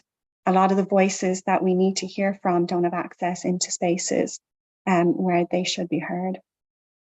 Sophie, thank you very much. Ron, I mean, Sophie was talking about engagement there and young people, so obviously I have to go straight to you as Director of Global Engagement, Partnership and Resource Mobilization at IFAD. And Sophie saying we're more than just our age. We've got energy, we've got ideas, Of course, we young people are the future. And of course, you heard what Sophia said there, vis-a-vis conflict, resilience, risk, and fragility. There's a sense of being overwhelmed by multiple crises. How would you take those two points there? No, thanks. And thanks for Sophie, and thanks also to Mia for making an introductory presentation, particularly for the shout out to small scale agriculture. Probably going beyond overwhelming, I find it quite terrifying, really. If we think of the global challenges that we face, and particularly the challenges that are laid at the feet of institutions such as IFAD, which was developed in the 1970s to respond to 1970s challenges. So the polycrisis that we're facing, the political crisis, the governance crisis, and other things that are all compounding at once, has created an environment that is, as I said, it's terrifying in terms of how we're going to respond. But as an eternal optimist, it really reinforces for me, such as the Global Donor Platform or multilateral processes and multilateral forums for us to come together to try and work out how we're to respond to the various crises that we face. One of the big challenges that we face as a financing institution is obviously access to finance. And it was, for me, really interesting at the senior managers meeting the other night, where the great paper from the Chamber Center was put forward, which highlighted the massive financing gap that we have to feed everyone in the world. So we know how much it costs, but we don't have the resources to do that. And I don't know about you, but every meeting that I participate in, we restate the problem, we restate the diagnostics, but we don't really have a lot of solutions. And I didn't see any of the donors around the table put up their hand and say, we've got 500 billion that we're going to put on the table. So for us, collectively, we need to be innovative, we need to think differently, and particularly we've got to look at how we partner in new and innovative ways. One of the things that multilaterals such as ourselves have always done is work a little bit in isolation. We focus on a specific sectoral problem, and we've tried to address that problem.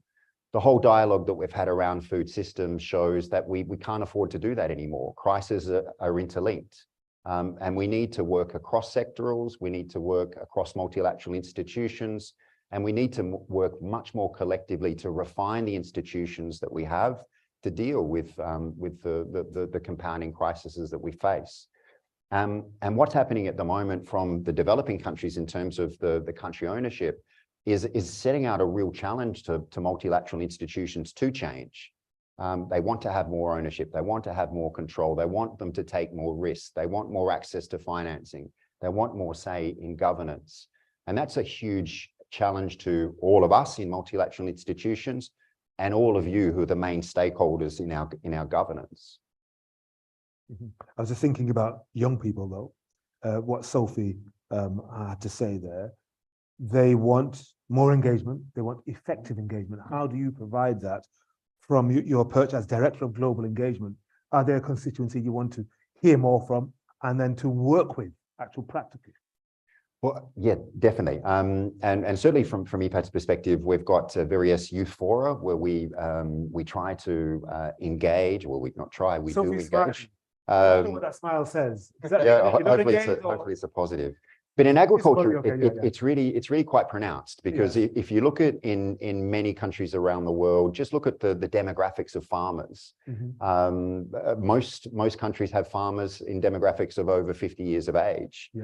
So there's an existential question around who will grow the 70% more food that we need to feed a growing global population with less resources, etc. And it has to come from young people.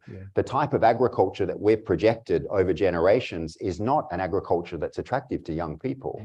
It has to be around technology, it has to be around sustainability, it has to be around inclusivity.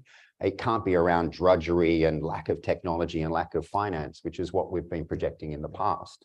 So if we're able to make agriculture more attractive, give young people a voice in decisions about what investments are made, hopefully then we'll have a better future for everyone.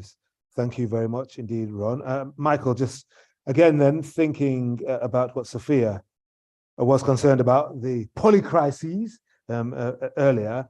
At the heart of many of those crises is land, of course. Where would we be without land? Your response to what she had to say, and also to the challenge that Ron admitted, multilateral organizations and funding organizations, donor organizations face. Are they up to the task? Are they up to the challenge? Well, thank you to everybody who's made really important points. I think, you know, when we talk about land rights, we're talking about really long-term, deep change which is needed. And I think the first thing to say is in like Sophia and her group were discussing, the attention on crises is pulling away from the attention and the finance needed for the longer term, deeper, more fundamental and more structural issues. And so I think we've got a twin challenge here. Let's take it from the perspective of land rights. One is keeping the attention, dealing with the short-term crises that you need to, maybe the humanitarian side, but making sure that we don't ignore investing in the longer-term development which is needed. The other is in dealing with the crises, don't create more crises. And let me give you an example of this. Last 2 weeks ago, we were visiting our members in Kenya, and we went to a place called Navarra in Hell's Gate National Park, and we met a community of Maasai pastoralists who had been evicted from Hell's Gate National Park in the 1980s when it was created. And many of our members in Africa would say that the biggest land grab is conservation. Now, for the first time across our membership, and our membership is 300 organizations around the world representing about 83 million people, indigenous peoples, pastoralists, smallholder farmers. What we're hearing now that we never heard until 5 years ago is green energy is becoming one of the biggest land grabbers. And there in Navarra, we saw the same community facing a second wave of dispossession from a geothermal park. And so we went to this valley, and it was surreal. It was like a film set. There were big towers being constructed all over the valley with steam coming out of them, wells going down 4 kilometers into the Earth's crust to reach these geysers, geothermal geysers, and produce energy, financed by the European Bank of Reconstruction and Development, financed by the World Bank. How conflicted were you when you saw these? Absolutely conflicted, because you see here basically a local community's way of life being destroyed, literally being destroyed. They were relocated to an area which was completely unsuitable for their livestock. They're people dependent on livestock, and so it forced everybody in the visit to ask ourselves: Are we really solving a problem, or are we creating more problems through solving one problem? And I think when you talk about land rights, you really get down to the core of those kind of questions. And I would say in this case, we were trying to do the right thing, but the right thing was not being done. Thank you very much indeed for that, Michael. Okay, let's go to another one of the 4 themes, and this one is food security and nutrition. That was in room C300. Opening lead speaker was Cheryl Hendricks from the University of Greenwich, UK, Director of the Natural Resources. Oh, you asked a question earlier, didn't you? Yes. And let's have a look. And the moderator was Mandakini Suri from the Global Donor Platform for Rural Development. So who is going to report back? Cheryl, over to you. Thank you so much. I hope I can do my group's very fascinating conversation and justice. Oh, I'm sure you'll do them justice, Cheryl. Of course you will. So the first thing on the agenda that we wanted to put out was how to define what food system transformation actually is, so that we know what we're talking about. And it needs to include not just a definition, but the moral values and perhaps a matrix that could set out the direction of travel that we think people should be taking, and something that also includes the nuance of the local communities. The second point was that the dialogue sector and assistance have all changed. And so questioning whether the current existing platforms are inclusive enough to take on these different approaches and perspectives with different people around the table. And for example, bringing the private sector on board is their space to do this. One of the points that came out from here as well is that in the current complexity we live in, donors are states themselves who have a role to play in geopolitics as well as being donors for global development. And so they also, apart from the double roles in the world, also play crucial roles in other platforms such as climate negotiations, which could bring that complexity together in some of the discussions. So the roles of the players are getting more complex at the same time. The third point we discussed was prioritization. There's a huge risk that food security could fall off the agenda, particularly as the community debates humanitarian versus long-term development issues and food security versus resilience, short-term shifts versus long-term planning. So quite a lot of discussion around how we could deal with those issues to create an enabling environment so that these issues stay on as a priority on the agenda. Fourthly, we looked at decentralization of donor funding, which increases the complexities of organizing responses in crises, particularly when this has to be done quickly. So there's a recognition of what different players can do and are not able to do.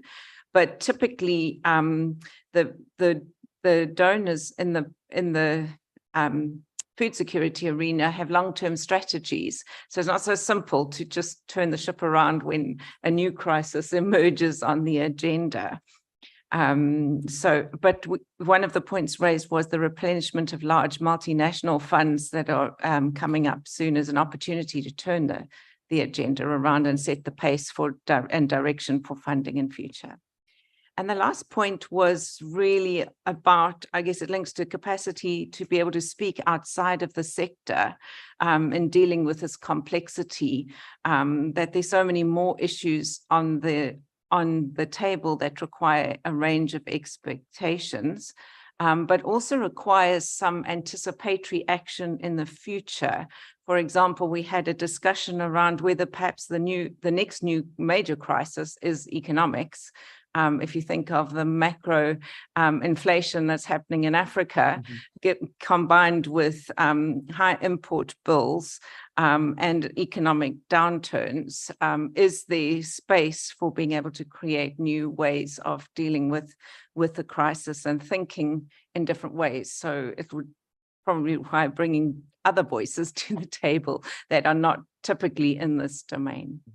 Thank you. Thank you, Cheryl. Don't switch off your mic. I need to come back to you. So when you synthesize all the points that you have given us just now, what would you say is or your team felt was the biggest shift that donors need to make to be truly effective, all these crises notwithstanding? What would you say was the consensus in the room?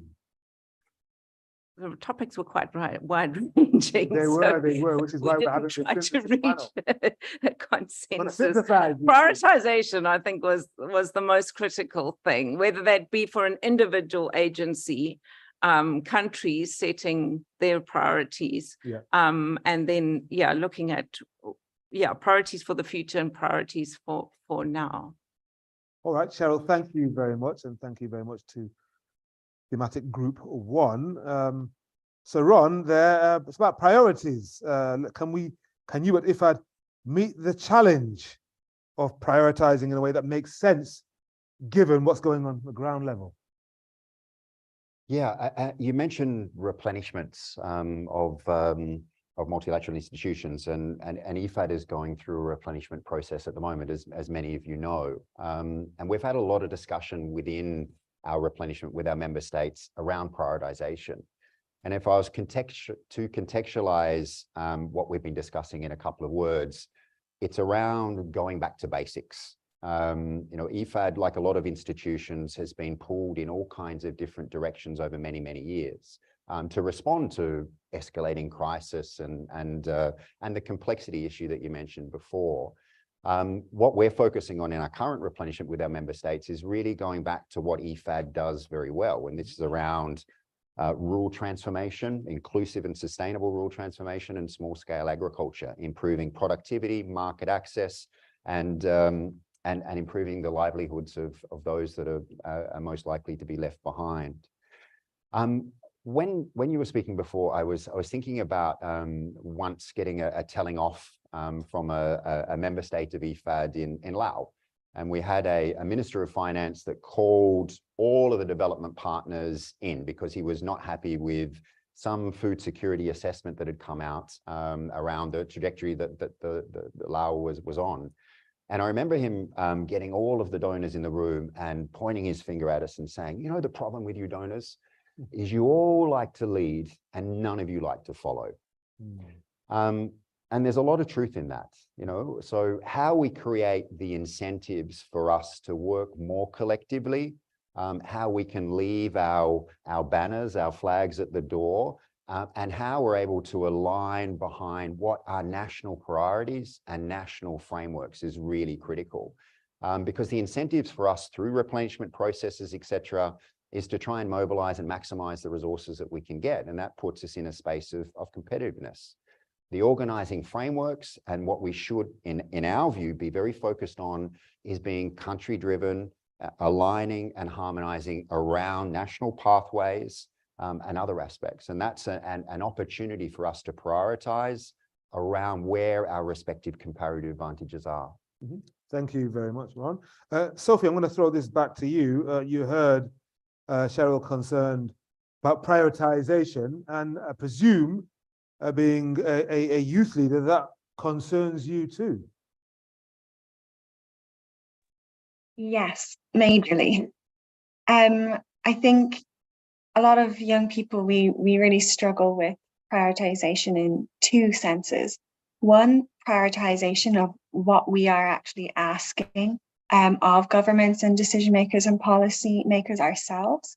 And two, what are they actually doing? It's really difficult as a young person to see the impact of policies and programs that are being carried out in countries and in communities.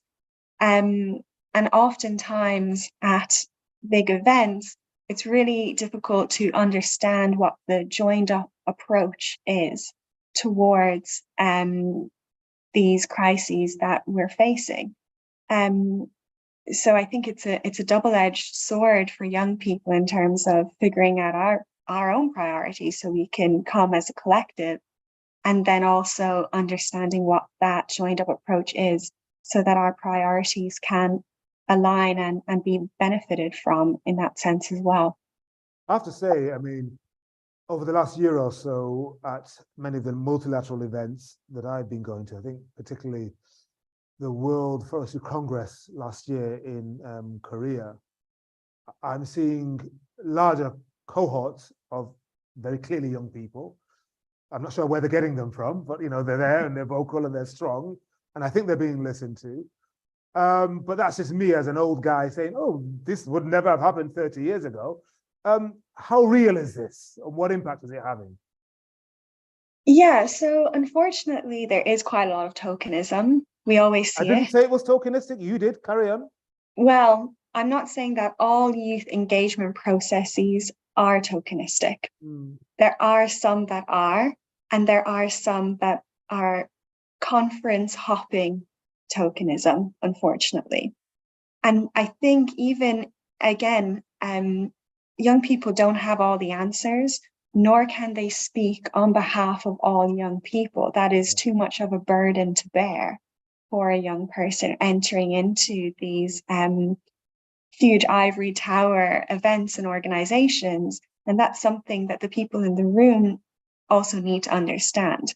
And there are some brilliant youth-led campaigns and organizations that have carried out major consultations to figure out what exactly young people are doing in the sector, so that we're not just asking decision makers to do things, we're also carrying out these actions ourselves. So I can't speak on behalf of every event, and I'm sure that there's a lot of incredible youth engagement processes, but there's also levels to youth engagement. Yeah.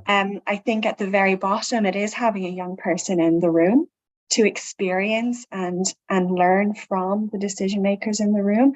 And then at the very top of the engagement process is working together as co-creators. And that's a journey.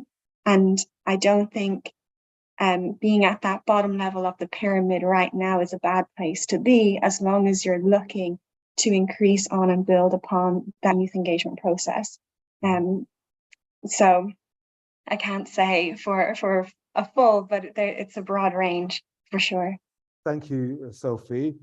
Michael, I'm just wondering, in the league table of the International Land Coalition, where do youth rank? And also, just can you speak to the broader need for large organizations like this to prioritize in ways that make sense?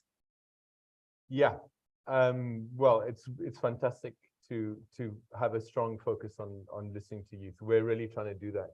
We'll do that again in detail tomorrow afternoon. Excellent, yeah, and ILC is in the same mission to give youth really a strong voice in the priorities and the direction that we take. But when we talk about priorities, I think land and natural resources really crystallize some of the challenges there, because there's inevitably more people wanting to do more things with a limited amount of land and natural resources that you can't say yes to everybody. So you've got to prioritize whose voices are we listening to, whose priorities are going to shape what happens to that. And in ILC, we talk about people-centered land governance. So decisions over land tenure and land governance that prioritize the needs that are driven by the needs and the priorities of those people who live on the land, the women, the men, the local communities, indigenous peoples. And so I think, credit to organizations like IFAD that 25 years ago, when nobody was talking about a kind of many stakeholders sitting around the table, was willing to stick their neck out and create something like the International Land Coalition, which was an effort to say, we're not going to overcome these issues if we work together only as multilateral organizations, only as governments. So ILC was created as this mechanism that could bring together civil society, farmers organizations, indigenous peoples organizations with multilaterals to collectively define how to overcome the big issues of poverty and hunger, and at the base of that, land governance. So it has its roots a while ago, some time back, but I think, the kind of things we're hearing in this room, probably we wouldn't have heard in the way that we wouldn't have been listening, given the space to youth representatives 5 or 10 years ago. It is very remarkable when you go to the COPs, to see how many young people are on the platforms, how many indigenous peoples, how many smallholder farmers. We've got a very long way to go still, but we're making progress. Great, thank you very much indeed, Michael. Okay, theme 3 was aid effectiveness, coordination, and alignment. And the opening speaker was Jean-Yves Bonsu. He declared himself my brother because Bonsu sounds like Bonsu, but it's not. We're not related. But Jean-Yves is a special, as a coordination officer let's look in Somalia, actually, the Office of Deputy Special Representative, the Secretary General. There we go. So Jean-Yves, you were the opening speaker, and the moderator was Jim Woodhill. So Jean-Yves, you're sitting there, I presume, partly because you sat there earlier today, and because you are the rapporteur. Yes. Partly. Oh, partly. Yes, because Jim is going to complete. Okay, we so agree. This is not going to be a lengthy oration. We had a very interactive session. And we talked about, we actually kickstarted the discussion on success criteria for coordination among donors.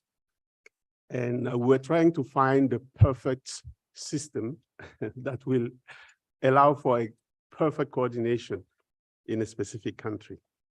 I don't know if we succeeded, but we tried. The most important is that we ask ourselves some question. Is there a way in donors' world to do better in coordination? We also ask ourselves whether donors are willing to coordinate, even if there was a way. Are they willing to coordinate? Because it also implies giving up part of some power that you have. So to get to, it's like it's like a question no one should ask. Like no one is thinking about it. How can you ask this question? So to maybe break that, I don't know how we'll call it, we need to think unusual. You need to do business unusual. We need to think out of the box. Then we need to define the box we got out of, because a box can be in another box and another box and another Becoming box. quite existential here. Exactly. Yeah, So it's very important to really agree that we want to change and we want to give up some of the power we have. We also discussed involving the private sector and the civil society organization in all the platform to kind of cross-fertilize the thinking. We had some private sector colleagues in the group who contributed to that discussion, very conclusive. We also discussed another point is like to be able to coordinate better, we need to have an earmarked funding. An earmarked funding allows for predictability, and it gives rest to whoever is in the role of planning to plan well with a longer term vision and not be worried about replenishing, about creating, because we are stuck. Funding cycles. Exactly. So we discussed a lot about that one as well. I'm not going to go into detail. Another point I want to touch on before I pass the mic to Jim is the boundary setting. To be able to coordinate well, it's not about technicality only, it's also the personality and how you bring people on the table, how you create that environment that makes everybody happy and at ease to discuss, to contribute, and all that. So now, Jim, I don't know if you want to come. Jim, is there anything to add, to supplement here?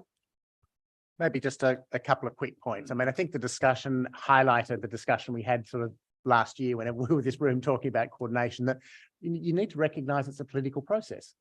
It's not just a technical issue. So, that's all about the alliances and leadership and bringing different players on board. So I think that was a really important message. I think the first big issue that came out was also around leadership. I think, Jean-Yves, you really pointed to that really clearly. You have to have good leadership on both the government side and the donor side, committed to making that coordination work. A number of people really emphasized that it's resources. I mean, coordination takes time and effort, and it requires some money, and it's hard to get the money to actually do the coordination at the country level. Honest and respected brokers are really necessary. It perhaps doesn't matter which organization they come from, but that honest sort of feeling like you're doing it for the collective good is really important. And I think it was also really highlighted that the sort of boundary brokering skills are really important, and you have to focus on people in the sector having those boundary brokering skills. Thank you very much indeed, Jim. Thank you. If I may conclude, we haven't landed. We had two good examples, two countries, Somalia and Ethiopia. We very concrete example from Ethiopia that were very focused on the agricultural sector. Maybe we'll talk about it later on. And then also in Somalia, mainly on the donor coordination side. Over. Great. Thank you very much, Jean-Yves. Michael, I want briefer responses this time because I see time is marching on. On coordination, Jean-Yves was talking about willingness.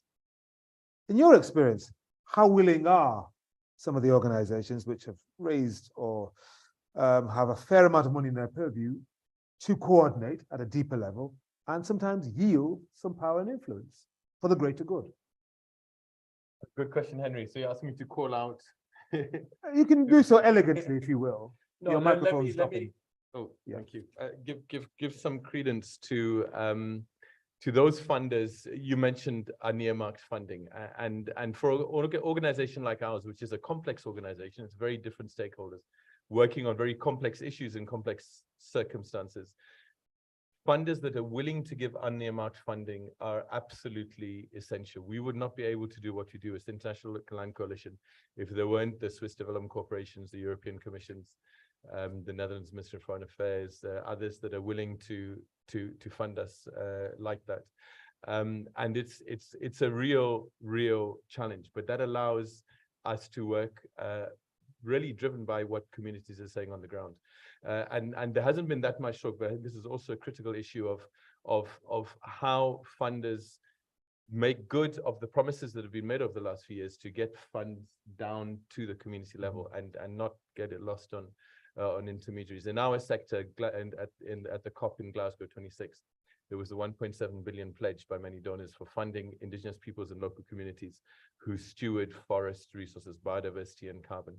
And New York Climate Week last year, one of our members issued a report that analyzed so far how much of that money had actually gone to local communities, and it was less than 1%. Wow. And 99% had stuck with northern-based organizations, and this has to change. We've really got to make that change. Okay, Ron, how do we make that change? I mean, I saw you nodding vigorously at a couple of things that Michael said. Only 30 or so seconds ago, so I'm sure you've still got the thought in your mind. But how do we make that change? I mean, it's all about incentives, but one thing, I read an article this morning, which was highlighting, it's from a civil society organization that monitors progress against Sustainable Development Goal achievement. And they were extremely critical to the progress that's been made against SDG 2. We're completely off track, more so than any other SDG. This was in the report. So for us in the food space, none of us individually have the resources, the power to be able to achieve food system transformation and to feed the world. So we have to be able to work collectively. And this is going to require, like Jean-Yves was saying, I think a disruption in terms of how we partner and a rethinking around what kind of partnerships we're going to be needing going forward. And this is going to have to involve not just those of us in the food space, but it's going to have to bring in the private sector. It's going to have to bring in civil society, bring in youth in a much more robust way than we have. And we're going to have to try and create the incentives to make sure that that happens.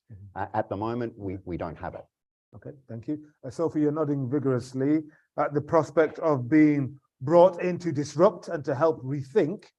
So channeling your many members, if they were given that opportunity, how do you think they would want to disrupt Ron's plans or Michael's plans or some of our colleagues? Jean-Yves, he's willing to be disrupted and he wants this kind of engagement. I think so does Jim. So what would you do? What would your members say?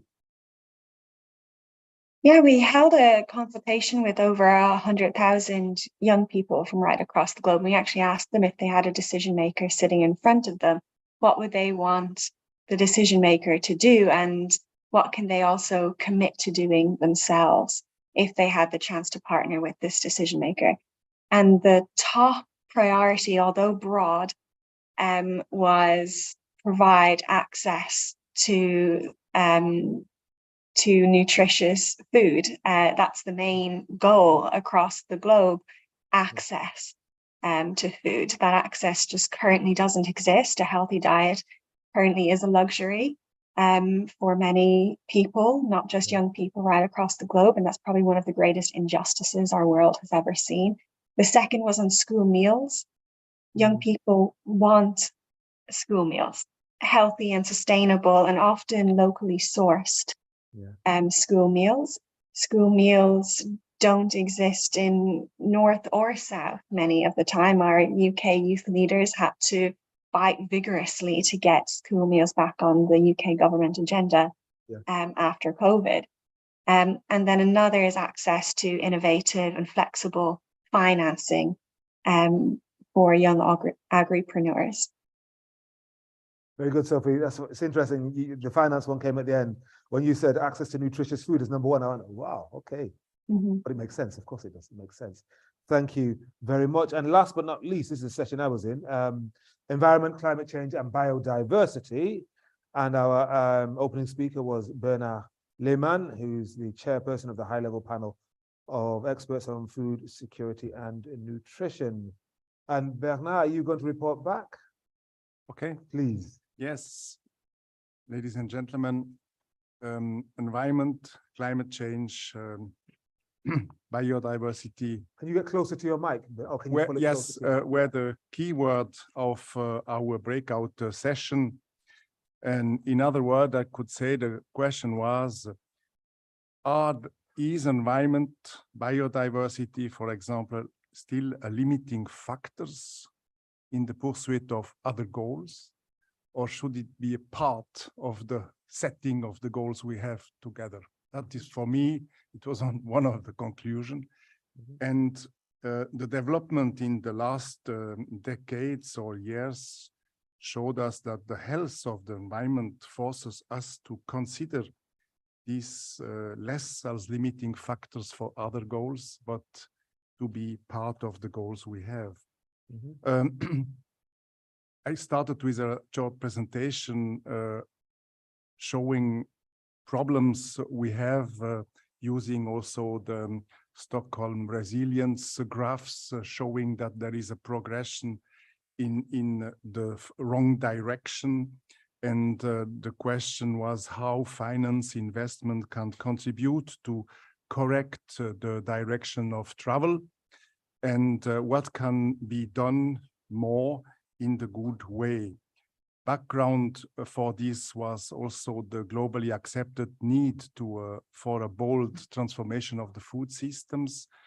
And based on this, we had to acknowledge that the finance investment should be a strong tool to influence the direction of travel for the future. We had a very inspiring discussion, also challenging discussion due to the complexity of the matter. The 5 points I would just say we created these together.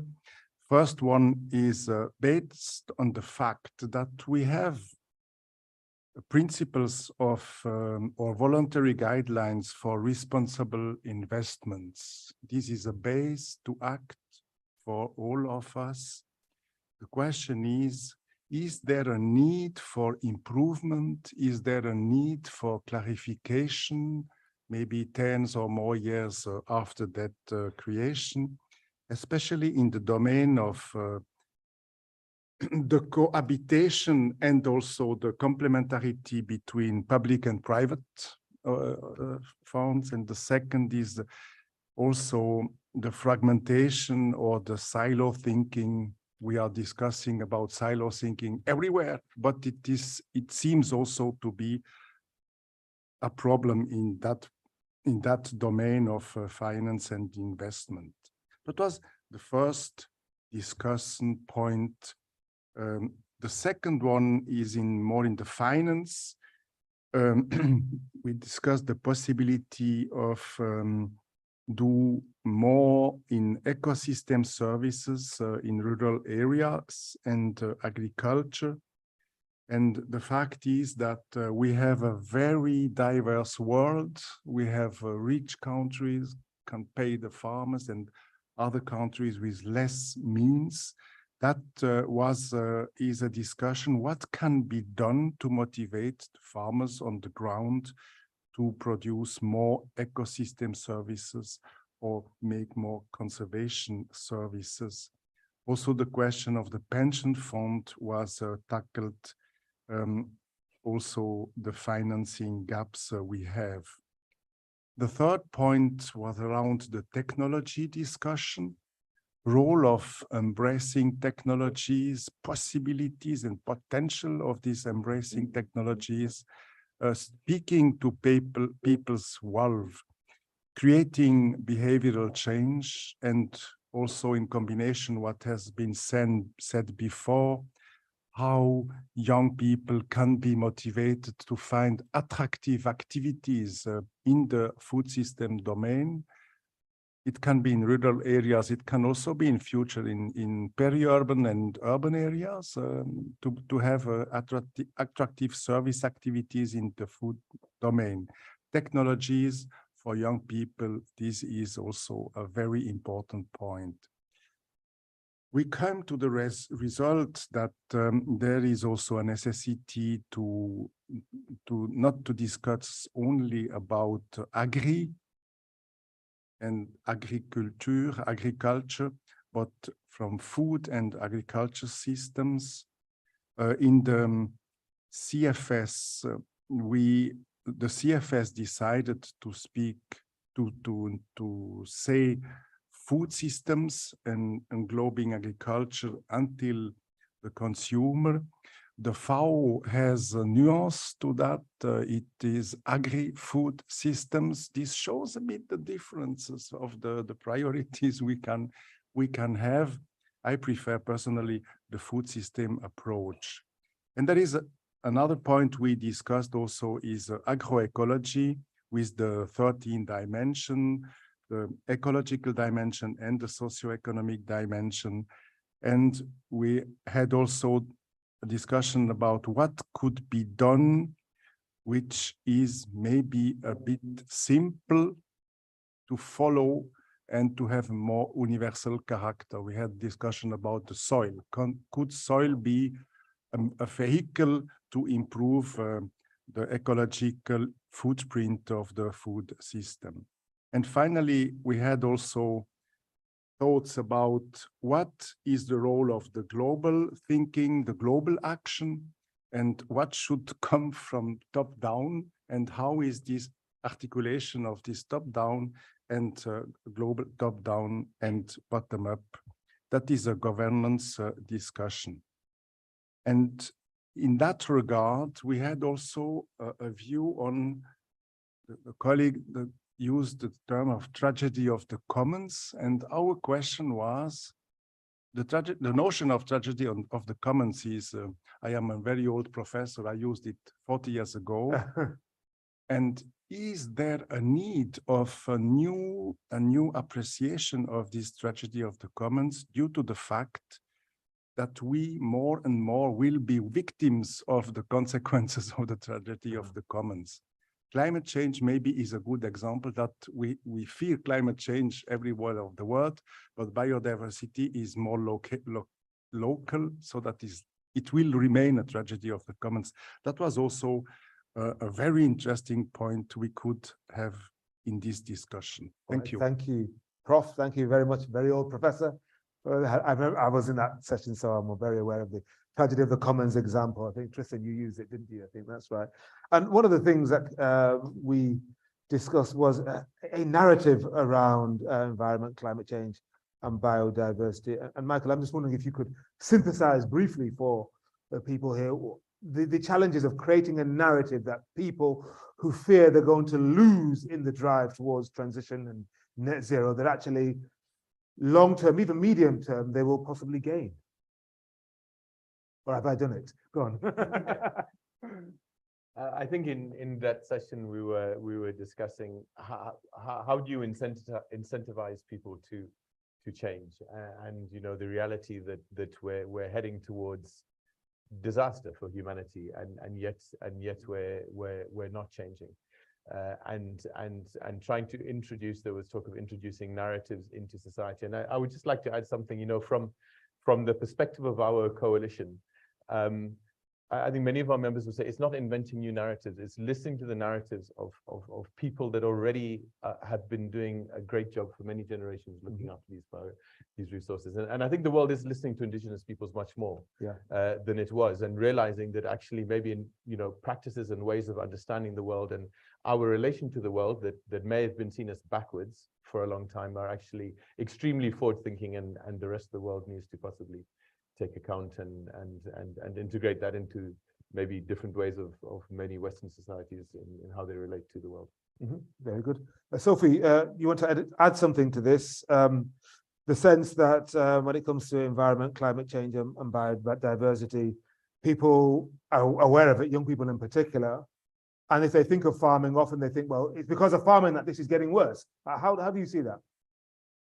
Yeah, I think that's quite interesting, because it depends on the young person you speak to and what region or culture that they are from, because I think the common rhetoric that we hear about kind of agriculture often comes from the young people who have access to internet and social media a lot more. And we do know as a collective that agriculture is harming our climate, but there are also ways in which agriculture can be carried out that value the land and biodiversity, especially agricultural practice that come from Indigenous communities. So it really does depend on the group of young people that you have access to for your conversation, and those young people who have access to the rooms to tell their stories. And now I really need to listen to one of the professors' lessons, because I haven't heard of the tragedy of the commons, so I'll have to do my own research and learn from you on that one.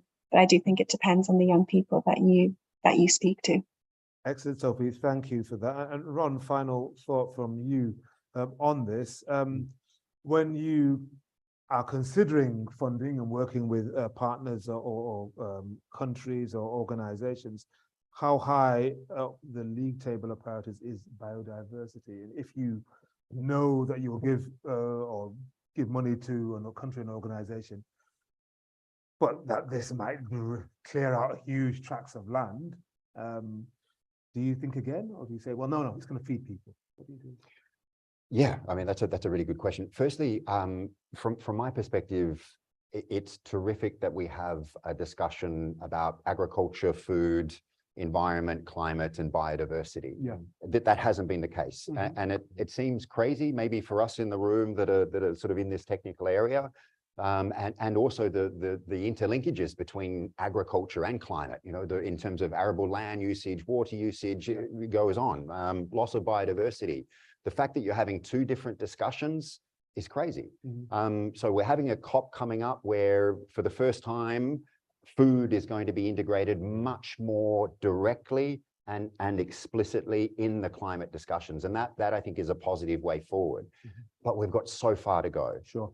If we look at climate finance, which is increasing, less than 2% of climate finance goes to small scale farmers who are responsible for growing the majority of food in developing countries. So the ratio and the balance isn't right. What Sophie was saying before, building on what the professor was saying, you know, we face immediate challenges now in terms of how we're going to feed more people within planetary boundaries. And that is a huge challenge. And I agree completely with the leveraging Indigenous knowledge, but there needs to be a supplement also with technology, appropriate technology, inclusive technology. And I can remember an example, which Tristan will know well, of maize farmers in Timor-Leste, when we were trying to get them to adopt higher yielding varieties of maize, which was a staple for them in the highlands. And their approach for determining planting season was to get a finger and to dig a finger in the soil. And when the finger felt wet enough and the soil felt wet enough, that's when they would plant. And that has sufficed for thousands of years. With climate variability, then that's not the case. And we were having people that relied on maize, and these are some of the most food insecure people in the world that weren't planting. So we need to supplement Indigenous knowledge with technology that's appropriate. The last point that I had was about, I was stuck on what Mike was saying before about land governance and that it needs longer term thinking. One of the big challenges we face with environment, climate, biodiversity, and agriculture is the time that's needed to transform food systems sustainably doesn't match our political cycles. You know, when you've got political cycles of 3 or 4 years, and that's where finance and policy priorities are being determined, this is a mismatch in terms of what's needed in terms of vision and long-term investment to make sure that we're living and farming and producing within planetary boundaries.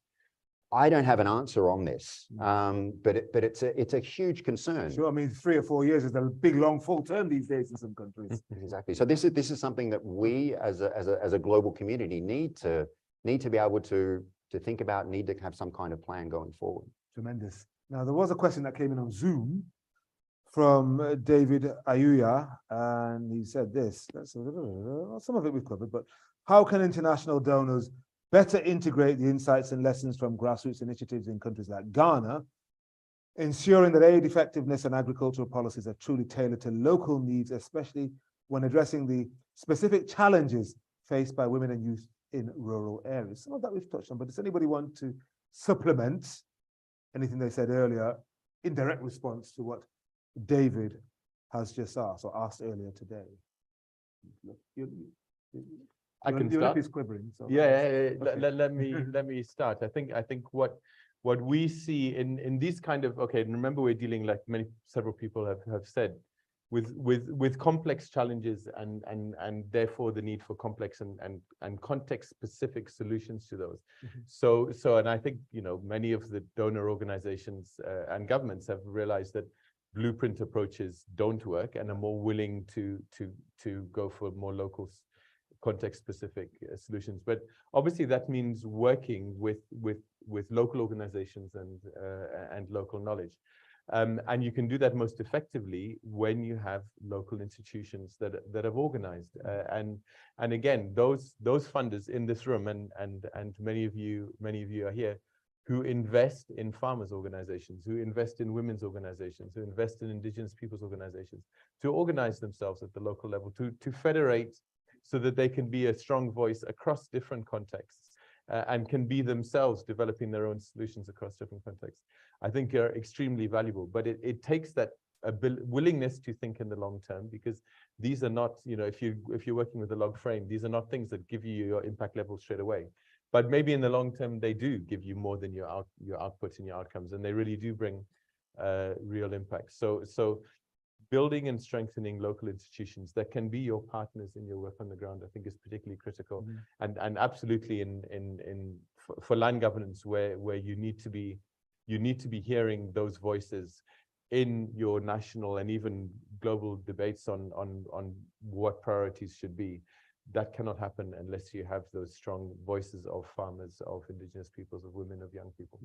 Michael, thank you very much. We're into our last 10 minutes. So we're to the home straight of this particular session.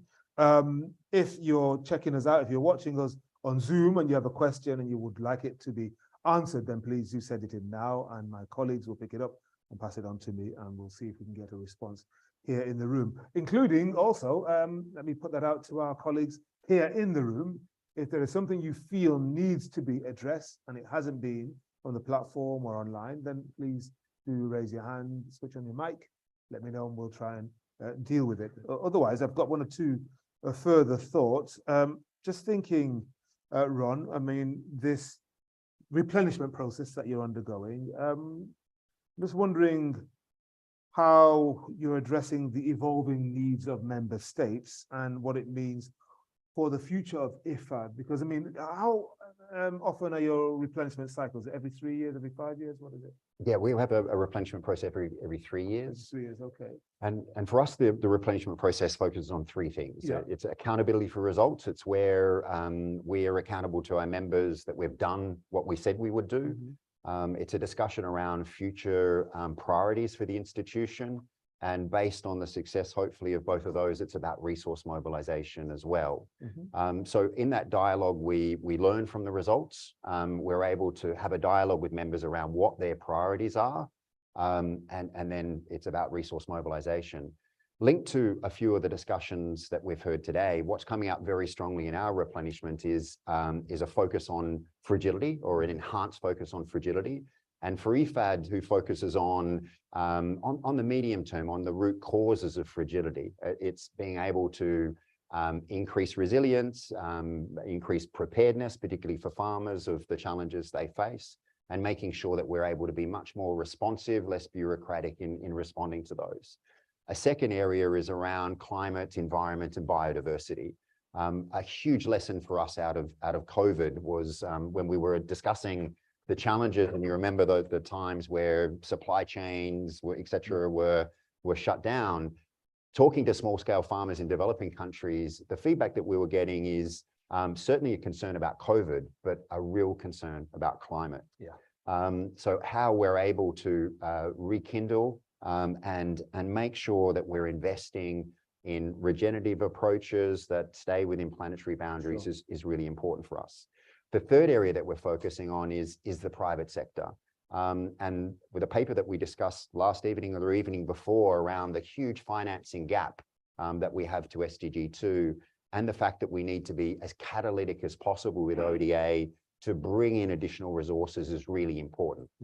And we know from analysis that if you look at investment in food and agriculture in developing countries, it's not so much ODA that makes a difference. It's not foreign direct investment.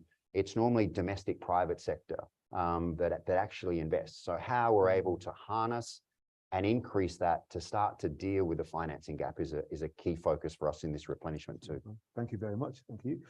Michael, just thinking actually about the upcoming COP and lots of excitement about green deals and green finance, etc. And then we hear that what is said at COP doesn't necessarily get translated into action on the ground. We said that in our own session as well as here. And I'm just wondering how hopeful you are that the so-called new tools are adequate to address the issues that we've been discussing, both in the breakout session and here. Are you enthusiastic or are you COP jaded? I think I already gave the example of a new tool, geothermal energy, which is seen as the way forward, which is putting on the poorest of the poor the burden, and that's not the kind of future that we want to be. No.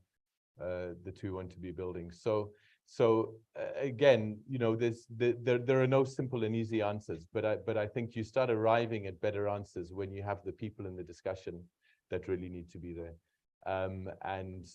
You know, you saw interesting figures from the previous COP of the number of delegates from energy companies versus the number of civil society delegates. Yeah. There were less civil society. Yeah. And so in ILC, our priority this year is supporting smallholder farmers to get to COP, to be part of these discussions that we know are going to be have a bigger space than previously on food systems and climate, and make sure that in those discussions on food systems, that the critical role that smallholder farmers have to play is heard. Now that's obviously just a first step. Making a change on the ground out of that is possibly far away, but we're really committed to that first step of hearing the voices that need to be heard in COP.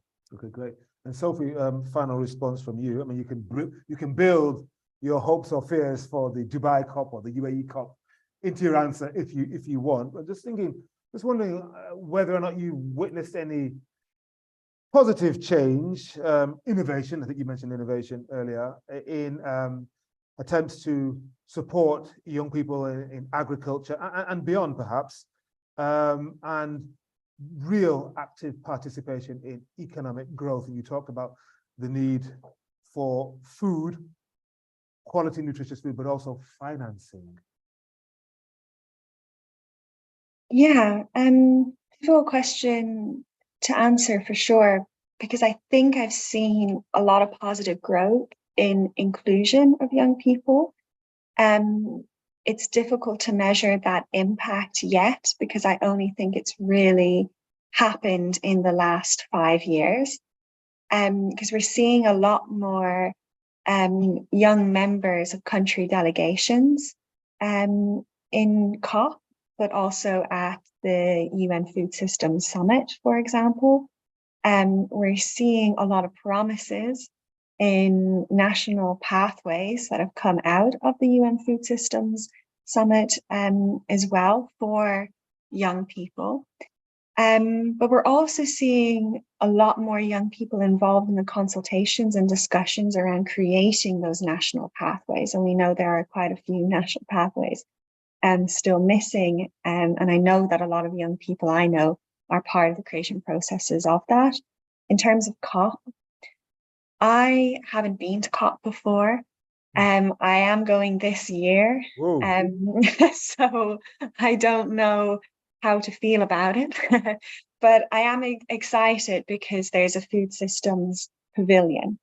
And there are, I think, 8 youth co-hosts of that food systems pavilion, which is very exciting.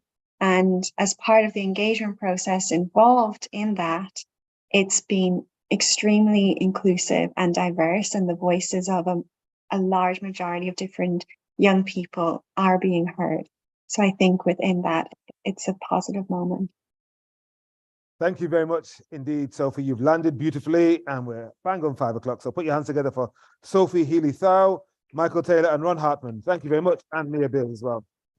That concludes our high-level synthesis panel. If you need a very quick comfort break, then please do take it now.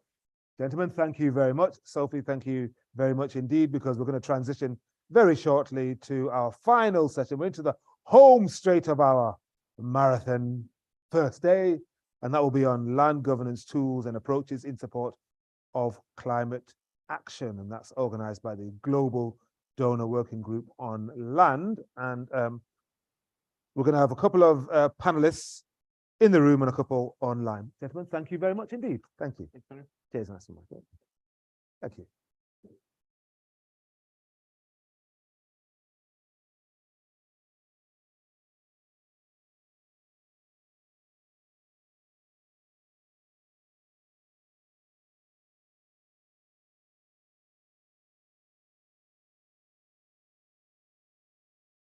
So can I invite Chris Penrose Buckley to come to the stage? Ward Ansio to come to the stage, please.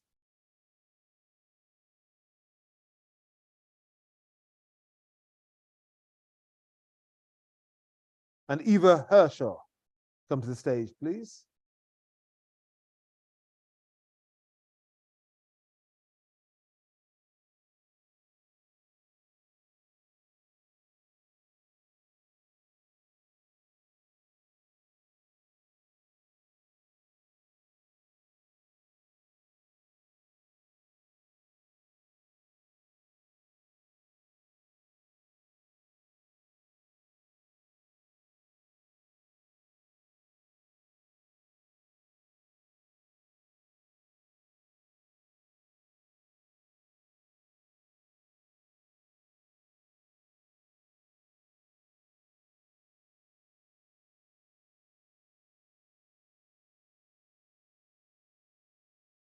Hey. You okay? Fantastic. Good session, final session to come? Yeah. Fantastic. Keep it going, yeah. We've got just one more session, which I'm just going to fly back and then we'll... Hi. I'm just looking for I don't know where I put my intro to this session. It's kind of what you asked me before, and I thought I had it.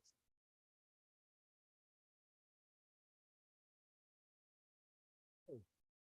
Chris, hello, how are you doing? We met last year, I think. Were you not here last year? Ah, okay. Your name is familiar anyway. It may have, yeah, I think so. I think maybe at the UNGA, probably at previous UNGA, or you probably know Sarah Beeching as well. Do you know Sarah Beeching? She used to be at the FCDO. Okay. She's a close colleague of, formerly of Joseph Bonner, who you may know. Yeah, that's right. Yes. Yes. I think, let me just see if I've got the same. David, yeah, David's going to do a scene set. Let me do, is that the same? Oh, sorry, I did have it. Sorry. Yes, fantastic. Yes, thank you. Great stuff. That's right. Because she wasn't meant to be online. She was meant to be here, wasn't she? Okay.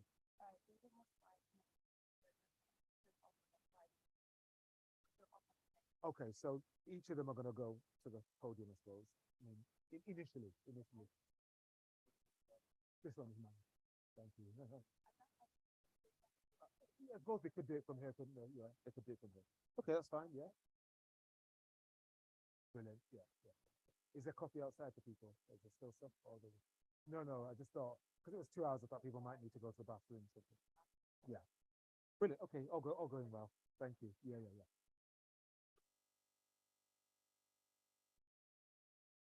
Right.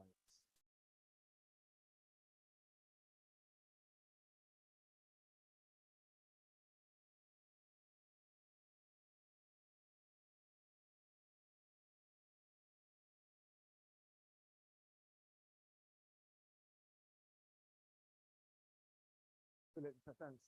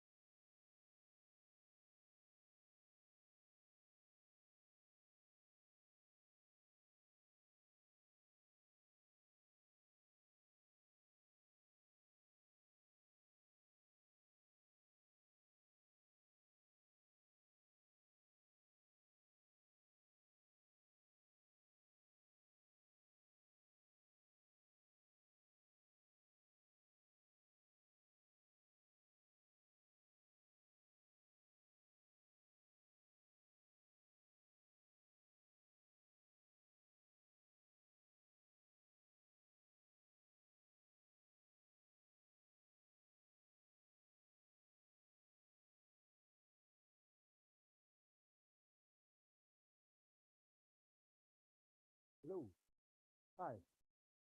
Hello, Romy. How are you?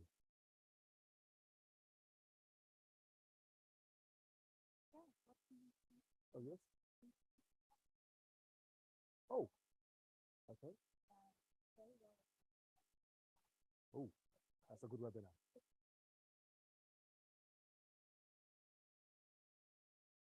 Oh, yes, could be, could be.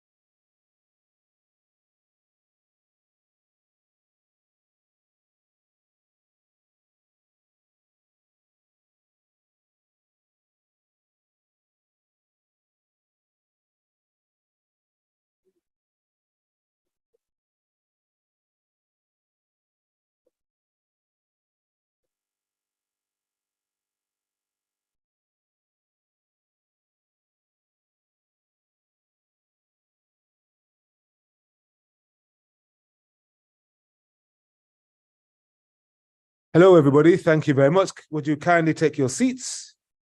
This was meant to be the briefest of comfort breaks, but I've been too liberal because it's late in the afternoon, you see? I'm a very easy guy. Just allow you to just drift off and walk the earth. There we go. Walking the earth. You see, Tristan, I was thinking of you then. Walking to Uluru. Uluru, is it? Uluru. Yeah, Uluru. Yes. Going walkabout. Yeah, that's what you just... Or as Jules said in Pulp Fiction, I'm going to go and walk the earth. That's a character played by Samuel L. Jackson. Remember him? Yes. And Vincent was the one played by John Travolta in Pulp Fiction. Yeah. Thank you very much, everybody. So this session is brought to you by the Thematic Working Group on Land Governance. And the title of it, if you follow your programs, is Land Governance Tools and Approaches in Support of Climate Action. So it builds on some of the things we were discussing in part of the last session. Got three briefish presentations. One will be on the integration of indigenous peoples and local communities' land tenure rights into climate strategies and programming. That will be a virtual presentation. Then we'll have a live presentation here from one of our two gentlemen on stage. That's the progress of the indigenous peoples and local communities forest tenure donor pledge at UNFCCC. So Chris Penrose Buckley from the Foreign Commonwealth and Development Office will lead that one. And then the final presentation will be a joint presentation from Ward and Sue. Ward is a senior land tenure officer at FAO, and a colleague, Ava Hershaw, who's a global data and land monitoring lead at the International Land Coalition, ILC. So there we go. So let's start off with this scene setting. So integration of indigenous peoples and local communities' land tenure rights into climate strategies and programming. And David Kamovitz is going to join us. He's a virtual presence in this session. And David is Chief Program Officer. And David, let's see you, because I'm going to ask you a question to get you going. Earth or Very Henry good. Colin Good David. afternoon. Can you see? Good. We can hear you. Fantastic. There's a slide there. So we can't see, but we can hear you. Let me put this question to you and you can address it in your presentation. I mean, your organization, the Tenure Facility, works directly with indigenous peoples and local communities. Are there gaps between what these groups need and what the international community targets in policies and programs? And I'm assuming, given I asked you a question, there are gaps. So can you tell us about these gaps and how they should be addressed? Over to you. I will definitely be telling you exactly about these gaps and how they should be addressed in the next 10 minutes. Okay. What they've asked me to talk about indeed is why funding indigenous peoples and local community organizations for climate mitigation is central to climate mitigation. Where does land tenure fit into that? Where are we in terms of the funding? What are the gaps and what are the recommendations? And I should say that the amount of peer-reviewed evidence on these topics today is 1,000% larger than it was 5 or 10 years ago. Every month, practically, new peer-reviewed literature is coming out on this. So this is no longer speculation. This is very, very much scientific conventional wisdom. Next, please. In terms of general background, WWF and a bunch of the other major conservation organizations about 2 years ago came out with an important study that says that indigenous peoples and traditional local communities manage at least 1/3 essentially of the global land area. Some estimates are as much as half. But in that study of that 32%, at least 42% of the total land globally that was in good or moderate ecological condition was in these indigenous and traditional areas. There are tons of studies out there, at this point that show that indigenous peoples in general, globally, have lower forest loss, both deforestation, forest degradation, and regeneration. And that translates directly into lower carbon emissions and higher evapotranspiration. There's similarly strong evidence for Afro-Latins and also strong evidence for community forests that may not be indigenous peoples in South Asian countries like India, Nepal, and in Mesoamerica. This very low level of forest destruction compared to other lands is essential to the whole climate mitigation story as far as land use. And one could say, we don't need to do anything in these areas because these people there's no additionality. They're not destroying their forests, they're just going to be that way. But the truth is that the threats are growing rapidly. Next, please. Where does formal land rights fit into that story? Today, there's probably something like a dozen peer-reviewed studies that show that land titles themselves, formal recognition of land and forest rights, reduce forest loss. There's even some studies that show that each stage that you pass in the titling process moves in that direction. But the reality is that the overall fact that there's lower forest loss and lower emissions in these areas is partly a result of these formal land tenure changes, combined with a series of other factors that often go together. That includes cultural issues, and in fact, there's a lot of peer-reviewed literature that shows that culture is a very important, statistically significant variable in this story.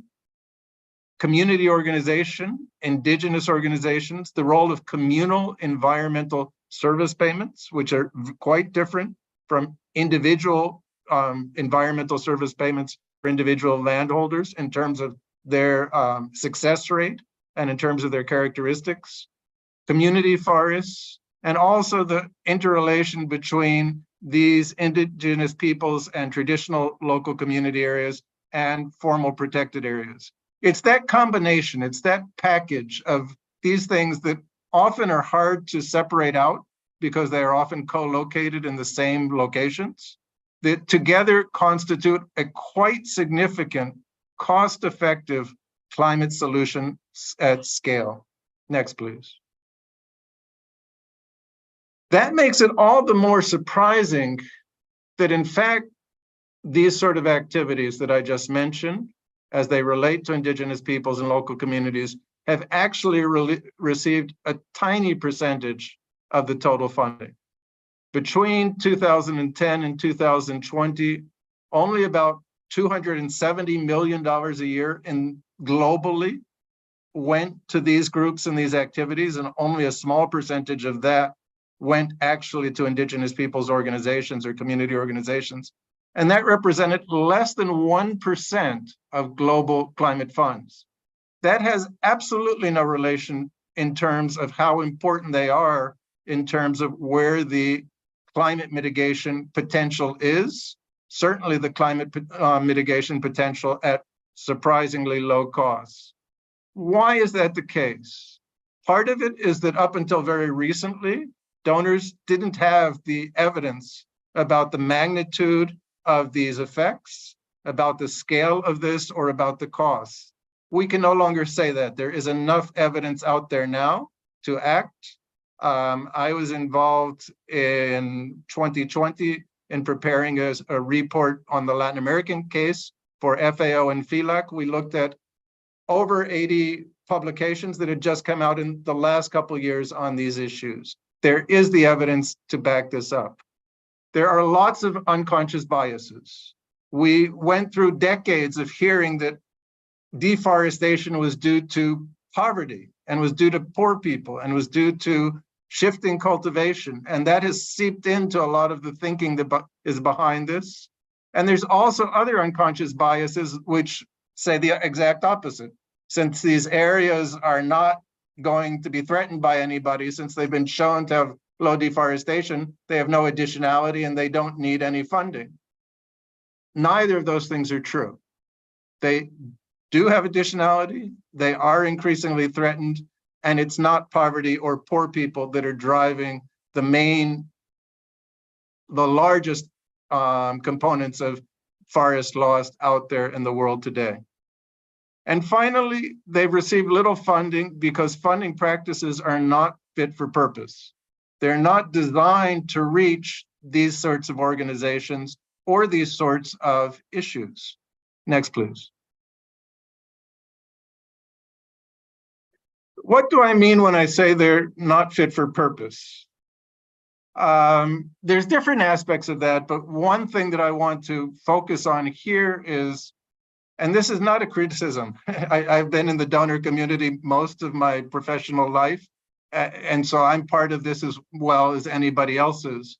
But the tendency we all have is to prioritize being able to do the organizations that are able to do the paperwork rather than organizations who are able to get the results on the ground.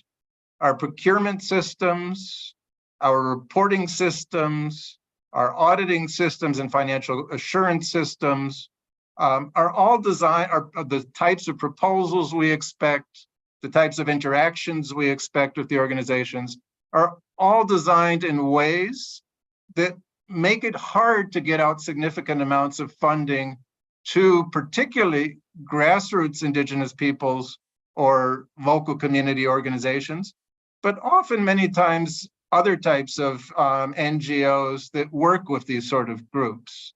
They may be very effective as far as management. They are the people on the ground, but it's exactly many of the sorts of characteristics that these groups have that ironically make them difficult for many bilaterals, many multilaterals, and even some of the more traditional foundations to fund them. We're talking about groups have different sets of values in terms of what is important to do, different cultures, different educational levels, types of experience and types of skills and institutional cultures that make them effective because they are representative of the people in the communities. But that also means that they often are not the organizations that know how to write the glossy reports, that know all of the different rules about procurement, that are catching, have people going in and out of the revolving doorway between the donors and the people who receive the money. So they tend to not be getting the funding that they should be getting. Next, please. So what are some of the options here? And I just want to point to 4 and then pass it back. The first is there is a need among the bilaterals to reform their policies and procedures to become more fit for purpose. I think the current discussions within USAID, for example, about localization and the realization that there's a need to change the systems to get out to groups on the ground and not entirely get the money to Beltway bandits that just happen to know how to work the system. Those sort of reform policies are complicated, they're difficult, but they're essential. And all of the bilaterals and multilaterals should be looking at similar sorts of issues. But even with these policies, they are going to need intermediaries. They're going to need intermediaries because their systems, your systems will never be set up to get money down to individual communities. And in many cases, they'll never be set up even to get money out to the indigenous peoples' apex organizations. Some of those intermediaries may be indigenous territorial funds themselves. Others may be groups like the 10-year facility that is designed to be a bridge between the things like bilaterals and multilaterals and the indigenous federations or other groups. It's not just the 10-year facility. There's probably 10 or 12 similar intermediaries that are designed for that purpose today. And we need to find ways both to channel small grants to indigenous peoples organizations. Indigenous peoples organizations have been able to some extent to access $10,000, $20,000, $50,000 grants. The GEF Small Grants Program is one of the oldest and one of the more interesting ones. There are many others, but they're also going to need large grants. They need to have $1 million a year, $2 million a year, $3 million a year grants that can allow them to work at scale, consolidate, and build the sort of response that climate mitigation needs to have at scale. Finally, let me just say that one of the things that jumped out at me from the FAO-FELAC report that we did is that there's also a number of successful government programs out there that are providing communal payments for environmental services, particularly in Latin America, programs like the Payment for Environmental Service program in Mexico, in Guatemala, in Ecuador, in Peru. And one of the things that really has caught my attention is that they've been both very successful and surprisingly underfunded. In fact, most of them are getting less funding today than they were 10 years ago. So thank you again for inviting me, and I will stop there. David, thank you very much. Quick supplementary before you go. I'm just wondering how long you've been banging the drum with this message, and how much change have you noticed when it comes to this kind of gathering, and how successful you are at getting a fair hearing? Well, I would say that we've really been banging the drum in a very, and when I say we, I was at the Ford Foundation for most of the last 20 years. And so I would say in the foundation world, we've started really banging the drum or about 10 years ago. And we banged the drum mostly on the evidence side to show that there was strong evidence for this. And we banged the drum on the media side. And we weren't banging it alone. The indigenous organizations themselves were banging it. And the huge success, of course, was the Glasgow Pledge for $1.7 billion that a number of people here in the room were involved in. And then we had these pledges, and you look in the media today, and it is clear that the media has adopted their narrative that is true, that indigenous peoples and traditional communities are the guardians of the forest, are stewards of nature. We largely won in terms of banging that drum. I think this has become conventional wisdom. As I said, also when you see IPCC and ITGIS and all these other groups coming out saying exactly the same thing. The ironic thing is once everybody started wanting to do this, and once everybody started promising to do this, it became clearer and clearer that the plumbing didn't exist, that the funding systems were not set up to get out to these sort of groups at the scale that needed to be required.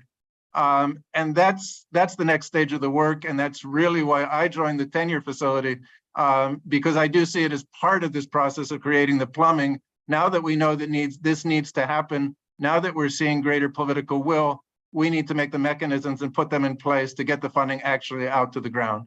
Excellent, David Pemovitz. Thank you very much indeed. I love that initial presentation, Chief Program Officer of the International Land and Forest Tenure Facility. David, we'll come back to you a little bit later on. Let's see if we can fix this plumbing.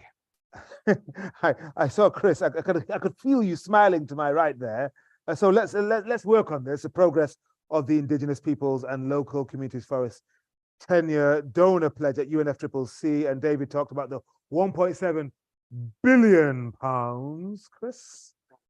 Oh, so yes, dollars. So okay, 1.4 billion pounds. You look more comfortable with that one. Okay. So euros too, he says. Okay.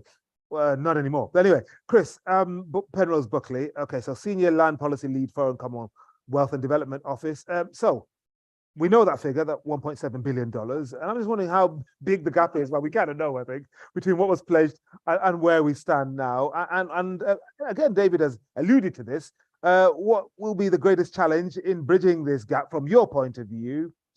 And how much of the FCDO funding has effectively reached the IP and LCs that you work with? Let's do some plumbing. Thank you, Henry. Great. I was going to start by just recapping a bit what the pledge is, right? Yes. I might do that very quickly, but I think David has really set the scene really well on the problem and the challenges. So just go to the first slide. So I think obviously tenure rights have kind of been working their way into the Rio Convention space over the last few years, more and more evidence. I think COP26 was quite a significant step where Indigenous peoples were on the main stage with leaders. So I think that was a step forward.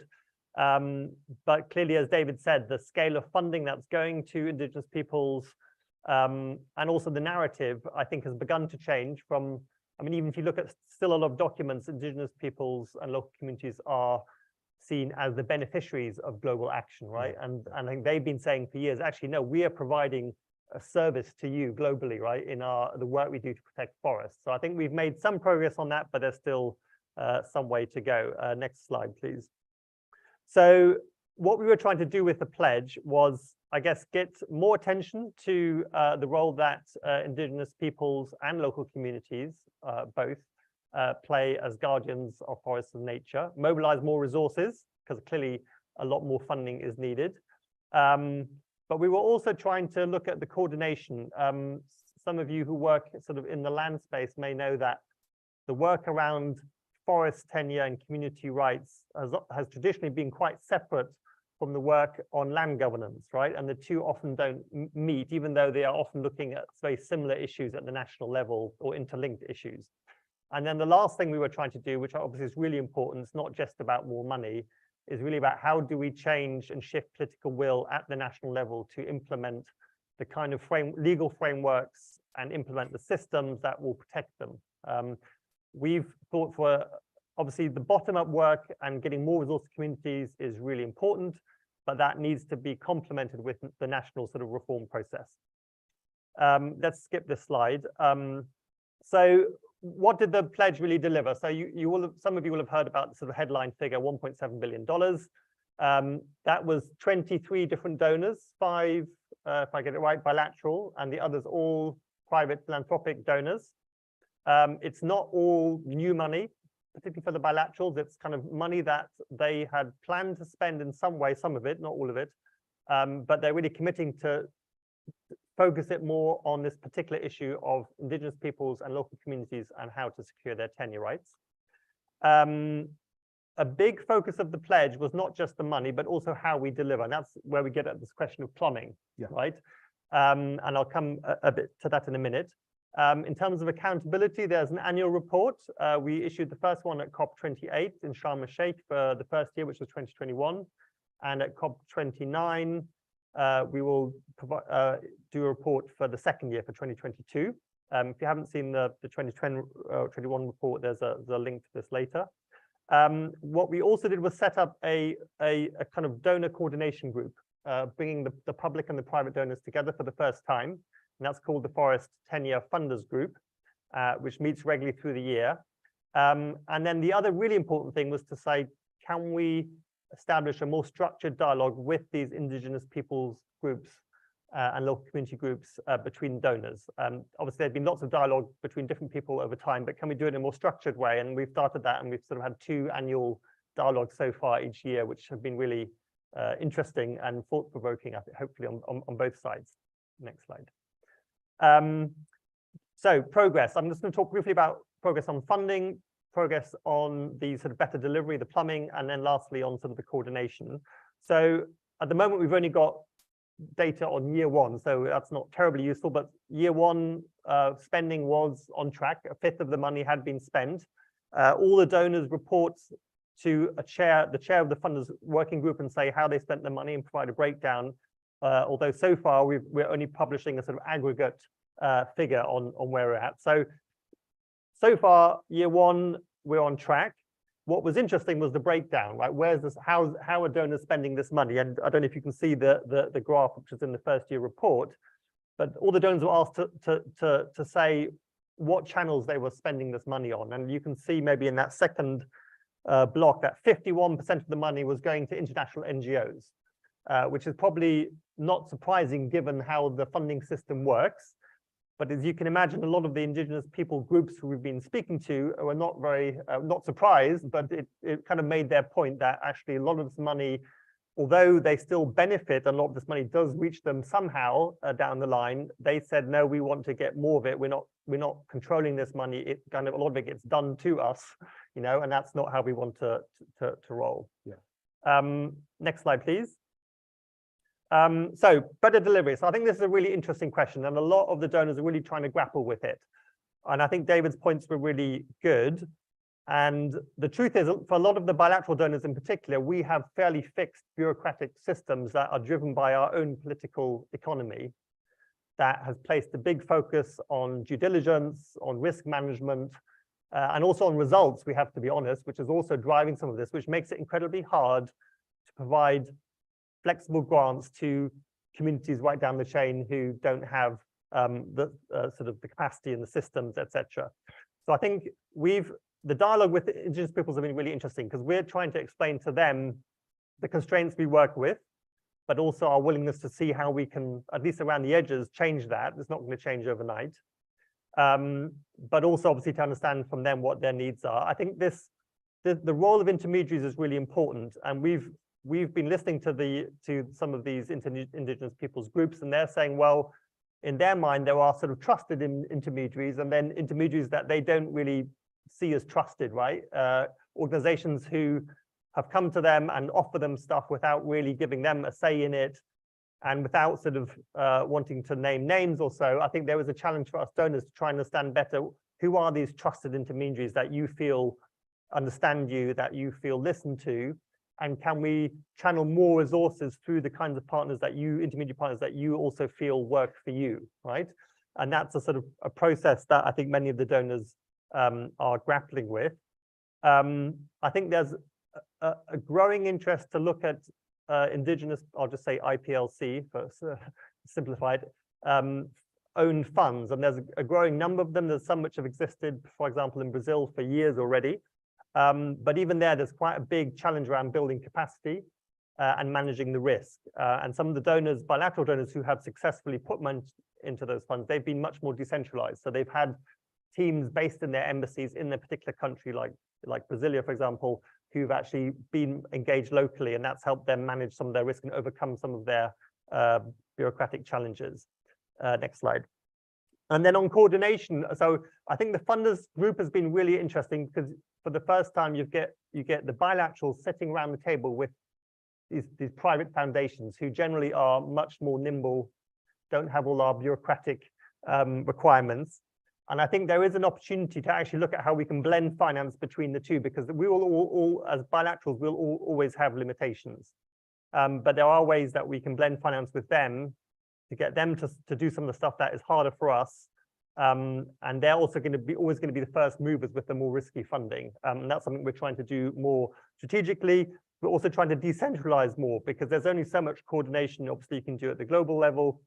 Can we? And so there's going to be a series, or there's plans for a series of regional consultations around these issues, one in the Congo Basin, in the Amazon, and then also probably in Indonesia. And we also want to see how we can link up better with some of the big global funds like GEF that David mentioned. Last slide. So what's next? So obviously, as mentioned, there'll be another report where we're going to track progress. There's a whole bunch of new opportunities which I think have come out of the pledge and the noise and sort of the change narrative. There's a whole process linked to UNCBD to look at better tracking of progress and Indigenous people's rights. The World Bank Land Conference, which is restarting next year, is going to have a real focus on climate and land for the first time. And we're hoping that this first pledge, which is really just a start, I mean, this is like a 10-year agenda at least, that we will hopefully build on that with a new pledge and new commitments, which are maybe more around the quality of funding and the plumbing system. But there's a big exercise to build capacity, because I think the plumbing isn't going to happen overnight, right? There needs to be sort of a lot of investment in building capacity, and organizations like 10-Year Facility are doing a lot of that. And the last point I want to make, coming back to the beginning, is that it's not all just about channeling money down to the grassroots. I think we need to have a balanced approach where you get bilaterals and others who are also looking at the national reform, who can link the national reform process with the grassroots so that you get a much more balanced approach where the two are sort of reinforcing each other. And that's something that, in our case, for FCDO, we're really focusing on quite a lot. But yeah, there are lots of different donors funding different parts of this ecosystem. Let me stop Thank you very much. Yes, indeed. Okay, before we go on to our double presentation, I'm just wondering, you said that the first year results post the COP26 Glasgow were not useful because it's just, the first year sort of thing. What would you hope to see in the second year? So that column that said 51, you're smiling, you know where I'm going with this. That column that said 51% of the disbursement of the money had gone to the NGOs. What would you hope that might drop to by the second year? Yeah, I mean, I think if you do hope. Yeah, so I think it's a really good question. I mean, just given how these systems, particularly in the bilateral donors, don't change very quickly, right?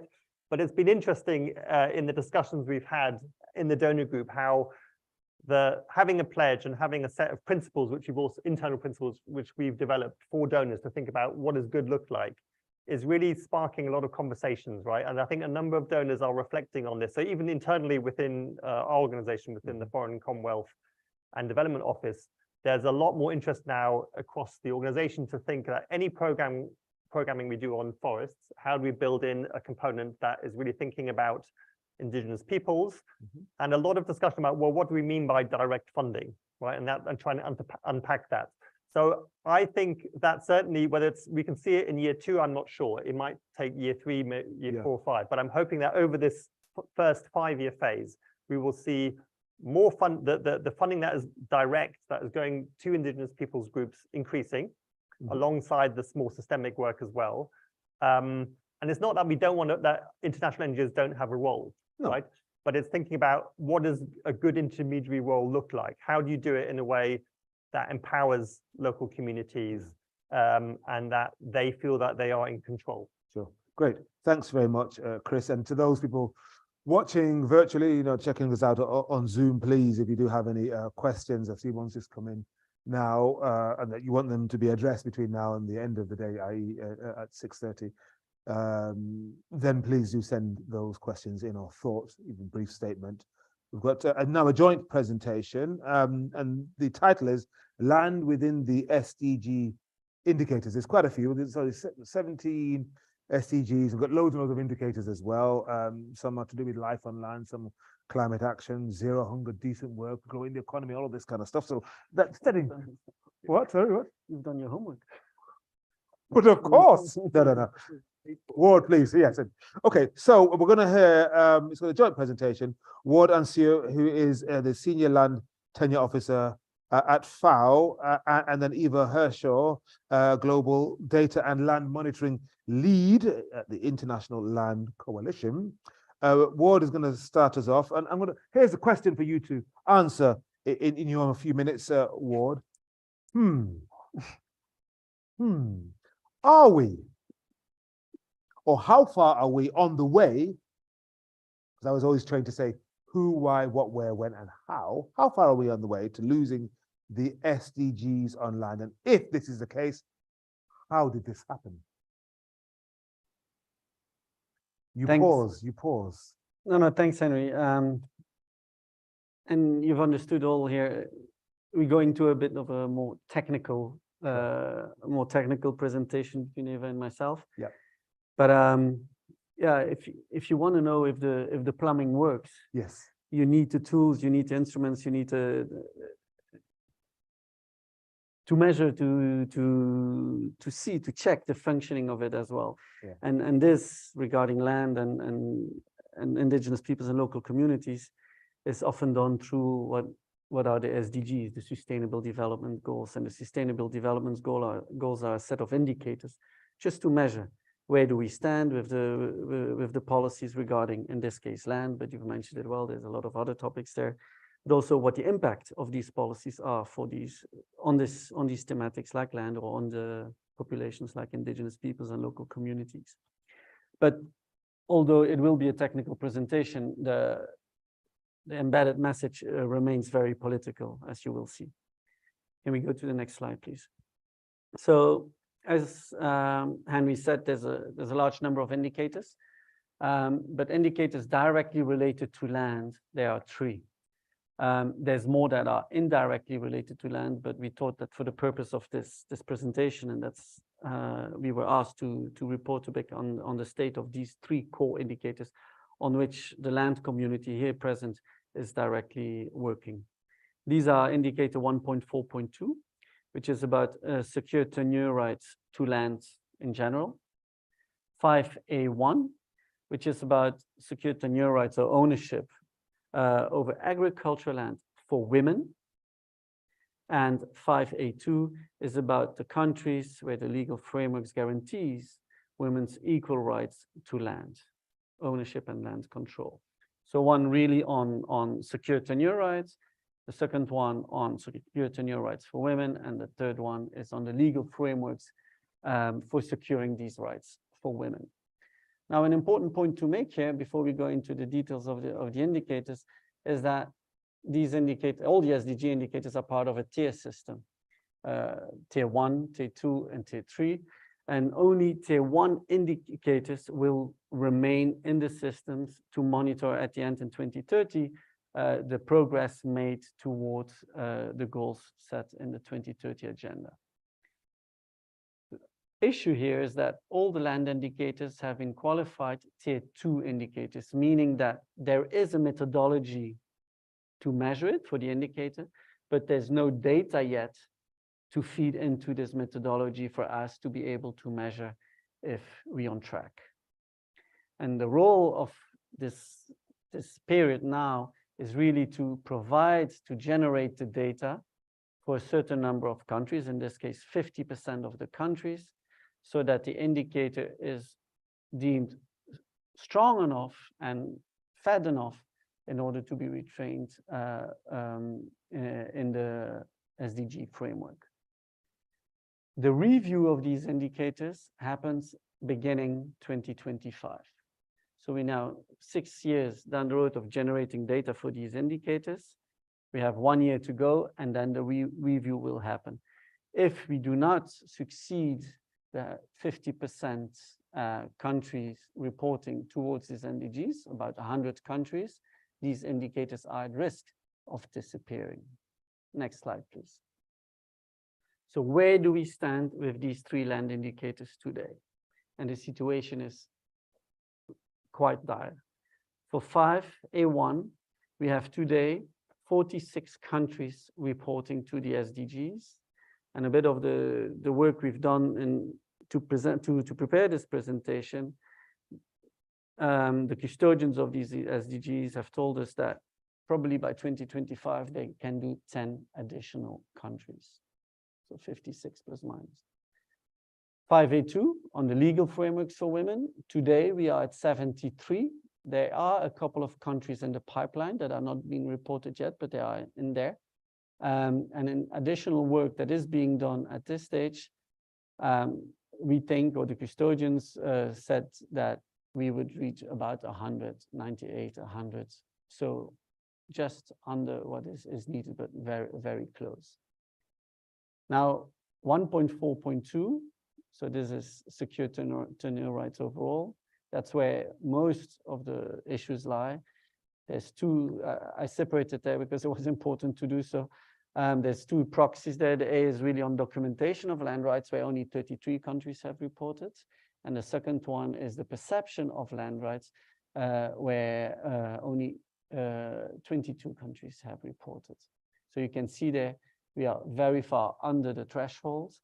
And through the discussions we had very quickly, though, there was no clear messaging on what could be done in the following 12 months in order to save this SDG by 2025. You can see in the, sorry, one step back, in the little graph, is that the orange line there shows the progress made for 5A2, and we see really it started low, but a significant progress in reporting, and we really think that we're on a positive trend. For the blue line is 5A2 there, it's stagnating at the moment. We hope we can do something there, but yeah, again, maybe not enough for 2025.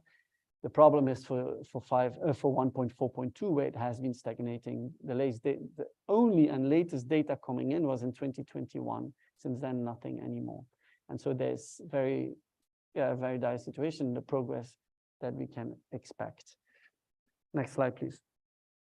So what are the challenges? Where does that come from, to answer your question? So first of all, it's all about political commitment to report to these indicators, because the final reporting ultimately is done by the states. But of course, there's also technical issues. The main technical issue with 1.4.2 is that it's a survey indicator. And so that in the variables or the questions have to be integrated in the survey. That means that national statistical officers have to be on board, or other survey tools can be mobilized. But again, it is a long process. These surveys have to go out, these surveys have to be representative, etc., etc. So a very long process, which of course has limited the progress made until now, but also will limit the possibility of saving these indicators for 2025. There's a huge issue on quality of data as well for 1.4.2. And a major one in the framework of this discussion today about indigenous peoples and local communities, that there's a tenure bias. All the data and the tools allowing for this data at present are focusing only on private lands. That means that collective land rights, although in the title it says for all tenure systems, are totally absent. That means that these indigenous peoples and local communities, the custodians of at least, as David said, 30% of the lands, etc., are totally absent in these data, and a lot more has to be done. Next slide, please. So, are these at risk, as you asked, Henry? Well, in absolute terms, we've seen it, they are at risk because the threshold is about 100, and we far under these, except for 5A2, of course, there we see that progress can be made, and that at least from a quantitative perspective, these can be solved. Now, I think we have to look into this risk in relative terms and see how many other indicators there are reaching or not, because if all the indicators are having the same problem, probably there will be nobody can point the finger at you. That's it. And overall, the overall image we have of the SDGs is rather pessimistic. And UNSD published its report end of 2022, and there it stated that only 9 out of the 17 SDGs had international comparable data, and only half of the countries had that data, so rather low. Now, if you look into the tier system, however, today 148 indicators have managed to become tier 1, and 77 tier 2, so 1/3 has not. So there we can see that there's a bigger part that has already achieved a level of solidity, or a level of data that is acceptable to become tier 1. So the answer here, we don't know. They are at risk for sure, because in absolute terms, we haven't reached the thresholds. Now, there's 70 or 77 of them. We might have a process here where we would say, let's give a bit of more leeway, but it is not assured at all. Next slide, please.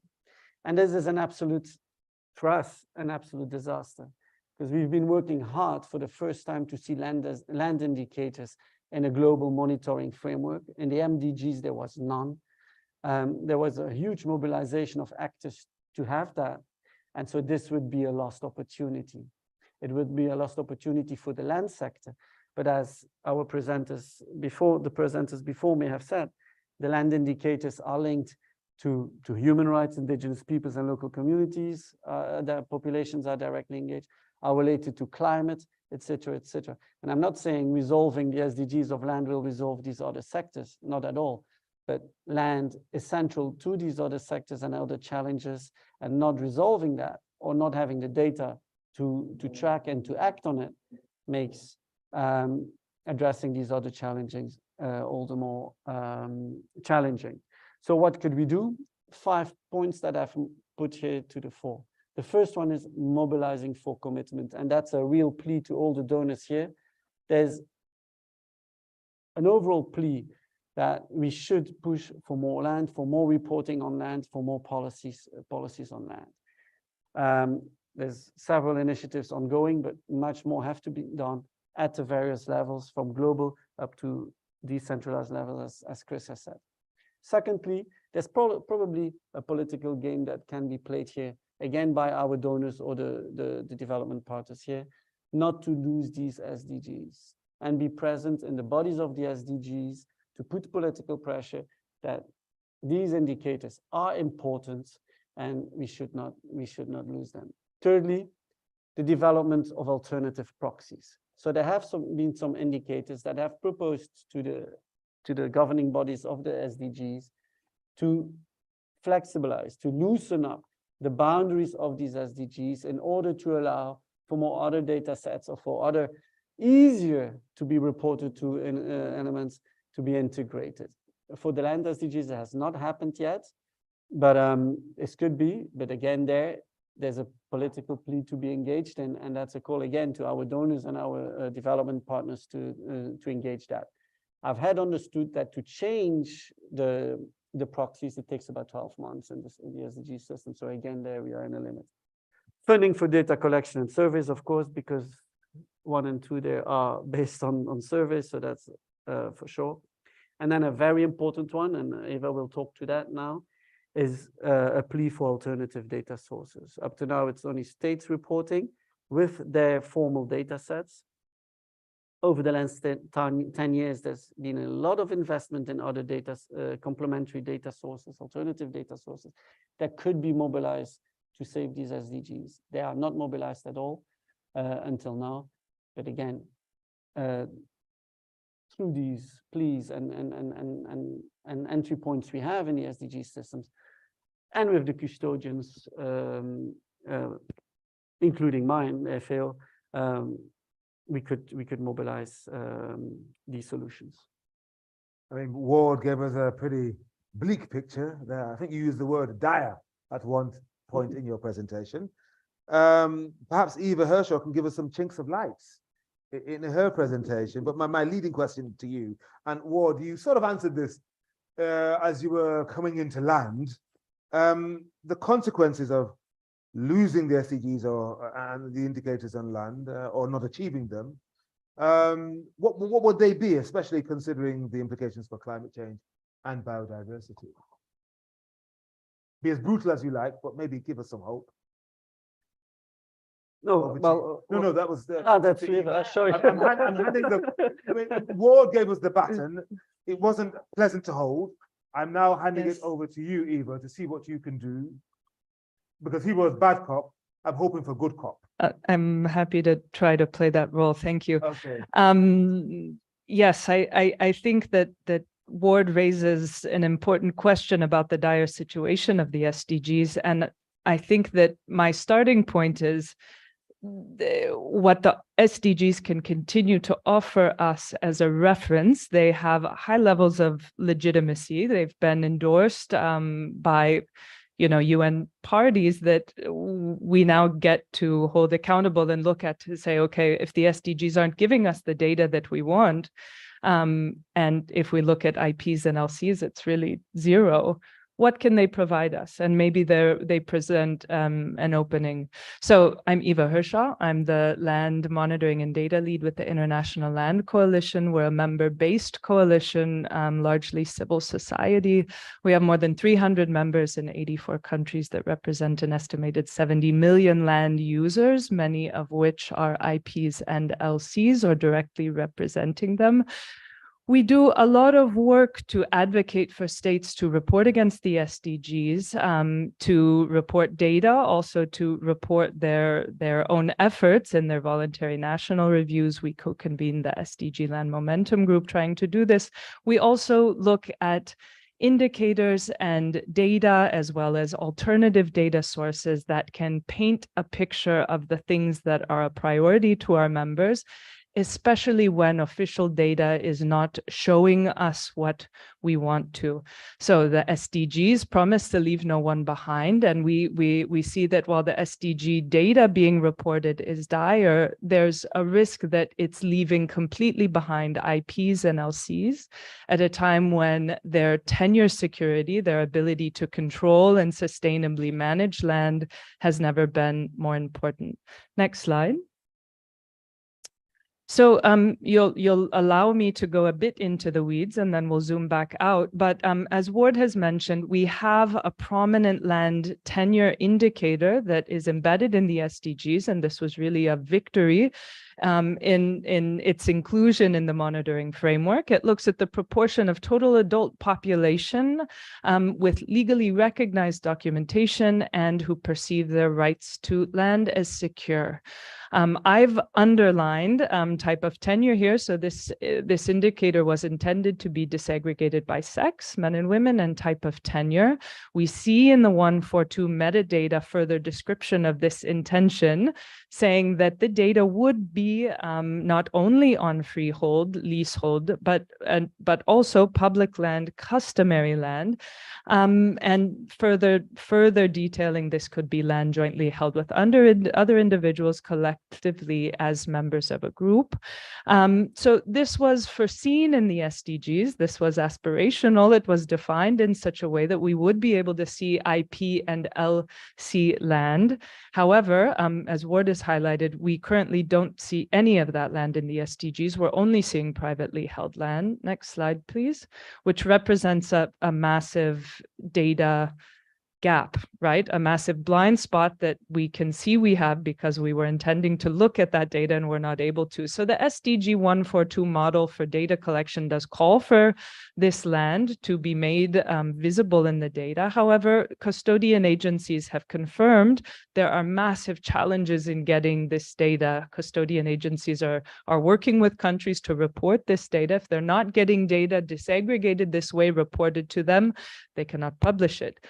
So NSOs are largely not reporting data. It's not to say that they're in no cases collecting this data. In some countries they are, but they're not reporting data on collective or customary land against this indicator in a way that's being published and then understood or visible to us.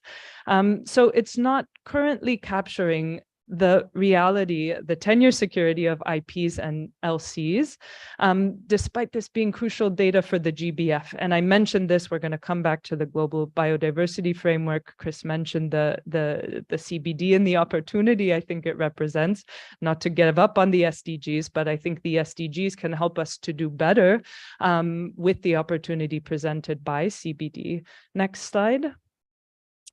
So a bit into the why SDG 142 might be having trouble reporting this data on IPs and LCs. So we said that this indicator was built on a measure of the total population, right? The number of people with legally recognized documentation and who perceive their tenure to be secure. But this count, the number of individuals, is not ideal for IP and LC land. It's not ideal for collective or customary land. And it's difficult that household surveys, which are what is commonly used to collect data for 1.4.2, would meaningfully capture IP and LC land. So it hasn't been. We built an indicator and it's largely using data collection mechanisms that are not fit for purpose. For an IP and LC indicator on land tenure, as Ward emphasized at the end, we need to consider other measurements, proxy variables, and other ways of getting this information, knowing that there are many organizations, community groups, others who are tracking this data and have been for some time. Next slide, please. So, for example, now I'm going to propose what might be more appropriate units of measurement for an indicator that would meaningfully capture this land. So number of hectares rather than people. We could look at the number of hectares that are designated for IPs and LCs. You could go further here, and we would have to for an contextualized 1.4.2. How much land are IPs and LCs claiming? And how much is designated for them, right? How do they have rights? Do they have documentation or recognition to be able to use this land? And then what rights do these communities have, right? This must go beyond a strict measurement of private ownership to include a bundle of rights. Exclusion, that could be the threshold. How strong are the rights and what rights do they need to have in order to ensure that they can sustainably manage the land for positive climate outcomes, biodiversity outcomes? What kind of ownership or rights to the land they have is important. And then finally, are these rights upheld, right? The second half of that indicator 1.4.2, how secure do people feel How secure do these communities feel? And there are a lot of actors doing work thinking about how we capture that. Perceptions of tenure security, certainly being one. Also, is this land suffering encroachments? Are there violations of the autonomy or the land rights of these communities, and are these being reported and resolved? These are brainstorming, and these are units where we know there are data sources that could report against them and at a substantial level. Next slide, please. Forgive the little text, and we won't spend much time here, but as we said that there are possible variables, we could look at people-based. We need to understand what the IPLC population is in a country. We would need to understand what percentage of that population had legally recognized documentation, and which percentage of that population perceived their rights to be secure. There's been a lot of thinking around these variables, and together with partners like Prindex and other community-based organizations, also thinking of communities as a possible unit of measurement. How secure are communities feeling? What kind of recognition or documentation do communities have? On the second part, an area-based indicator would be looking, as we mentioned, at the number of hectares designated for or claimed by IPLCs, those with clear rights to exclusion, if we were to agree that that was the threshold, the strength of rights that were required, and then some measurement of encroachment or the law being upheld. As we said, this could be perceptions of security, the number of encroachments, claims filed that have been resolved or taken up. Also, we could look at the rates of attacks that the community members on these lands are facing. Next slide, please. So now to switch over to biodiversity, and maybe this is where I get to play good cop. Speaking of the opportunity that the Convention on Biodiversity presents. So again, ILC is a membership-based organization, and we have members that have been very active in the biodiversity space. The possibility of a global contextualized land indicator came up at the most recent COP, COP15, when 1.4.2 was listed as a possible headline indicator for the coming Montreal Global Biodiversity Framework, which will be the GBF from now forth. And the GBF can be thought of as an SDGs for biodiversity, not to belittle the role that the SDGs are playing, but I think that the GBF has really an opportunity to learn from what the SDGs have done and do better, maybe to reinvigorate some momentum that we need around the land indicators that Ward has mentioned. So in contrast to the SDGs, and this is important, the GBF explicitly invites citizen science, complementary data, and community-based monitoring initiatives, the ones that we know that IPs and LCs are well equipped to contribute with, that are already monitoring the situation of many of these communities. And on land tenure, we know that there are several known sources of data that could already give us a meaningful picture of their tenure security situation. In the run-up to COP15, land was identified as one of 5 main drivers. It was again identified as cross-cutting and relevant to all targets of the GBF by the expert indicator group as it reviewed it, and it's explicitly included in a number of targets. In short, land and IPLC rights to land has been a very strong achievement of the GBF, woven into the language of the targets, and yet remains missing in its indicators. Next slide. So I won't go too far into this, but SDG 1.4.2 was identified as a prime candidate. And again, we see that it's in its current form, it's not well equipped to capture IPs and LCs, but it met all of the other criteria for a headline indicator, the headline indicators being those that the parties of the COP will report against. So it's important that it achieves that status as an accountability mechanism. It's not the only way, but it's desirable. As the SDG, and here I think I get to reiterate where the SDGs continue to be relevant and important in this process, the fact that there's a methodology, if it could be contextualized, it could really provide the basis for an evolving measurement that's more suitable to IP and LC lands, one that could embrace diverse data sources and data collection being done on different levels. Next slide. So, and this is an overview quickly. I would invite you to spend more time with the Global Biodiversity Framework, but these are some of the targets that explicitly mention land. We have Goal A, looking at natural ecosystems. Target 1, which measures or looks at the importance of biodiversity inclusive spatial planning. I've written under the blocks, I won't read all of this, how IP-LC land tenure relates to these targets. Ecosystem restoration, again, a major opportunity for us to again introduce the relevance of IPLC land. Target 3, conservation of biodiversity that's inclusive of IPLCs, that is people-based. Resilience to climate change, target 8, target 22, which is where this was proposed and then was no longer given headline status, the 142 indicator on secure land tenure for IPLCs. And then finally, target 23 on gender equality. Here, I think 5A1, 5A2, but also 142 from the SDGs can provide an important picture of how we're doing on land rights for women. Next slide, please. So the result, and here I'm forward looking and I'll close with indicators slated to be finalized at Substa, which is a technical meeting of the CBD next year. That's 2024, and they will be confirmed at COP16. We have a crucial shrinking window to make the case for a land tenure indicator to be reconsidered and reinstated as a headline indicator in the CBD framework, and proposing, showing, demonstrating that these data sources are available. We have partners at many levels working to make such an indicator operational, and we think that this is a crucial path forward in identifying the lands where there is opportunity to improve tenure security, circling back to their potential to be funded, secured, and to protect biodiversity and affect positive climate outcomes. Thank you.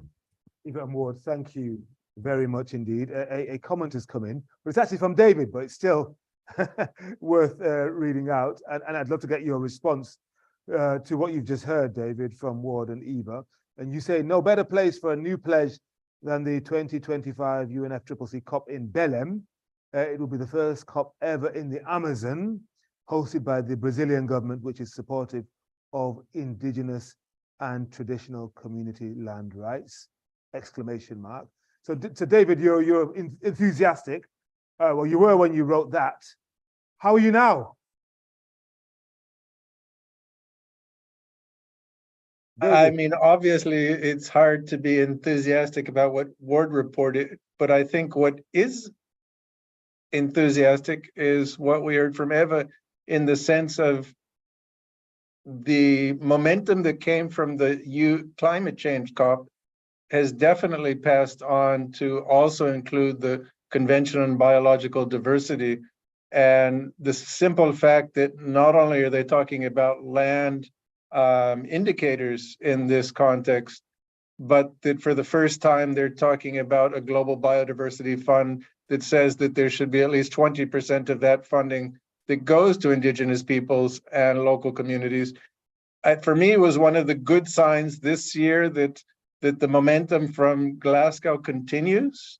And I think that we do need more data.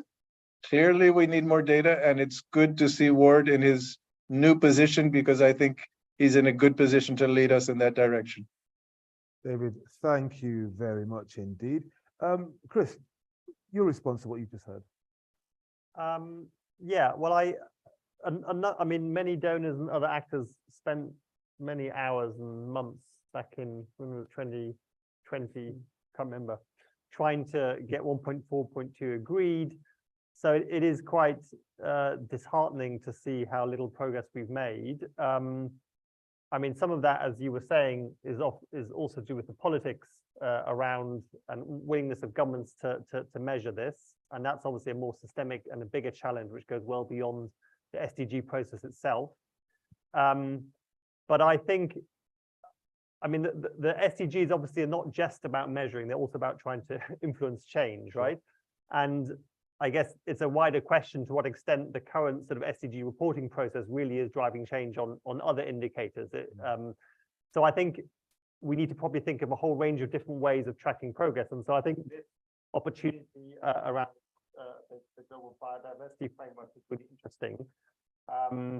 And it's maybe something we should, without abandoning SDG 1.4.2, I think we probably need to think about where we get most traction, most sort of results. And the fact that it's obligatory, I think, is really in a different place as well. So that's something we, as a donor group, I think, should definitely reflect on. All right, we really are into the home straight now. Namukulo, I was about to say, let's fill it with some contributions from the room or via Zoom as well. And you're first up, please. Yeah, kind of disappointed along with the others in hearing the little progress. But two quick comments and a question. One of the objectives of the UN Food Systems Summit was to accelerate progress towards the SDGs. So some of the country pathways that I have seen have actually included some elements of land use in them. And then there is the Food, Agriculture, Biodiversity, Land Use, and Energy Consortium, the FABLE Consortium. And they've been actually working on trying to measure things that are related to the SDGs that you have indicated we are not making progress on. And they've done so in a number of countries. So the question that I have is, to what extent are the efforts of the FABLE Consortium been part of what you have looked at in terms of expressing the lack of progress that we have seen? And secondly, where there are no indicators, we're in trouble, we need them real quick. But where there are some indicators, is it complete lack of progress towards the 2030 goals? I know we're not on track on a lot of things, but are we moving in the right direction? Is the question that I would ask, because if we are moving in the right direction, then the question is, how do we accelerate that progress? Thank you. Thank you very much. I'm going to go straight to you, Warden Eva, so that we don't lose the import of the question.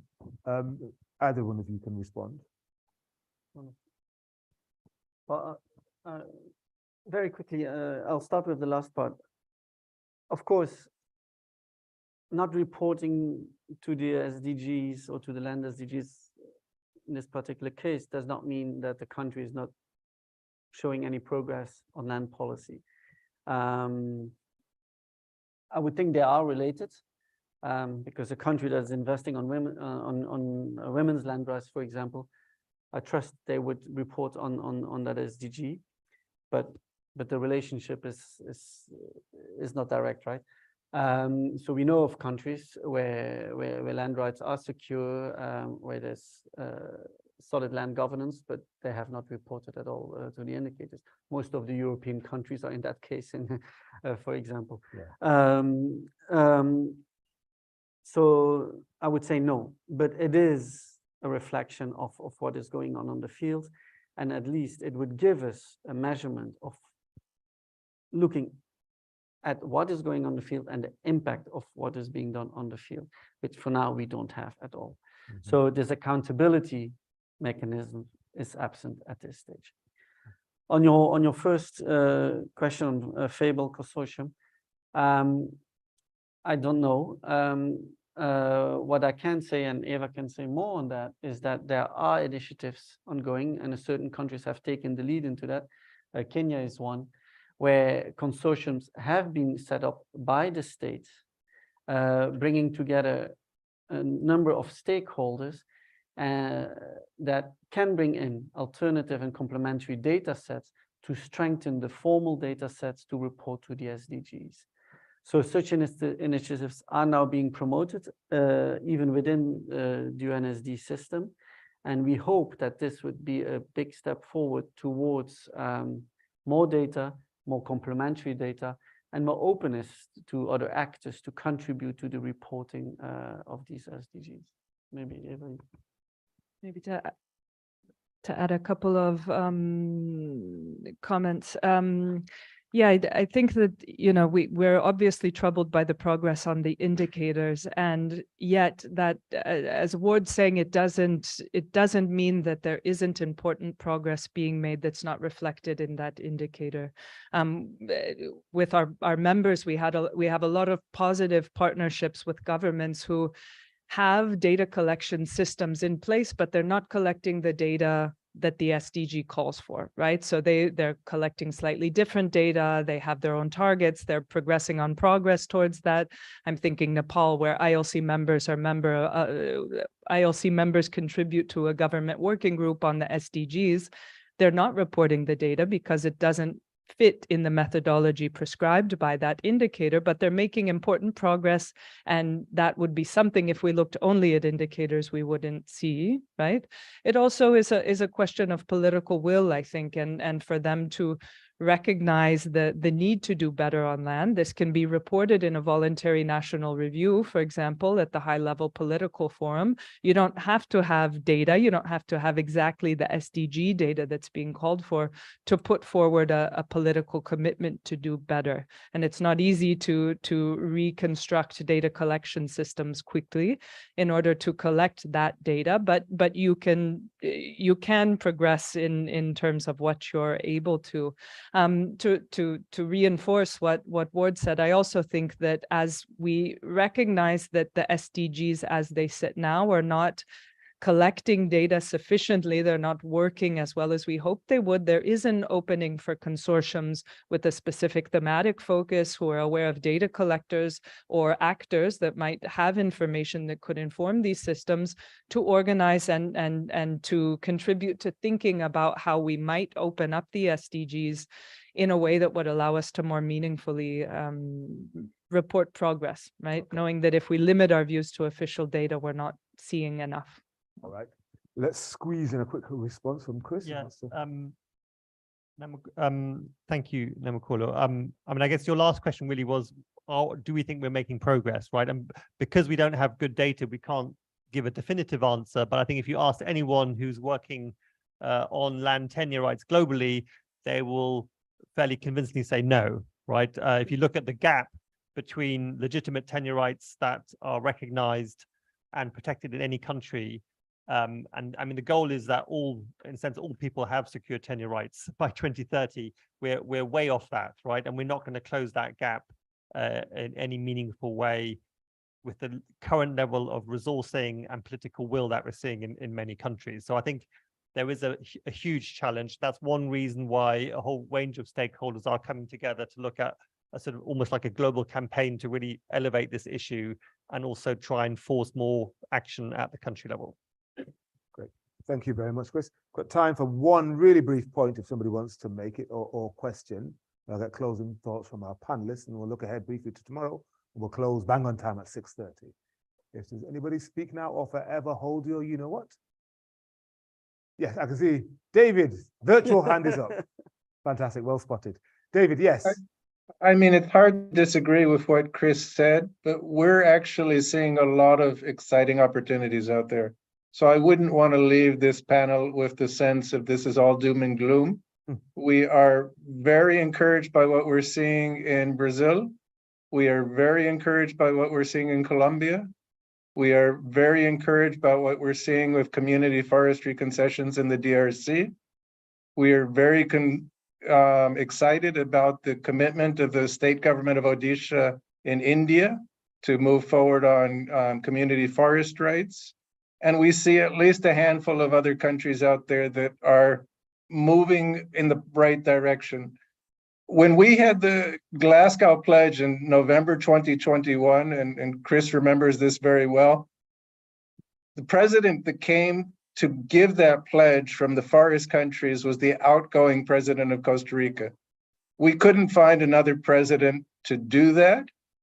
The last Amazon summit that we just saw convened, of the 8 Amazon basin countries without France,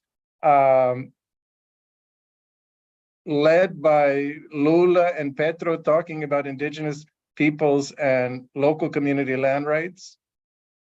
It's just put us in a very different space. So I wouldn't want to be totally negative on this vision. All right. David, thank you very much for your contribution this afternoon. A very positive one there at the end. Any final positive thoughts, Chris, Ward, Eva? Okay. You're too late. Okay. I'll give you 30 seconds, but you may not get a reply. Go on. No, 30 seconds won't be enough, but anyway, I will try to make it. My name is Adama Toure, and I'm the program manager for GAFSP. I think that some of the speakers alluded to the program this morning. What I would like to say in connection with the subject matter is that indeed, it seems that funding is an issue. In GAFSP, since 2009, we are trying to streamline our portfolio and indeed stepping up our support, direct support to communities through producer organization. Of course, we are not competing on biodiversity with GEF, which is the other financial intermediary fund hosted by the World Bank as a GAFSP. But what we have seen through our portfolio is most of the programs coming with the proposal coming from the producer organization are nature-based solutions. So this maybe give an opportunity to support the community through our supervising entity, the 7 supervising entities, including all the MDBs, the World Bank, the Inter-American Development Bank, by the way, the Asian Development Bank, IFAD, and African Development Bank, as well as FAO and WFP as supervising entity for technical assistance projects. So this is just an information I can give. The last call for proposal, $35 million that we entirely allocated to proposal coming from producer association, farmers association, that they implement directly without any intermediaries. So just want to say that. Thank you very much. I gave you a 4 minutes and 10 seconds there, you see? There you go, because you're the last one. Okay, do we have any, if you don't have a closing thought or a positive thought to send us away with, that's fine. We're going to come back here tomorrow morning. We'll live. But if you do, please let us know. Yeah, but very briefly, just to thank David for his qualification of what my assessment. Yeah. And we had a really encouraging meeting here on Monday with 2 vice ministers from Brazil and Colombia, a minister from Sierra Leone, really to think about how can we raise more global attention to this issue. And they were inspiring in their commitment and desire to elevate this. So I think there are some really encouraging moments, but I think it will take a really big collaborative action across different stakeholders to kind of get it up the agenda and drive more funding and action. Brilliant. Thank you very much. Eva, anything, or have you said your piece? No, I have, but I could reinforce that I really think that if we want to map the tenure of IP and LC lands, we have the will to do that. We know that there are methods. We're developing these. We're working on these. We know that there's data available to do this. So CBD presents a really exciting opportunity, but it doesn't mean that the work can't be done regardless. This is important. We've seen it coming through in the SDGs and the CBDs and from all of the panelists here, as well as actors in the room. So I think we need to commit to doing this, finding ways to doing it, and to working together as we do. Excellent. And Ward? No, just to echo. No echoes. That's fine. And it's a plea to everyone around the table here. The assessment was rather negative, but it was on purpose. Yeah. To shake it up a bit, because 2025, early 2025 is in 12 months, 14 months. I think we can still make big progress. And it doesn't have to be informal data. It can be alternative data sources, etc. But for that, we need some political engagement at the various levels. And that's all of us here. I see many people of the land sector here that we get to coordinate and to put it into action. Sure. Ward, Eva, Chris and David, thank you very much. Put your hands together. Thank you very much. And that concludes day one of this AGA. We really have considered the question of 20 years of rural development and aid effectiveness. Where are we now and where are we going? Tomorrow morning, 9:30, bright and early, whatever you do in the streets of Rome tonight, back here tomorrow, 9:30 a.m. And we're going to consider making donor funding catalytic. And you'll hear from Karin Smola. She will be helping to drive forward the agenda. She's the co-founder of the executive director of the Shambo Center for Food and Climate and co-founder of HESAT 2030 report and considerations. She'll be driving forward that session. And then we'll have lunch at 12:20. And then, been looking forward to this, just before 2 o'clock, levering change for rural youth employment and food systems transformation, a big panel there as well. So catalyzing donor funding and youth, they're the main things tomorrow. Thank you very much. You've been wonderful and see you in the morning. Thank you.